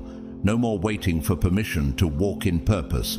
The dome has already confirmed what heaven decided long ago. You're authorized, you're chosen, you're covered. If this word has resonated in your spirit, if you felt God pressing something deeper into you, don't let it stay hidden. Share this message with someone who's been wandering in silence, someone who's been begging for a sign. Like this message to affirm it in your own journey. Leave a comment and let this space become sacred ground for conversation and confirmation. And if you haven't yet, subscribe and turn on the notification bell so you never miss another word like this, because heaven is still speaking. And whether you've supported this space through a super thanks, a share, a silent prayer, or simply your presence, I honor you. Your existence matters. Your journey matters. And this message was never random. It was prepared for you. Now I bless you, not with temporary good feelings, but with eternal clarity. May your mind remain clear even when the world shakes.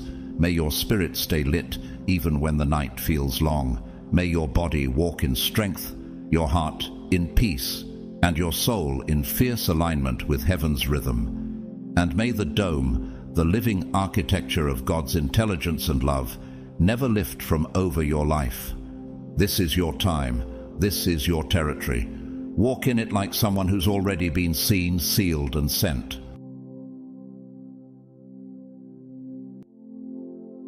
Before you were even aware of your calling, something in your life started to shift, quietly, subtly, and undeniably. Chosen one, this isn't just another message floating through the noise. This is a divine dispatch, a spiritual alignment, a whisper from heaven that found its way to your ears at the exact time you needed to hear it. And if your spirit is stirring right now, it's because deep within, you've always known, you were never meant to fit in. You were meant to stand in between. You've been living in the tension of two worlds.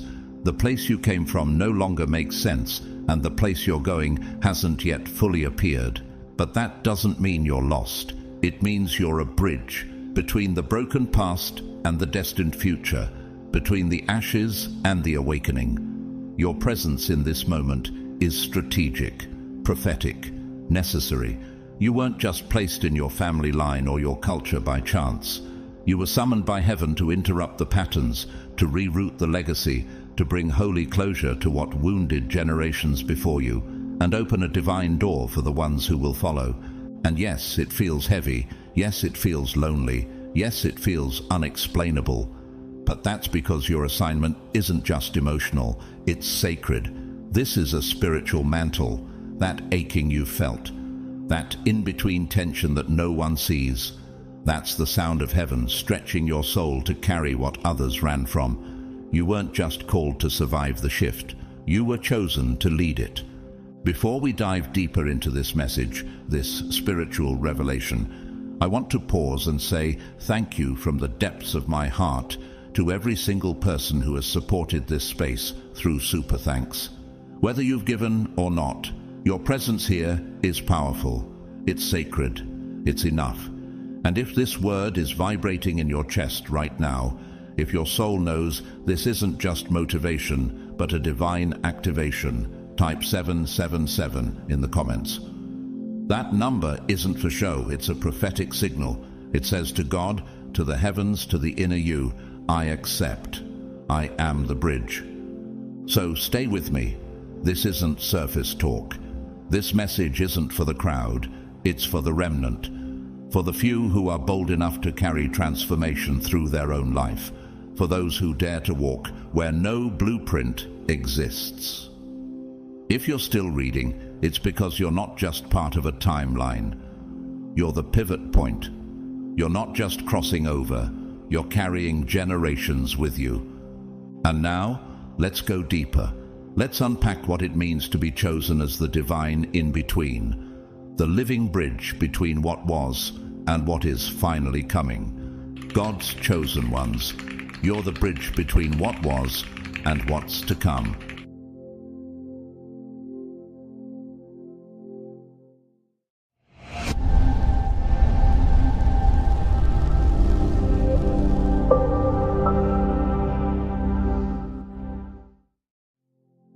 Chapter 1. You were born into brokenness for a reason. Chosen one, inhale the weight of this truth with your spirit wide open. Your birth was never random. The bloodline you entered, the land you were born upon, and even the dysfunction that greeted your first breath were not curses. They were coordinates. Your body didn't choose it, but your soul did. Before you took your first step, heaven took a vote, and your name was spoken with fire. You were assigned, sent, strategically placed as a spiritual disruption in a system that needed to be recoded. You were born in brokenness because heaven trusted you to rebuild from within. Have you ever wondered why you carry memories you never lived, burdens that seem older than your body, and emotions that stretch beyond your experience? Could it be that you're not just living your life, but finishing what your ancestors couldn't? You weren't dropped into chaos by mistake.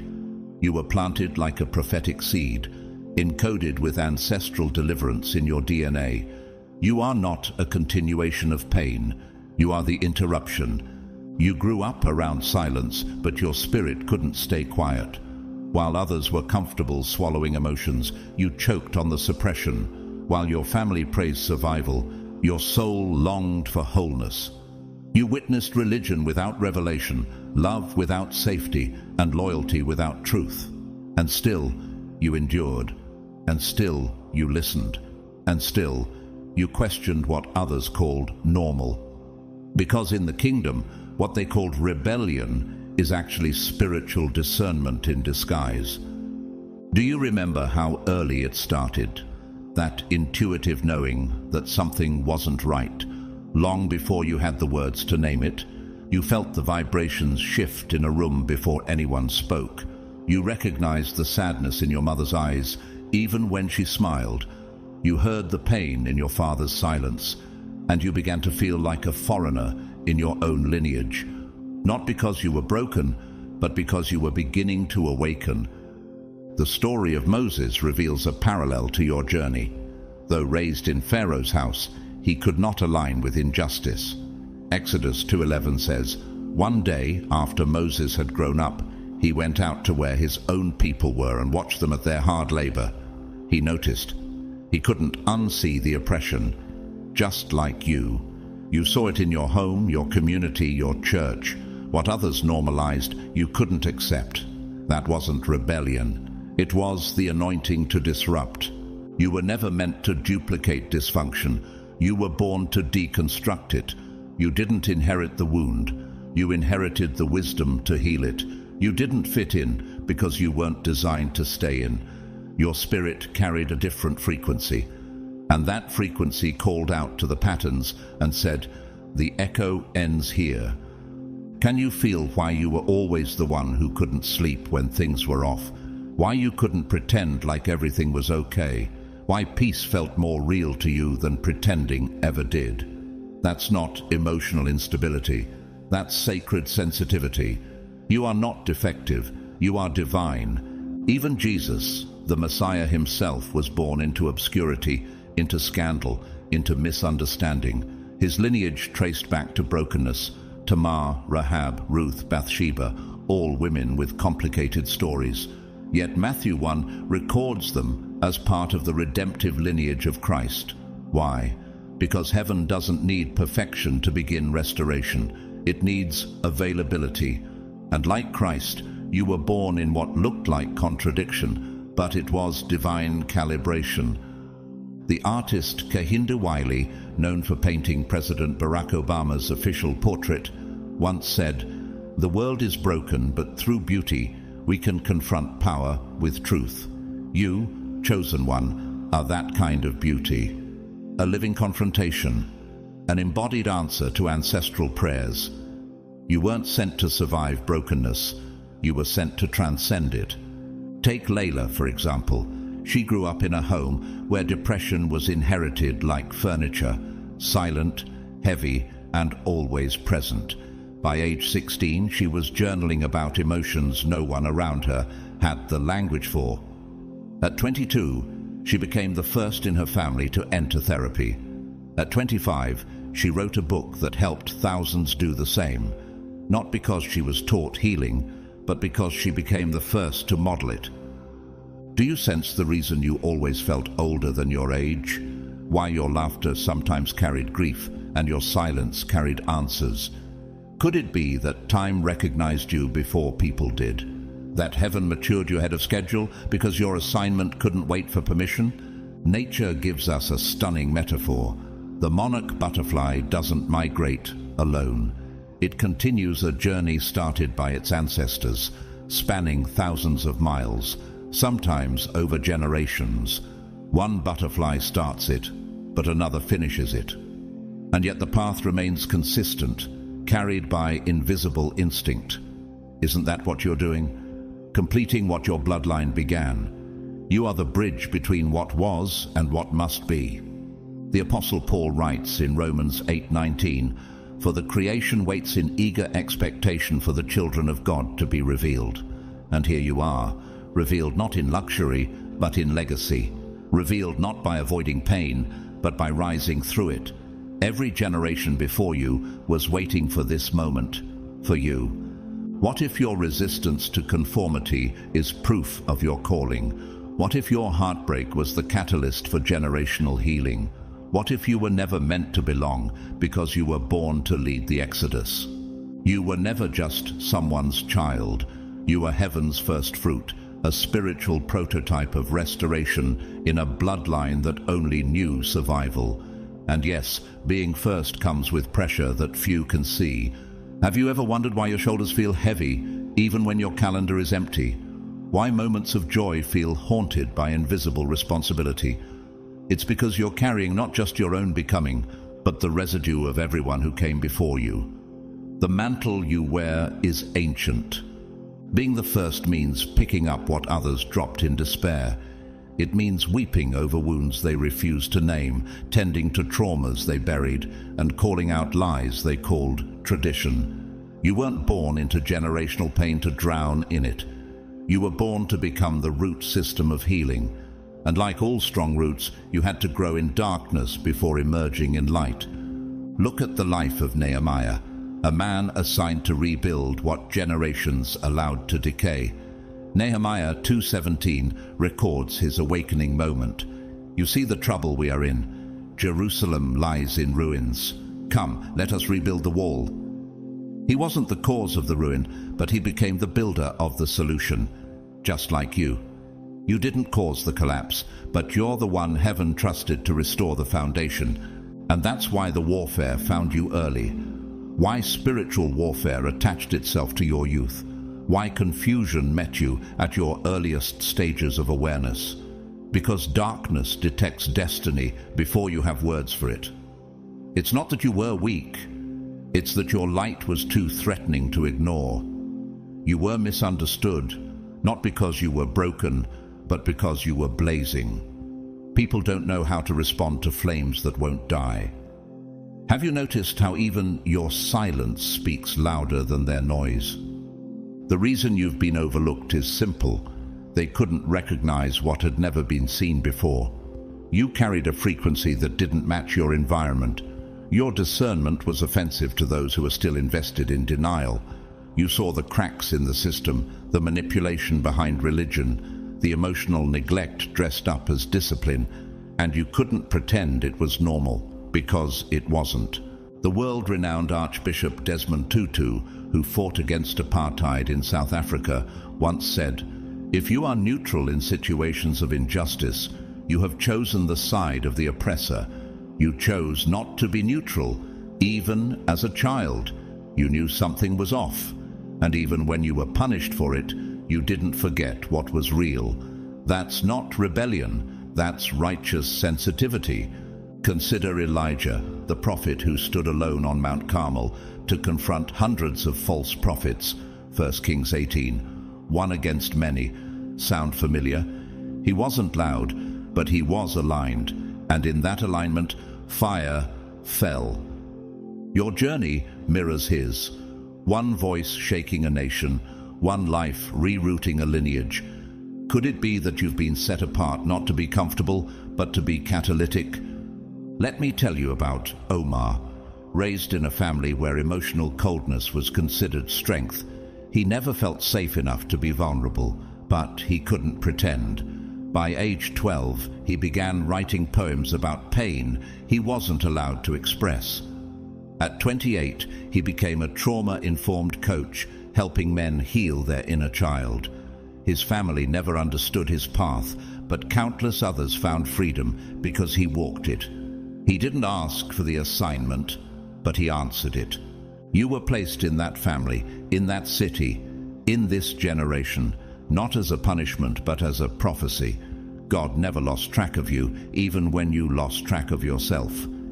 Psalm 139, verse 16 reminds us, "All the days ordained for me were written in your book before one of them came to be." You weren't born randomly. You were embedded in time with divine intention. The bridge doesn't choose where it is built. It is constructed exactly between what must be left and what must be reached. You are that bridge, a holy in-between, a divine threshold where pain transitions into promise. Have you ever paused to feel how many prayers are walking through your yes? How many futures are waiting for your full embodiment? You are not the product of your past. You are the portal out of it. Even the oak tree begins as a seed surrounded by pressure, dirt, and darkness, but it doesn't panic. It expands, it roots, it breaks open. So have you. You were born into mess because you carry the map. Your alignment is a compass. Your wounds are blueprints. Your journey is the evidence. Amira is another one. Her grandmother lived through war, her mother through poverty. She was the first to go to college, the first to start a business, the first to set boundaries without shame. And yet, she often felt guilty for being different, until she realized she was never trying to be different. She was different, and her difference was the divine disruption her bloodline needed. What if your loneliness was actually heaven's strategy for clarity? What if your delay wasn't denial, but divine development? What if your entire life has been heaven's answer to a generational cry for freedom? You weren't just born, you were assigned to walk a new path so those behind you could follow something more holy than tradition, truth. Your legacy isn't built on perfection, but on presence. On the fact that you chose to stay when leaving would have been easier, that you chose to heal when denial was more familiar, that you chose to break cycles with blood still on your hands. And every time you did, heaven recorded it. Isaiah 58:12 declares, "You shall be called the repairer of the breach, the restorer of streets to dwell in." This isn't poetry, it's prophecy, and it's about you. You didn't just survive the brokenness, you became the blueprint for breakthrough. And now, after all the silence, the internal tug of war, the ache of spiritual loneliness, you are ready. Not because it's easy, but because it's time. You are not here to fit in, you are here to set free. You are not just a person in a family. You are the holy interruption in a generational script that's been begging for revision. And heaven is backing you, boldly, fully, eternally. Chapter 2.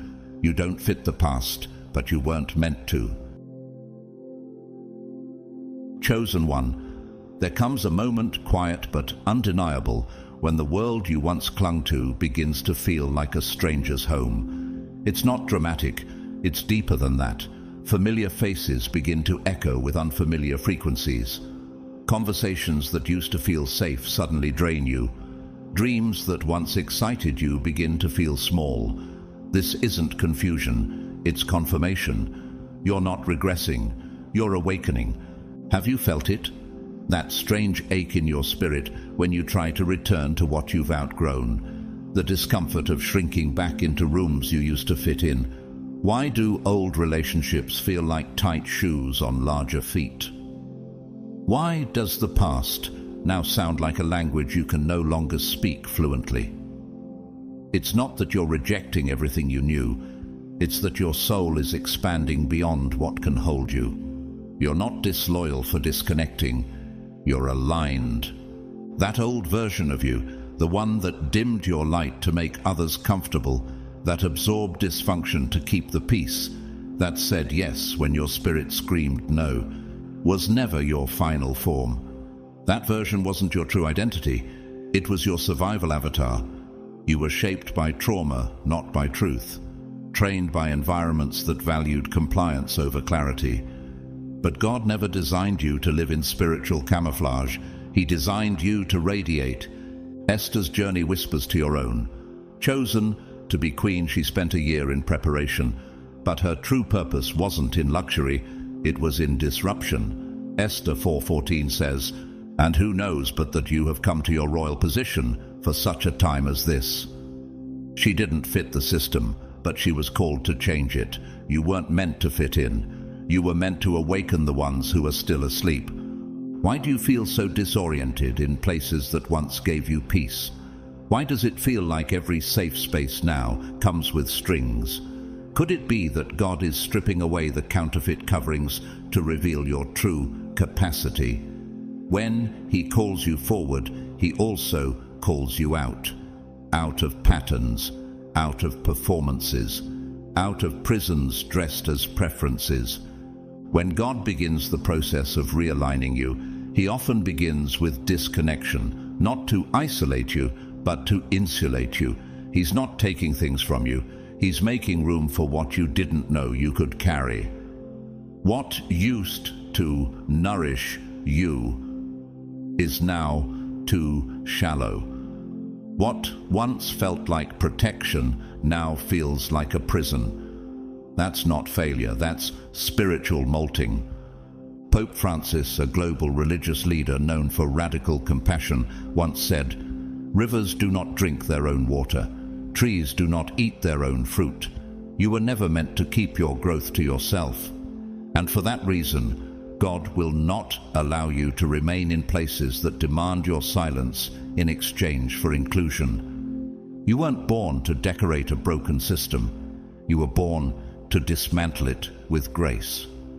Take Genesis 12:1, when God told Abram, "Leave your country, your people and your father's household, and go to the land I will show you." Notice, the destination wasn't clear, but the disconnection was.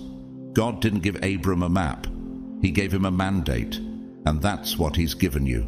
Permission to no longer apologize for the ways you don't belong. Maya, a dedicated high school teacher, once thrived in her community. But over time, gossip and envy surrounded her every win. She no longer felt safe sharing ideas. She no longer felt celebrated, only tolerated. After wrestling with guilt, she left. A year later, she launched a learning center that served the very students who were being failed by the system she left. She didn't abandon her calling. She outgrew the container. Isn't that what's been happening to you? Isn't that why what once felt like purpose now feels like pressure? Why joy has been replaced by restlessness? Why your heart keeps whispering, "There's more," even when your schedule is full? Because your spirit is evolving, and the past no longer has permission to house what heaven has expanded. Jonah tried to run backward, to return to safety, when God had called him into confrontation. The storm that found him wasn't a punishment, it was a redirection.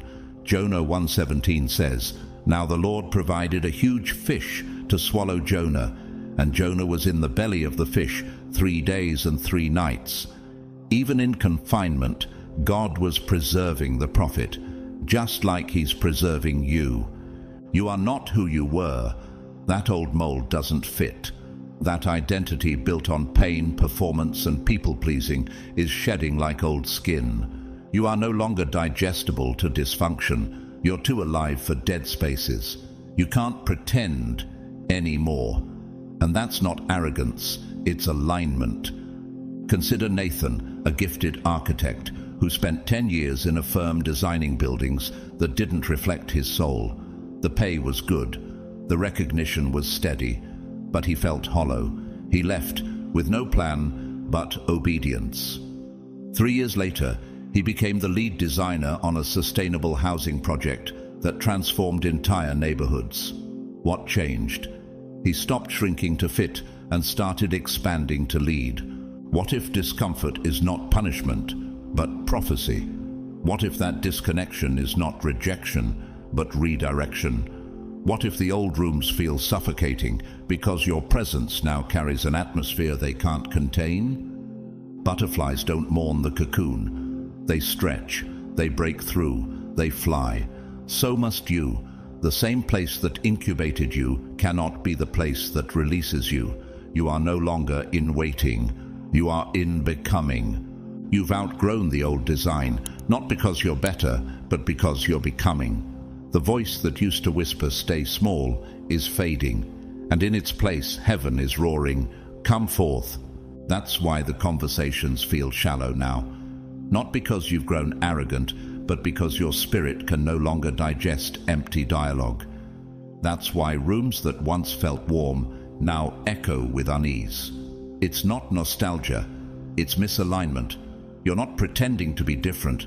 You simply can't unsee what awakening has revealed. You've evolved, and your essence refuses to be compressed back into the molds that once muted you. Have you noticed how your silence creates more disruption than your explanations ever did? How your peace feels like an accusation to those still living in chaos? You no longer have to raise your voice. Your frequency speaks for you. Your boundaries now feel like betrayal to those who benefited from your self-abandonment. And yet, you cannot go back. You've crossed a line your soul drew in fire. Jesus himself experienced this. In Luke 4:24 he says, "Truly I tell you, no prophet is accepted in his hometown." Even the Son of God faced rejection when he returned to familiar places carrying unfamiliar authority. And like him, your presence unsettles environments that prefer the memory of who you were over the mystery of who you're becoming. They called Jesus a rebel.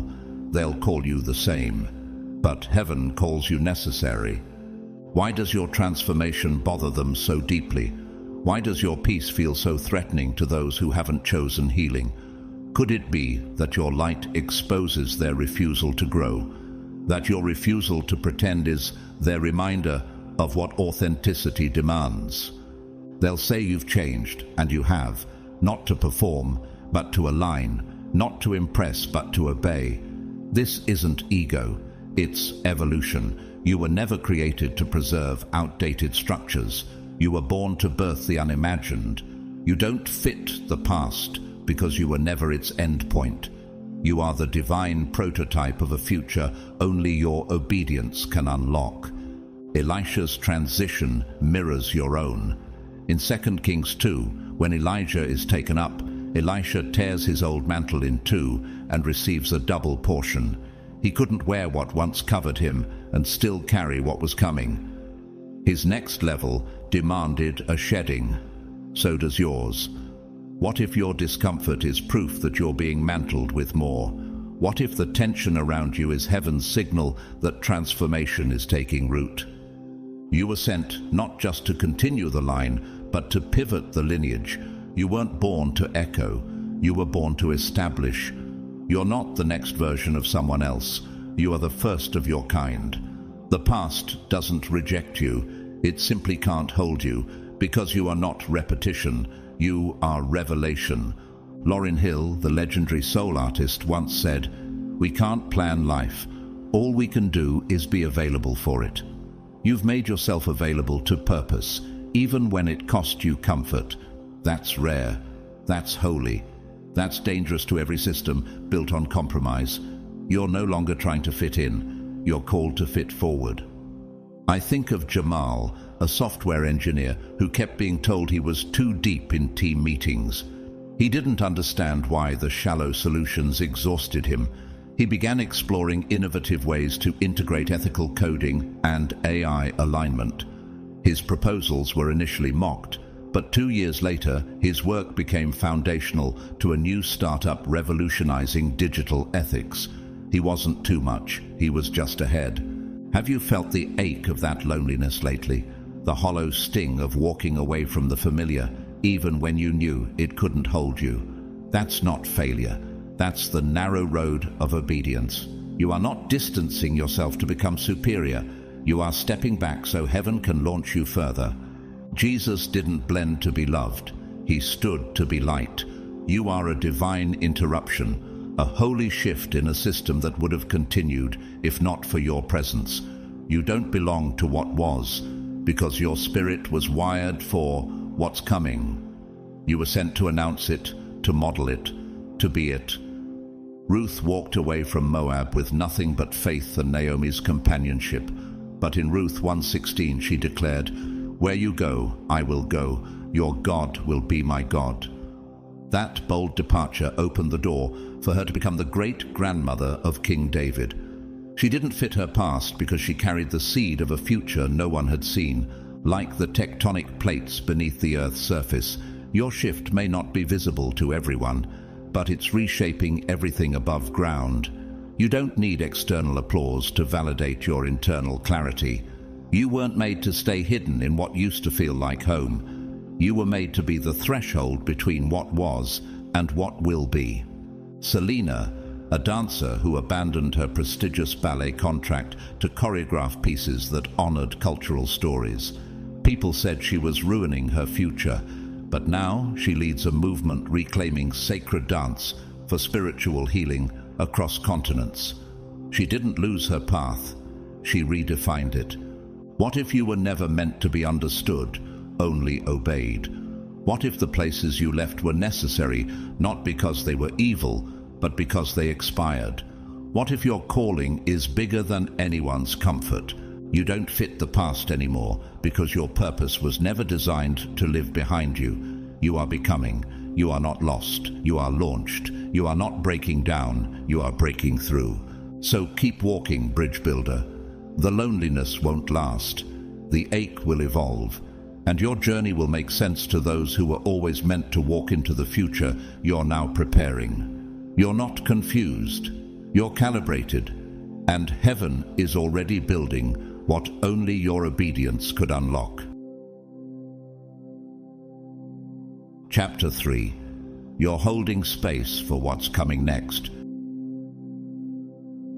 Chosen one, what you're walking through right now may seem slow, silent, and strangely suspended in time, but make no mistake, this is sacred ground.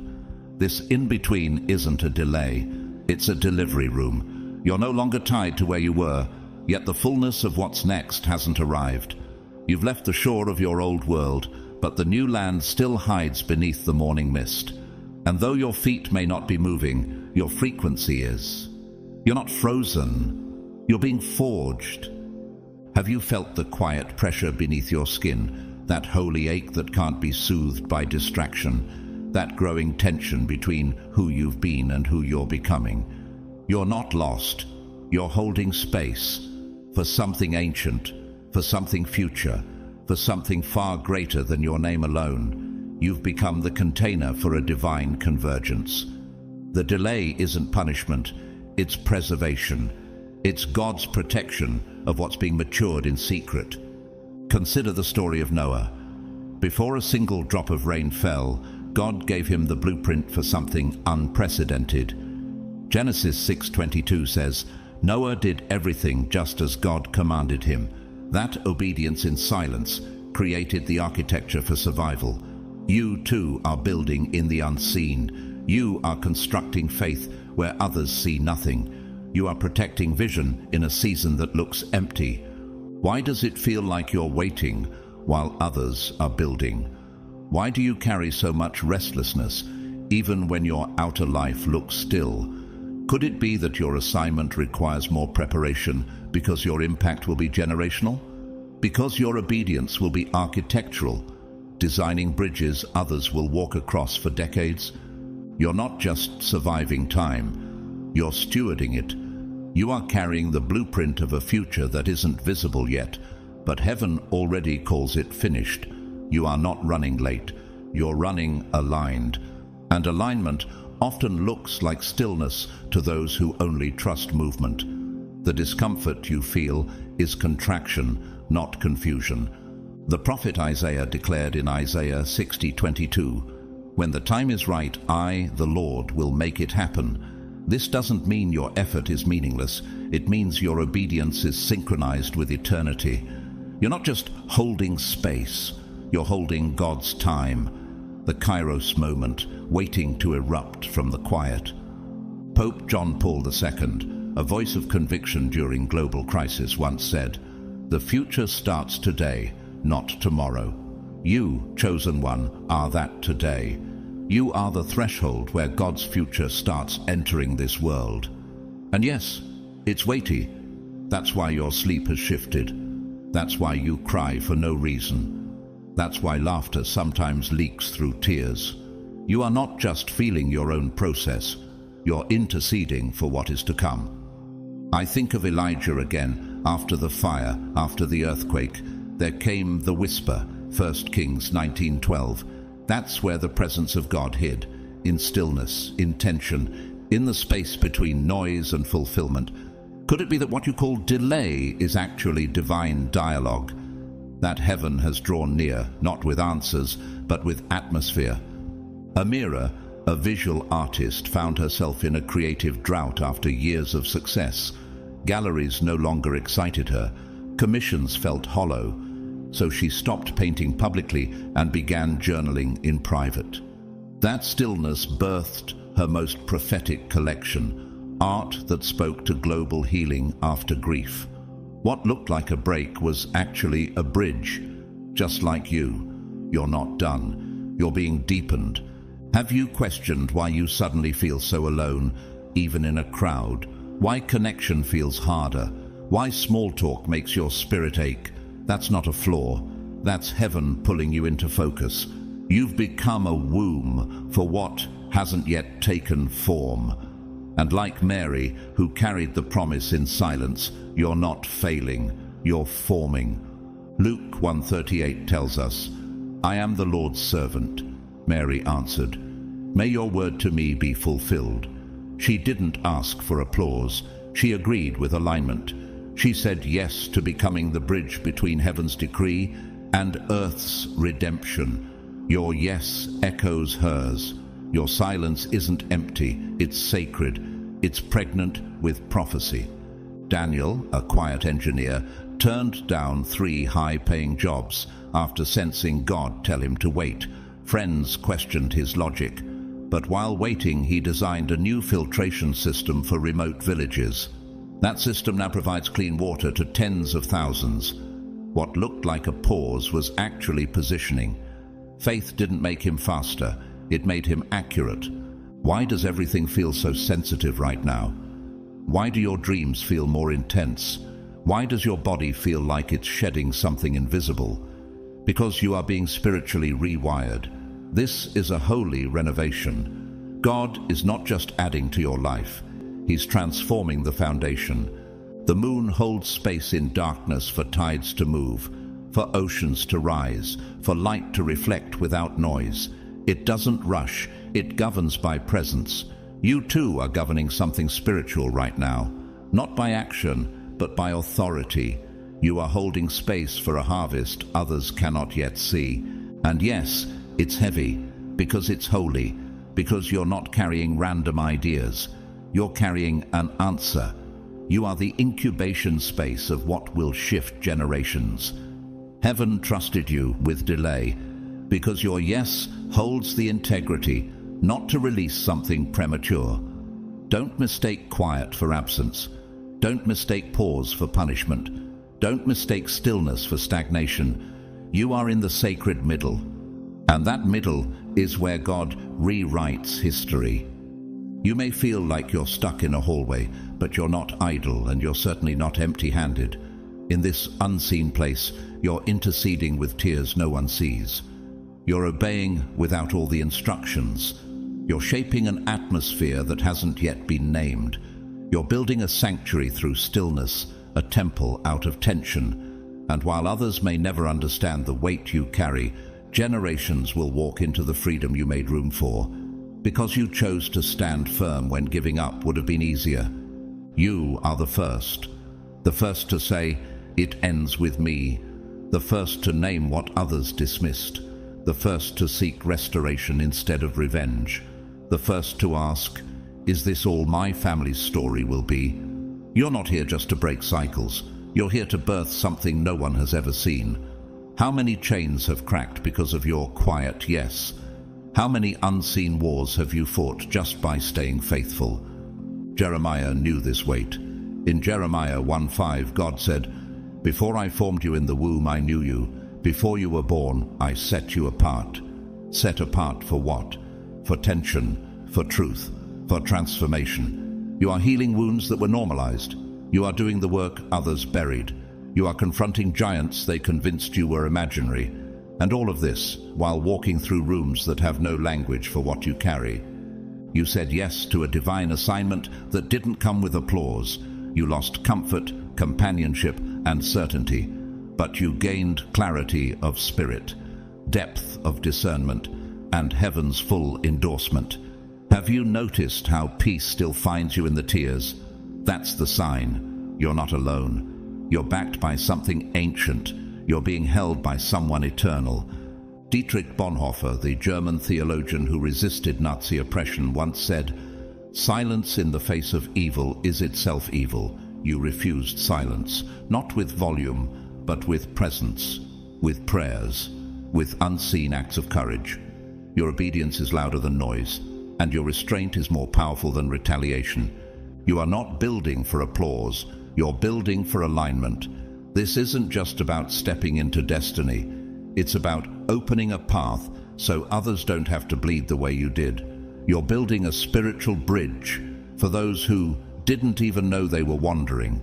You are holding space with your consistency, with your refusal to be swallowed by apathy, with your insistence that God's promises deserve room to land." Hannah in 1 Samuel, one wept in silence for a son, misunderstood even by the priest. But it was her silent intercession that birthed Samuel, a prophet whose voice would shift nations. You, too, are birthing something in silence that will outlive your name. What if your weeping is watering something heaven already finished? What if the space you hold now is making way for someone else's miracle? Every time you choose forgiveness over fury, every time you journal instead of retaliate, every time you walk by faith instead of fleeing the unfamiliar, you're reshaping the atmosphere. You're making it safe for someone else to believe, for someone else to rest, for someone else to return home to themselves. Serena, a midwife, never had children of her own, but has helped deliver over 300 babies. She considers each birth sacred, each labor a sermon, and though her arms remain empty, her impact is eternal. She held space for life to enter quietly, consistently, faithfully, just like you. Why has your life felt so hidden? Why does it seem like your name isn't mentioned in the rooms you've labored for? Because God is guarding what you carry, not to deny you, but to protect you. Favor is being formed around you in silence. Influence is taking shape in the shadows. You are being poured into, not for comfort, but for commissioning. The roots of a redwood tree grow deep before it ever stretches wide. For years, nothing visible happens, but underground, an entire ecosystem is being forged. Your life is doing the same. You're being overfilled with patience, with precision, with power, not to sustain a moment, but to sustain a movement. Hebrews 11:39-40 says, "These were all commended for their faith, yet none of them received what had been promised. God had planned something better for us, so that only together with us would they be made perfect." Some of what you're building will bless people you'll never meet. Some of what you're carrying will complete promises made to those long gone. You are the link. You are the space holder between prophecy and manifestation. And yes, it's lonely. Yes, it's costly. Yes, you sometimes wonder if you're imagining the significance of your journey. But your tears are prophetic. Your waiting is active. Your story is architecture. And what you are creating in silence will one day be called favor by those who didn't see you labor for it. Ezekiel, a quiet mentor to at-risk teens, was never interviewed, never praised, but one of his students became a judge who now leads justice reform across the state. When asked who influenced him the most, he said, "It was a man who sat with me in silence when I wanted to die." Some impact cannot be measured, only lived. What if the room you're waiting to walk into is one you were designed to build from the ground up? What if your silence is the sound of blueprints unfolding in heaven? What if your life is not paused, it's prophetic construction? You are holding space for what's never been done before. You are hosting the future in the temple of your obedience. One day, people will walk across what you built in the dark and call it sanctuary. And when they do, they won't know your name, but they will feel your faith. Chapter 4. The bridge gets walked on, but it's never broken. Chosen one, here lies a truth hidden in plain sight. Bridges bear tremendous weight but rarely receive honor. They hold what others can't. They carry what must cross. They enable movement without demanding recognition. And you, beloved, were born for such a role. You weren't called to bask in applause. You were called to stand in sacred tension between two worlds, the decaying and the divine. Your place isn't at the start or the end. Your place is in the middle. And that place, though often uncelebrated, is holy. Have you felt that ache of invisibility lately? The ache of being essential but not acknowledged? Why is it that people only notice the bridge when it's gone? Why does your support feel like background music in someone else's story? Because the bridge by design is meant to hold, not to be held. And yet, even as they pass over you with unaware feet, you never buckle. You absorb the storm. You stabilize their chaos. You endure what would collapse others, not because you're numb, but because you are anointed. Jesus himself was the ultimate bridge between death and life, between sin and redemption. In John 14:6, he declared, "I am the way, the truth, and the life. No one comes to the Father except through me." His body became the path. His pain became the crossing. You are walking a similar terrain. You are not just enduring for you, you are making space for others to walk through what once was impassable. How many silent storms have you stood through just to keep others steady? How many days have you encouraged people while secretly battling your own despair? That's not weakness, that's divine resilience. Being the bridge means letting others walk across your stability, even when they don't know the toll. Let's talk about Nehemiah again. As he rebuilt Jerusalem's wall, critics mocked, enemies plotted, and exhaustion loomed. Nehemiah 4:17 tells us, "Those who carried materials did their work with one hand and held a weapon in the other." He built and battled simultaneously. So do you. While others rest, you discern. While others doubt, you intercede. While others move forward, you hold the space that makes forward possible. And it's cost you. Oh, how it's cost you. You've poured encouragement from an empty cup. You've stood upright while your soul screamed for rest. You've smiled with salt-stung eyes and served when no one reciprocated. Still, you remained. Still, you carried. Still, you blessed them even as they stepped on what sustained them. Dr. Edith Eger, a Holocaust survivor and renowned psychologist, once said, "We can't choose to have a life free of hurt, but we can choose to be free in our hurt." You've made that choice, not to escape pain, but to redeem it. You've turned hurt into healing, silence into sanctuary. You've stood in the gap where most crumble and offered grace instead of bitterness.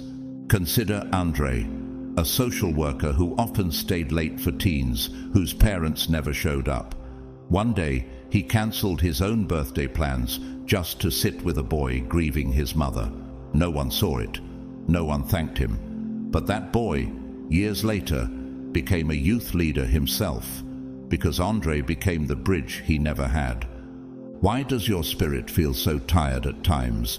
Because bridges aren't light bearers. They're weight carriers. You are absorbing not just emotions, but legacy trauma, and yet, despite the ache, you haven't collapsed. Despite being overlooked, you haven't withdrawn. Despite being underestimated, you haven't lost your anointing. Because you were built for this, fashioned by fire, hardened by heaven, grace anchored. Job, after enduring agony and abandonment, declared in Job 23:10, "But he knows the way that I take. When he has tested me, I will come forth as gold." The bridge isn't destroyed by the pressure, it's refined by it. You haven't been abandoned, you've been qualified. Your life doesn't scream, it steadies. Your presence doesn't push, it holds. You've been the unshakable in shaking seasons, the lighthouse in fog, the pause between breakdown and breakthrough. And while they didn't always notice what you were doing, heaven never stopped recording it. Layla, a former foster child turned trauma counselor, never received recognition for the countless hours she poured into women on the verge of relapse. But one night, a client who had tried to take her own life returned, not just sober, but smiling. She said, "You didn't heal me. You held me until I could heal. That's what bridges do." What if your purpose isn't to be seen, but to be crossed over? What if you were never meant to stand in the spotlight, but to hold the foundation for someone else's rise? What if being walked on hasn't weakened you? It has deepened your capacity. The roots of the mangrove tree remain submerged in salt water, filtering toxicity so the tree above can thrive. Your spirit has done the same, absorbing generational dysfunction, purifying it in prayer, and allowing something new to grow where rot once ruled. You are both filter and foundation, and your existence has shifted atmospheres. Jesus was walked on by betrayal, pierced by injustice, and crowned with mockery. But the grave couldn't hold him, and just like him, you will rise, not as a victim, but as a vessel. Could it be that your deepest heartbreak is the very place God is building a highway for healing? Could it be that you were chosen not to escape pain, but to transfigure it into possibility? So even when they overlook you, hold steady. Even when they cross over without gratitude, remain grounded, because your obedience has built a place where future generations will walk with ease. And one day, they'll call it legacy, they'll call it grace, they'll call it favor, but heaven will call it you. But you never collapsed, not because you weren't tired, but because your strength was never sourced from attention. It was anchored in assignment. You didn't endure because you were applauded. You endured because you were anointed. Your foundation wasn't built on validation, it was built on obedience. God didn't choose the visible, He chose the available. And you, yes, you, were chosen to hold space that would have crushed others. They saw you as nice. Heaven saw you as necessary. They assumed your silence was submission, but God knew it was strategy. While others mistook your calm for softness, angels recognized your position in the battlefield.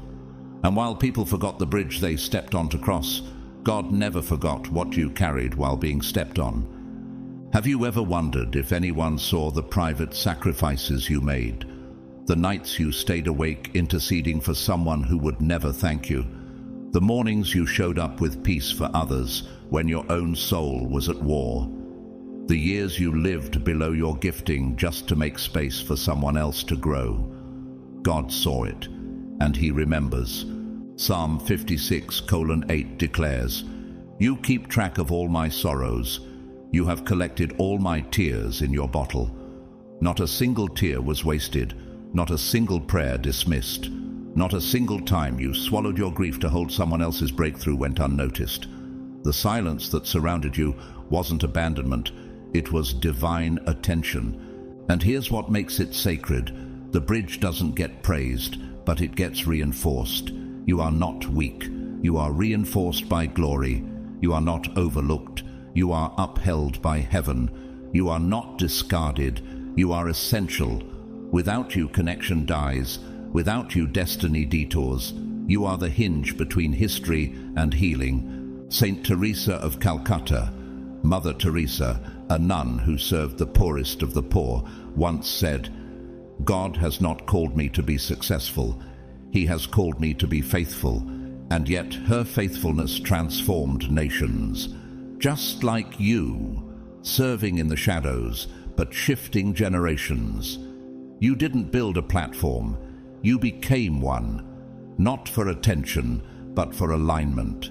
Milan, a quiet janitor at a youth center, prayed over every room he cleaned. Kids never knew, staff never noticed. But over the years, revival broke out among the teens, and no one could explain why, except heaven could. Because a man carried revival through his broom, not his voice. His intercession held open the heavens. That's what you've done. Why have you felt like the background character in everyone's breakthrough? Why have you questioned your worth when your fruit is flourishing in others? Because bridges aren't built for applause, they're built for impact. And your life has made the impossible possible, for people who didn't have the faith to get there alone. You are the reason someone healed without knowing why. You are the reason the atmosphere shifted. You are the reason the cycle broke. Your quiet obedience thundered in the unseen. And while your name may not be on the building, your essence is in the foundation. You are the priesthood of the invisible, the prophet of the in-between. David said in 2 Samuel 22:33, "It is God who arms me with strength and keeps my way secure." That is what He's done for you, fortified you beyond what others could carry. And while they thought you were background, heaven declared you backbone. The movement didn't begin when it was seen. It began when you said yes. Talia, a nurse who prayed over every patient before surgery, never once received credit. But patients reported supernatural peace even before anesthesia. One woman who faced death saw Talia's face in a dream and said, "You stood between me and the dark." That's what bridges do. They don't block, they bless. What if your whole life has been a hidden altar? What if the invisible weight you've carried is what's been holding the visible world together? What if your tears, your tension, your long suffering have become the soil for someone else's safety?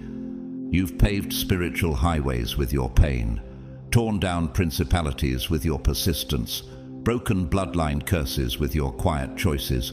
And no, you didn't get the platform, you didn't get the recognition, but you got the authority. And now, heaven is whispering, the bridge is about to cross too. You are the connection point between ancient pain and coming promise. And what God is building through you cannot collapse because it wasn't constructed by applause. It was forged by fire, cemented in trust, engineered by eternity. Every step you've held, every soul you've carried, every room you entered as a stabilizer, it was all seen, all recorded, all reverenced. The butterfly does not remember the cocoon as failure. It remembers it as formation. You too are being called forward, not just as one who carries, but as one who now crosses, into your promise, into your portion, into your peace. So even if they don't see you, heaven does. Even if they don't thank you, heaven will.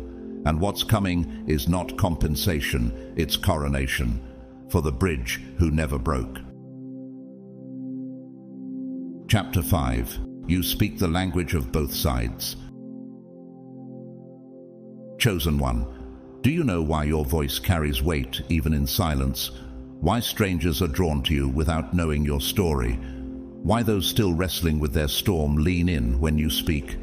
It's because you are bilingual in the spirit. You speak the language of both realms, pain and prophecy, bondage and breakthrough, the storm and the stillness. You're fluent in suffering, but you're also fluent in strategy. That dual fluency is rare. It's not charisma, it's calling. You've lived under oppression, but you dream with architectural clarity. You've walked through the fire and still designed a path out of it for others. You've sat in the darkness long enough to learn its dialect, but you never let it steal your light. Why do you think your presence shifts rooms even before you speak? Because you're carrying both memory and mandate. Your scars speak before your words ever arrive. Moses understood this. Raised in Pharaoh's palace, yet born of Hebrew blood, he lived in two worlds. He knew the codes of power, but felt the ache of his people. That dual experience wasn't confusion, it was qualification. Exodus 3:10 records. God's charge, so now go. I am sending you to Pharaoh to bring my people, the Israelites, out of Egypt. Moses could confront Egypt because he once lived there. You too can speak into systems because you've survived them. Have you ever wondered why your testimony has layers others can't trace? Why your words sometimes carry healing that even you didn't intend? It's because God allowed you to live through both the pit and the promise. You didn't just memorize scripture, you've embodied it. Psalm 119:71 says, "It was good for me to be afflicted so that I might learn your decrees." You didn't read your wisdom, you bled for it. You've tasted survival's bitterness, but now you carry heaven's strategy. You've sat in hospital waiting rooms, therapy chairs, courtroom benches, and you walked out holding blueprints. Blueprints for freedom, blueprints for wholeness. You speak from both the tear-soaked floor and the throne room. Dr. Brené Brown, a research professor and author known for her work on vulnerability, once said, "Maybe stories are just data with a soul." That's what your life is, soul data. An archive of pain turned into purpose. A narrative forged in fire, but redeemed in glory. You're not just a voice of scripture. You're the echo of survival. You've had to declare healing over your body while still in pain. You've had to intercede for others while your own faith was flickering. You didn't learn faith from books. You learned it in the furnace. Malik, a former inmate turned youth mentor, once said to a teen on the verge of gang life, "I know that corner you sleep on, but I also know what's beyond it." The boy broke down in tears. Why? Because Malik didn't letter from a distance. He translated from experience. That's what you do. You translate pain into purpose. You don't preach down, you pull up. Why do people open up to you within minutes? Why do you feel emotions you haven't lived firsthand? Because your spirit remembers. Your soul is wired with codes from both wilderness and promised land. You know how to grieve and how to build, how to empathize and how to elevate. You are both soft and solid, both shelter and sword.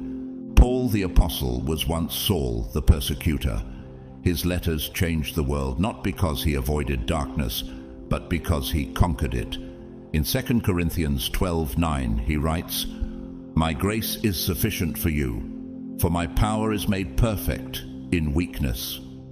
You've learned that grace not just as a concept, but as a lifeline. You didn't just encounter mercy, you collapsed into it. You've been trusted with holy tension, the ability to reach back without judgment because you remember the confusion, but also the boldness to call others forward because you've glimpsed the glory. You are fluent in trauma and testimony. You can translate the language of depression without drowning in it. You can speak peace to panic because you've lived both. Sophia, a woman who lost her child and later became a grief counselor, once said, "I stopped trying to explain pain and started becoming a place where it could rest." That's your calling. You're not just speaking into people's lives. You are the sacred space where pain and purpose collide. Could it be that your greatest ministry isn't on a stage, but in the way your voice wraps around someone's sorrow? Could it be that what makes you powerful is not your perfection, but your presence in broken places? The ocean sings both silence and storm. So do you. You know how to whisper peace in chaos and roar truth into confusion. You carry divine paradox. You are equally messenger and memory. Heaven chose you to walk through both sides, not to break you, but to equip you. You were never meant to fit a single language. You were made to interpret heaven to earth and pain to promise. And that's why darkness fears your voice, because it carries history and healing. It carries the grief of generations and the glory of what's to come. You are the spiritual translator, the one who listens beyond words and speaks beyond noise. You're the bridge not only between people, but between timelines, between what was shackled and what is free, between systems built on performance and encounters soaked in presence. You don't just quote revelation, you embody it. You don't just recite truth, you decode it for the broken-hearted. Have you noticed how people often say, "I've never told anyone this before," in your presence? That's not coincidence. That's anointing. That's divine permission resting on your voice. You help people name what they never had language for.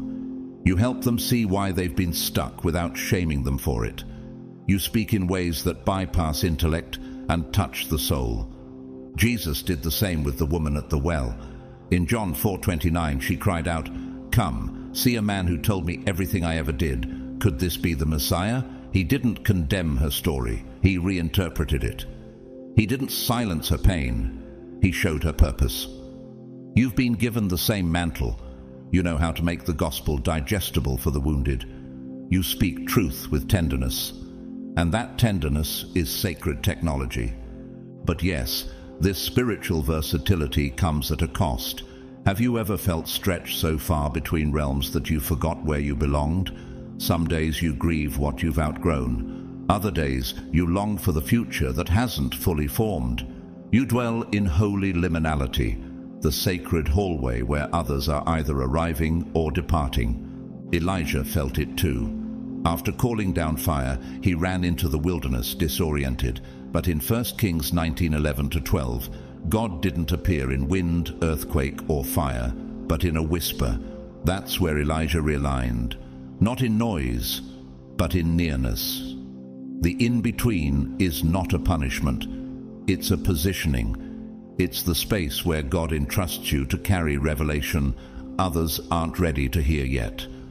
Father Richard Rohr, Franciscan priest and spiritual author, once said, "You cannot heal what you do not first acknowledge."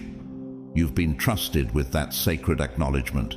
You don't tell people to move on. You help them move through. You don't give surface answers. You sit in sacred tension until truth begins to unfold. Consider Emmanuel, a trauma-informed school counselor who once told a teenage girl, "I don't need you to smile. I just need you to breathe. You're allowed to feel here." That sentence changed her life. She later said, "He spoke safety into my fear." That's what you do. You speak sanctuary into sorrow. You bring clarity to confusion. You offer language to the voiceless. Why do your words feel like memory to those who hear them? Why does your presence feel like home to people who are strangers?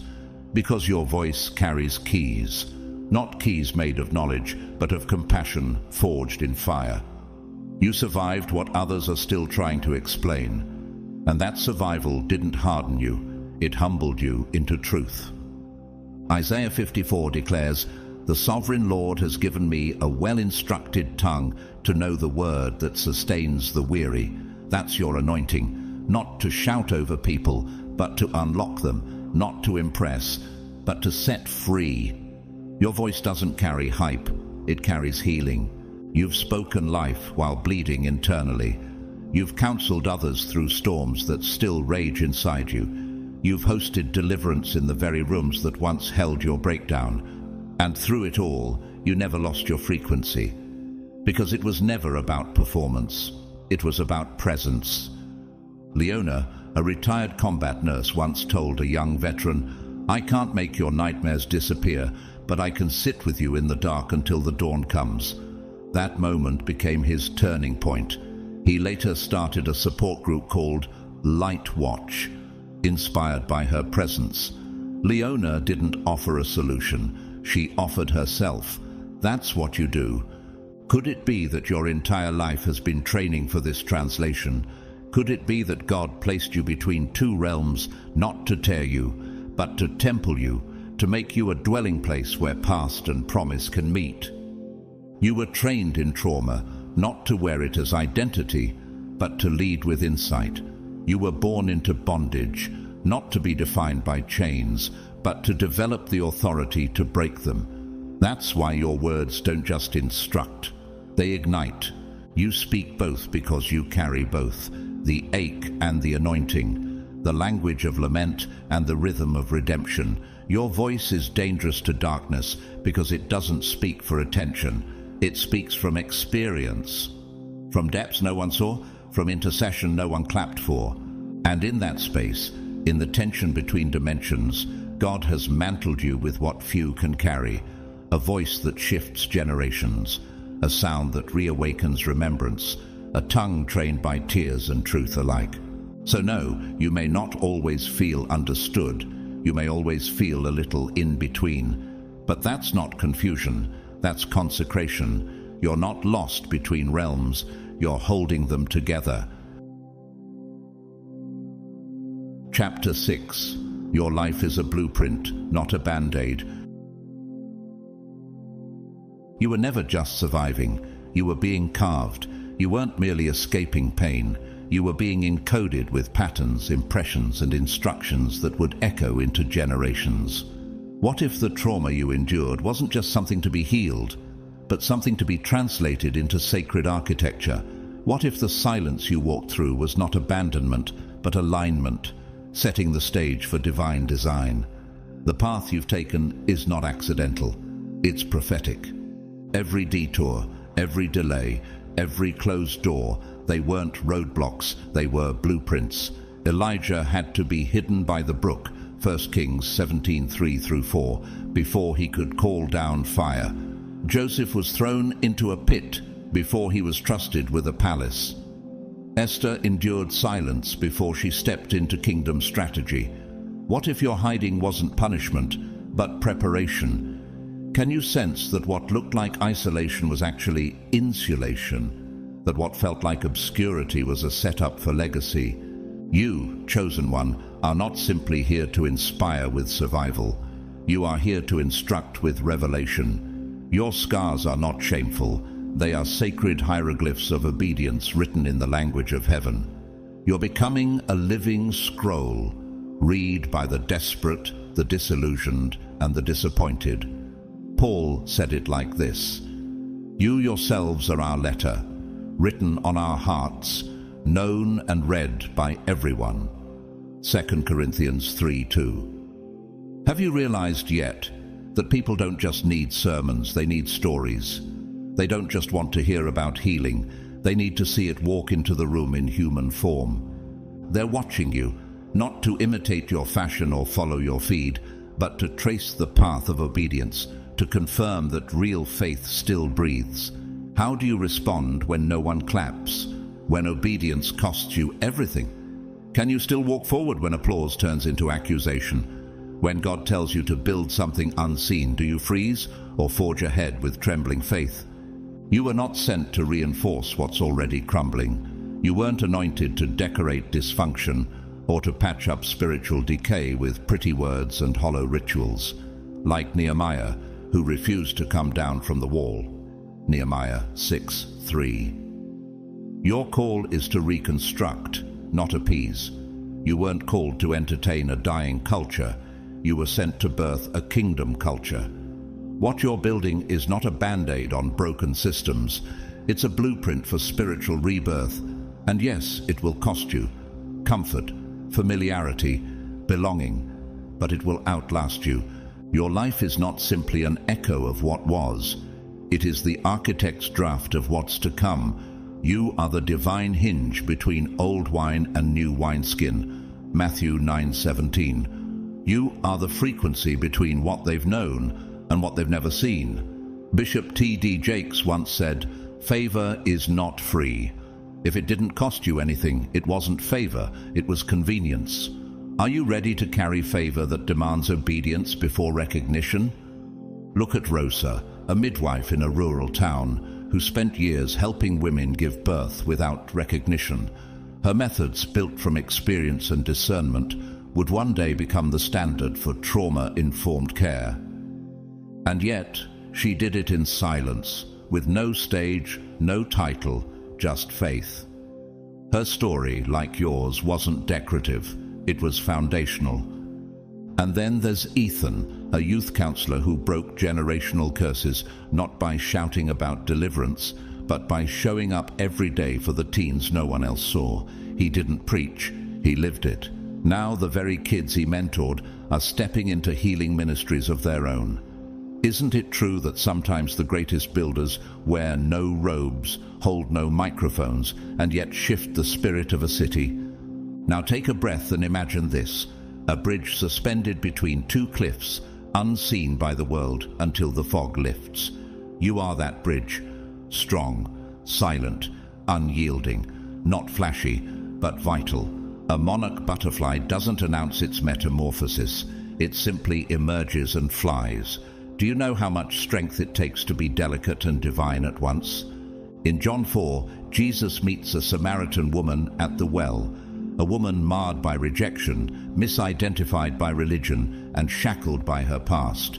And yet, after one conversation, she becomes the very mouthpiece that awakens a village. That moment wasn't accidental, it was architectural. Do you see it now? You too are called to become a bridge between broken pasts and prophetic futures. You are modeling what healed leadership looks like, not leadership that controls but cultivates, not presence that intimidates but elevates. Your life demonstrates how power can walk softly, how truth can be wrapped in grace, and how divine clarity can dismantle decades of confusion. Isaiah 58:12 says, "You shall be called the repairer of the breach, the restorer of streets to dwell in." Have you noticed the cracks in your generation's foundations? Could it be because you were born to repair them?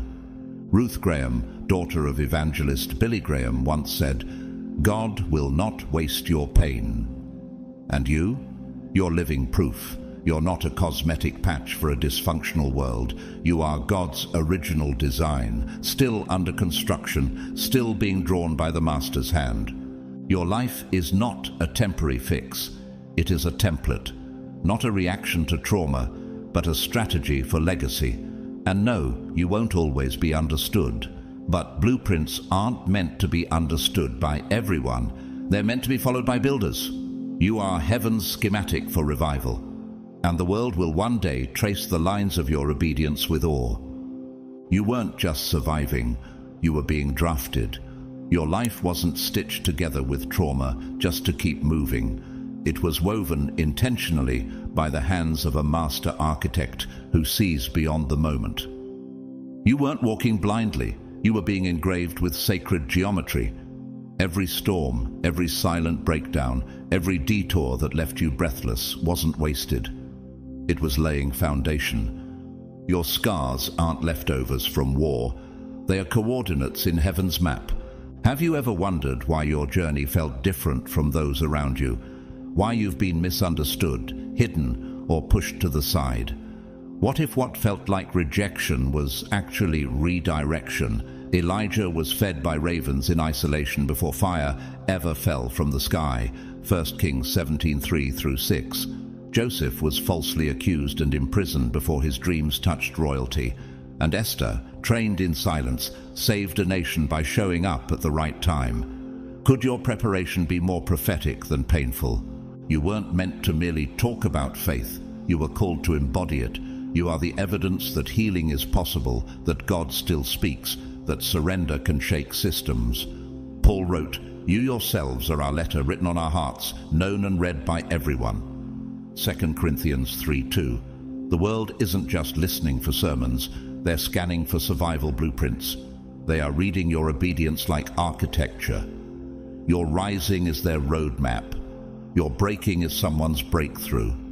But make no mistake, you're not just here to encourage, you're here to rebuild. Like Nehemiah, you're being asked to restore what others walked away from. Nehemiah 2:17. You weren't sent to patch old wineskins. You were anointed to introduce something unrecognizable. You're not a product of dysfunction. You're the prototype of divine clarity. You are not decoration. You are design. Pope Francis, a man reshaping how the world sees mercy and leadership, once said, "A shepherd should smell like his sheep." You weren't sent to float above pain, but to stand in it, speak through it, and show the way out.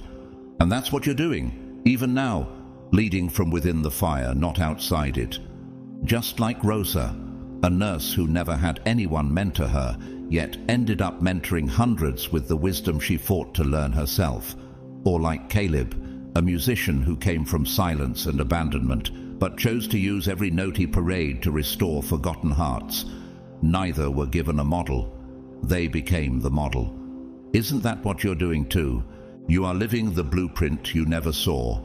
You are walking a path no one handed you. Do you feel the weight of that? Not in despair, but in glory. Every time you obey without applause, you draw another line in the divine draft. Every quiet, yes.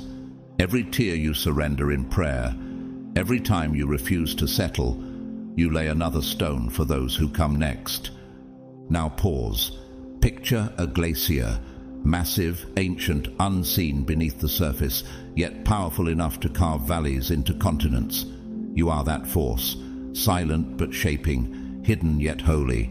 Do you realize how radical it is to move slowly and still transform everything in your path? When the Samaritan woman met Jesus in John 4, she wasn't a leader, a priest, or a scholar. She was broken, misjudged, dismissed. Yet she became the messenger to her entire village after one encounter. Her shame became her sermon. Her rejection became her reach. You too are being transformed mid-story. And that transformation is not just personal, it's architectural. You're not just healing for yourself, you're healing for bloodlines. You're breaking cycles with every decision to forgive, to confront, to rise again. Isaiah 58:12 says, "You will be called the repairer of the breach, the restorer of streets to dwell in." That's not poetry, it's assignment. Have you noticed that your life keeps pressing into places others avoid?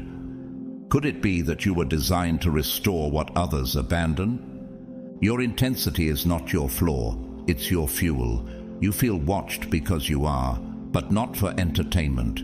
You're being studied by those who've never seen obedience without ego.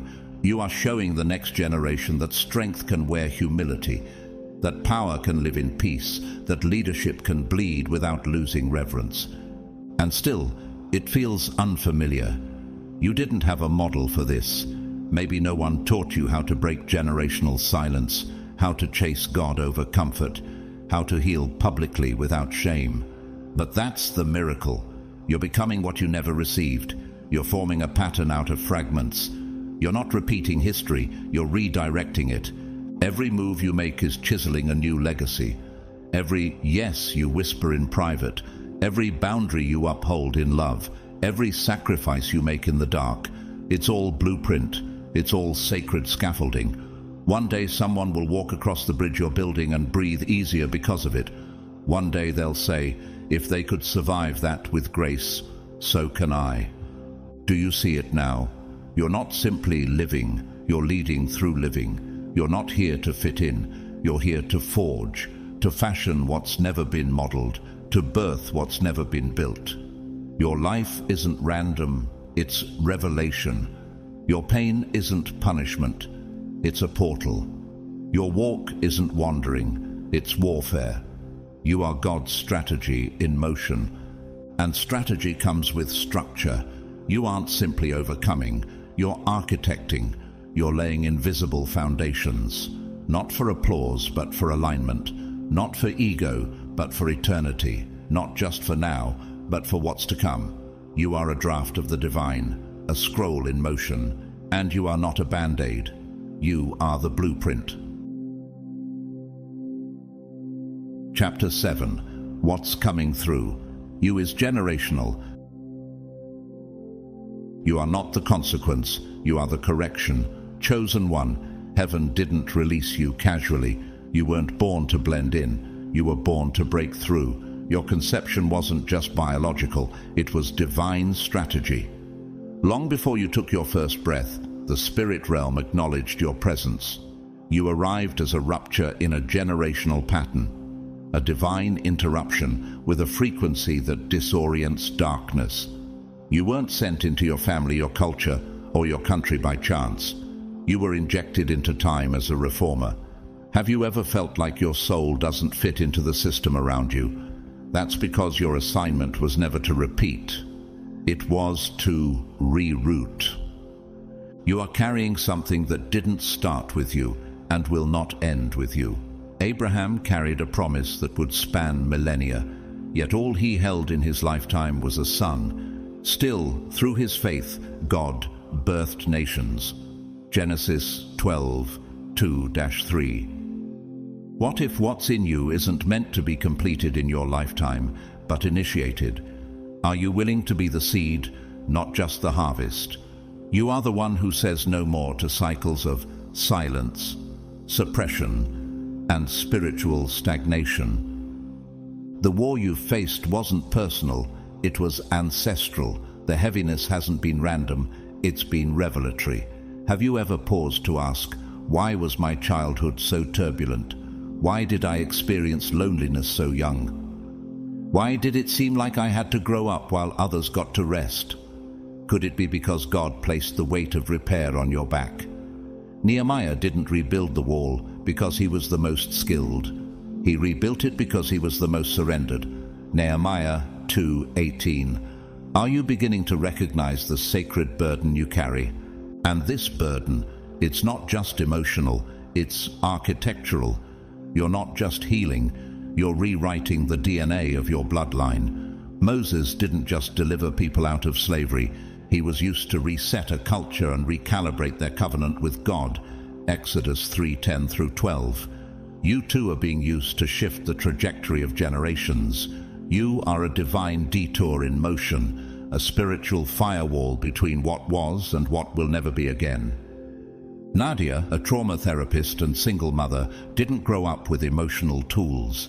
Raised in a home where pain was buried and emotions were mocked, she had every reason to pass down the same cycles. But she chose confrontation over comfort. Her daughter now speaks openly, prays boldly, and has never known the weight of shame her mother carried. Nadia didn't just survive, she sanctified her bloodline. And Malik, an ex-gang member turned youth pastor, never saw a real father figure. No blueprint, no encouragement. But the fire in him to protect the next generation grew louder than the noise of his past. Today he walks the same streets he once bled on, this time with authority and compassion. He didn't inherit a legacy, he became one. Do you see it yet? You are not merely living. You are carrying a vault of futures inside you. Like a riverbed carved by ancient waters, your soul holds memories from your lineage that are now being transformed into movement. You will be called the repairer of the breach, says Isaiah 58:12, the restorer of streets to dwell in. That isn't metaphor, that's mantle. Why does your spirit feel like it's always in labor? Why do you cry in rooms where others laugh? Why do you discern truth before it's spoken? Because the prophetic isn't always about what you say, it's about what you carry. You're not a mirror of dysfunction. You're a womb for what's never been birthed. You weren't called to survive trauma. You were commissioned to terminate its timeline. Poet and activist Maya Angelou once said, "I come as one, but I stand as 10,000. You, chosen one, are standing with the prayers of grandmothers who couldn't read, with the sighs of men who couldn't speak. Your obedience today becomes the language your descendants will live in. And even if they never know your name, they will inherit your clarity. The pain wasn't punishment, it was purification. The silence wasn't abandonment, it was incubation. The pressure wasn't random, it was preservation. And what's emerging now isn't reaction, it's reformation. Do you realize that you are heaven's strategy to reverse centuries of spiritual sabotage? Imagine a lone tree on a barren hill, with roots deep enough to draw water from forgotten aquifers. No rain for years, yet it stands, blooming out of season. That's you. You're not blooming because conditions are perfect. You are blooming because your roots are prophetic. And when others see fruit, they'll never guess the depth of your fight underground. And the best part, this isn't just about you. It never was. You are the channel through which God is redeeming memory and redefining legacy. You weren't just born, you were sent. And what's coming through you? It's holy, it's generational, it's irreversible. Your obedience is not for applause, it's for inheritance. Chosen one, your life is not a product of chance, it's a thread in a divine design. You were released into this world as a spiritual interruption. Anointed not to maintain the status quo, but to dismantle what no longer serves God's agenda.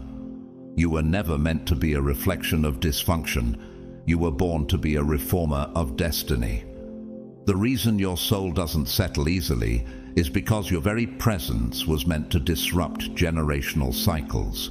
You carry a frequency that doesn't just resonate, it rewrites. Before you were formed in the womb, the heavens held a conversation about your assignment, Jeremiah 1:5. You were inserted into bloodlines with unfinished business, into cities with spiritual drought, into atmospheres desperately needing revival. What pulses inside of you is not simply personal, it is prophetic. What's rising in your spirit isn't just for now, it's for nations. Have you noticed how nothing ordinary satisfies you? That's because you were never sent to settle, you were sent to stir. Abraham received a promise he could hardly see fulfilled in his lifetime, but it was through his yes that multitudes were born. Genesis 22:17. His obedience became an altar for generations. Are you beginning to sense the weight of what your faith is building? You are not just making decisions, you are establishing blueprints that your descendants will follow. Every moment you choose to pray instead of panic, every act of surrender when fear wants to lead. Heaven documents it as a generational transaction. And yes, the warfare has been intense, the loneliness unexplainable, the tests seemingly endless, but they were not punishment, they were placement. Nehemiah was burdened not because of personal pain, but because of inherited ruins. Nehemiah 1:4. He wept for what others ignored. You too feel deeply, not because you're weak, but because you're wired for spiritual repair. The pressure wasn't crushing you, it was commissioning you. What's coming through you is not applause, influence, or performance. It's legacy. God is establishing through your life a system of blessing that will outlive your breath, like Moses, who led a generation out of bondage, and Joshua, who walked them into promise. You are both a deliverer and an establisher. Deuteronomy 34:9, Joshua 1:1-3. You are the bridge between two dimensions, the ending of bondage and the beginning of prophetic territory. You are not chasing success. You are carrying a scroll. You are not chasing relevance. You are fulfilling revelation. What you are birthing cannot be measured in social metrics. It will be measured in eternal fruit. Frida Kahlo, the iconic Mexican painter, once said, "I am my own muse." But you, chosen one, are something more. You are God's muse, shaped by pain, refined by fire, called by name. And Layla, a high school teacher in an underserved district, teaches children who've known more loss than laughter. She uses words like seeds and glances like balm. She may never stand on a stage, but her students, decades from now, will. Her classroom has become a holy ground for healing, and her hidden obedience is shifting entire neighborhoods. Like you, she didn't just enter a career, she entered a calling. Ezekiel was told to speak life into dry bones, not just for the sake of revival, but so a nation would remember who they were. Ezekiel 37:4-6. You too are prophesying not only with words, but with your walk. You're reminding generations that holiness is not outdated, that purity is not weakness, and that surrender is still a superpower. What you didn't retaliate for, God recorded. What you didn't compromise on, heaven remembered. What you built in silence will speak louder than 10,000 sermons. Have you ever wondered why your sacrifices felt invisible? Could it be because God was reserving the spotlight for your fruit, not your fight? Your loyalty in secret was louder than rebellion in public. You stayed faithful when shortcuts were offered. You stayed humble when pride would have been easier. You chose hidden obedience over visible ambition. And now heaven is opening doors that no man can shut. The righteous who walks in integrity, blessed are his children after him. Proverbs 27. Your character has created covering. Imagine a volcano, not the explosive kind, but one that has spent decades quietly building pressure beneath the earth. One day, without warning, it reshapes the entire landscape. That's you. You are not erupting with noise. You are reforming with force. The tremors of your obedience will be felt in rooms you never enter, in voices you never meet, in legacies you'll never see fully, but they will exist because you stood. And now, chosen one, you're stepping into the fulfillment of every yes no one clapped for, every tear sown in secret, every boundary kept without applause. You are about to witness what generational fruit tastes like. You are not the end. You are the new beginning. You are not the echo. You are the thunder. What's coming through you will shake foundations and build sanctuaries. You didn't just survive the fire. You became the flame. Chosen one, if there's one truth I pray sinks deep into your spirit today, it is this. You are not a pause in your bloodline. You are God's punctuation mark. What tried to remain hidden through generations has now been exposed through your clarity. What was too heavy for your ancestors has been lifted through your surrender. What was never spoken before has now been declared through your obedience. You are not the residue of broken patterns. You are the righteous interruption heaven ordained to rewrite the storyline. You may have questioned why your life felt so heavy, why the warfare was so generational, why silence surrounded your calling, but now you know. You were not just chosen to survive, you were chosen to redirect destiny. You didn't just walk out of bondage, you walked into blueprint. You didn't just carry hope, you became the container of inheritance. What you've birthed in tears will bless those you may never meet. What you've built in silence will speak louder than sermons. And what you've said no to in private has unlocked a holy yes for your children's children. So don't back down. Don't water down what heaven has called you to carry. Your legacy is not meant to impress, it's meant to transform. You may not see every fruit in your lifetime, but you are planting orchards that will feed generations. You are both the prophecy fulfilled and the prophecy initiated, and the sound of what's coming through you will echo beyond time. If this message stirred something in you, if it pierced through the fog and reminded you who you are, I invite you to take part in this divine movement. Tap like, so the algorithm knows others are hungry for truth. Share this word with someone carrying generational weight in silence. Comment below and speak life. What cycle are you breaking? What legacy are you birthing? And if this resonates with your soul, don't forget to subscribe and turn on the notification bell so you never miss what heaven is releasing here. This space is not just a channel, it's a consecrated altar of awakening. To each one of you who supported this message, whether through a super thanks or simply by offering your presence and sacred attention, I see you. I honor you. You didn't just watch this, you received it. And when you receive what heaven sends, the transformation begins in places no one else can see. So now, I speak this blessing over your life. May every buried seed burst into a pointed harvest. May the generational battles you fought in secret produce public favor you don't have room to contain. May your voice thunder with clarity, even when the world tries to silence you.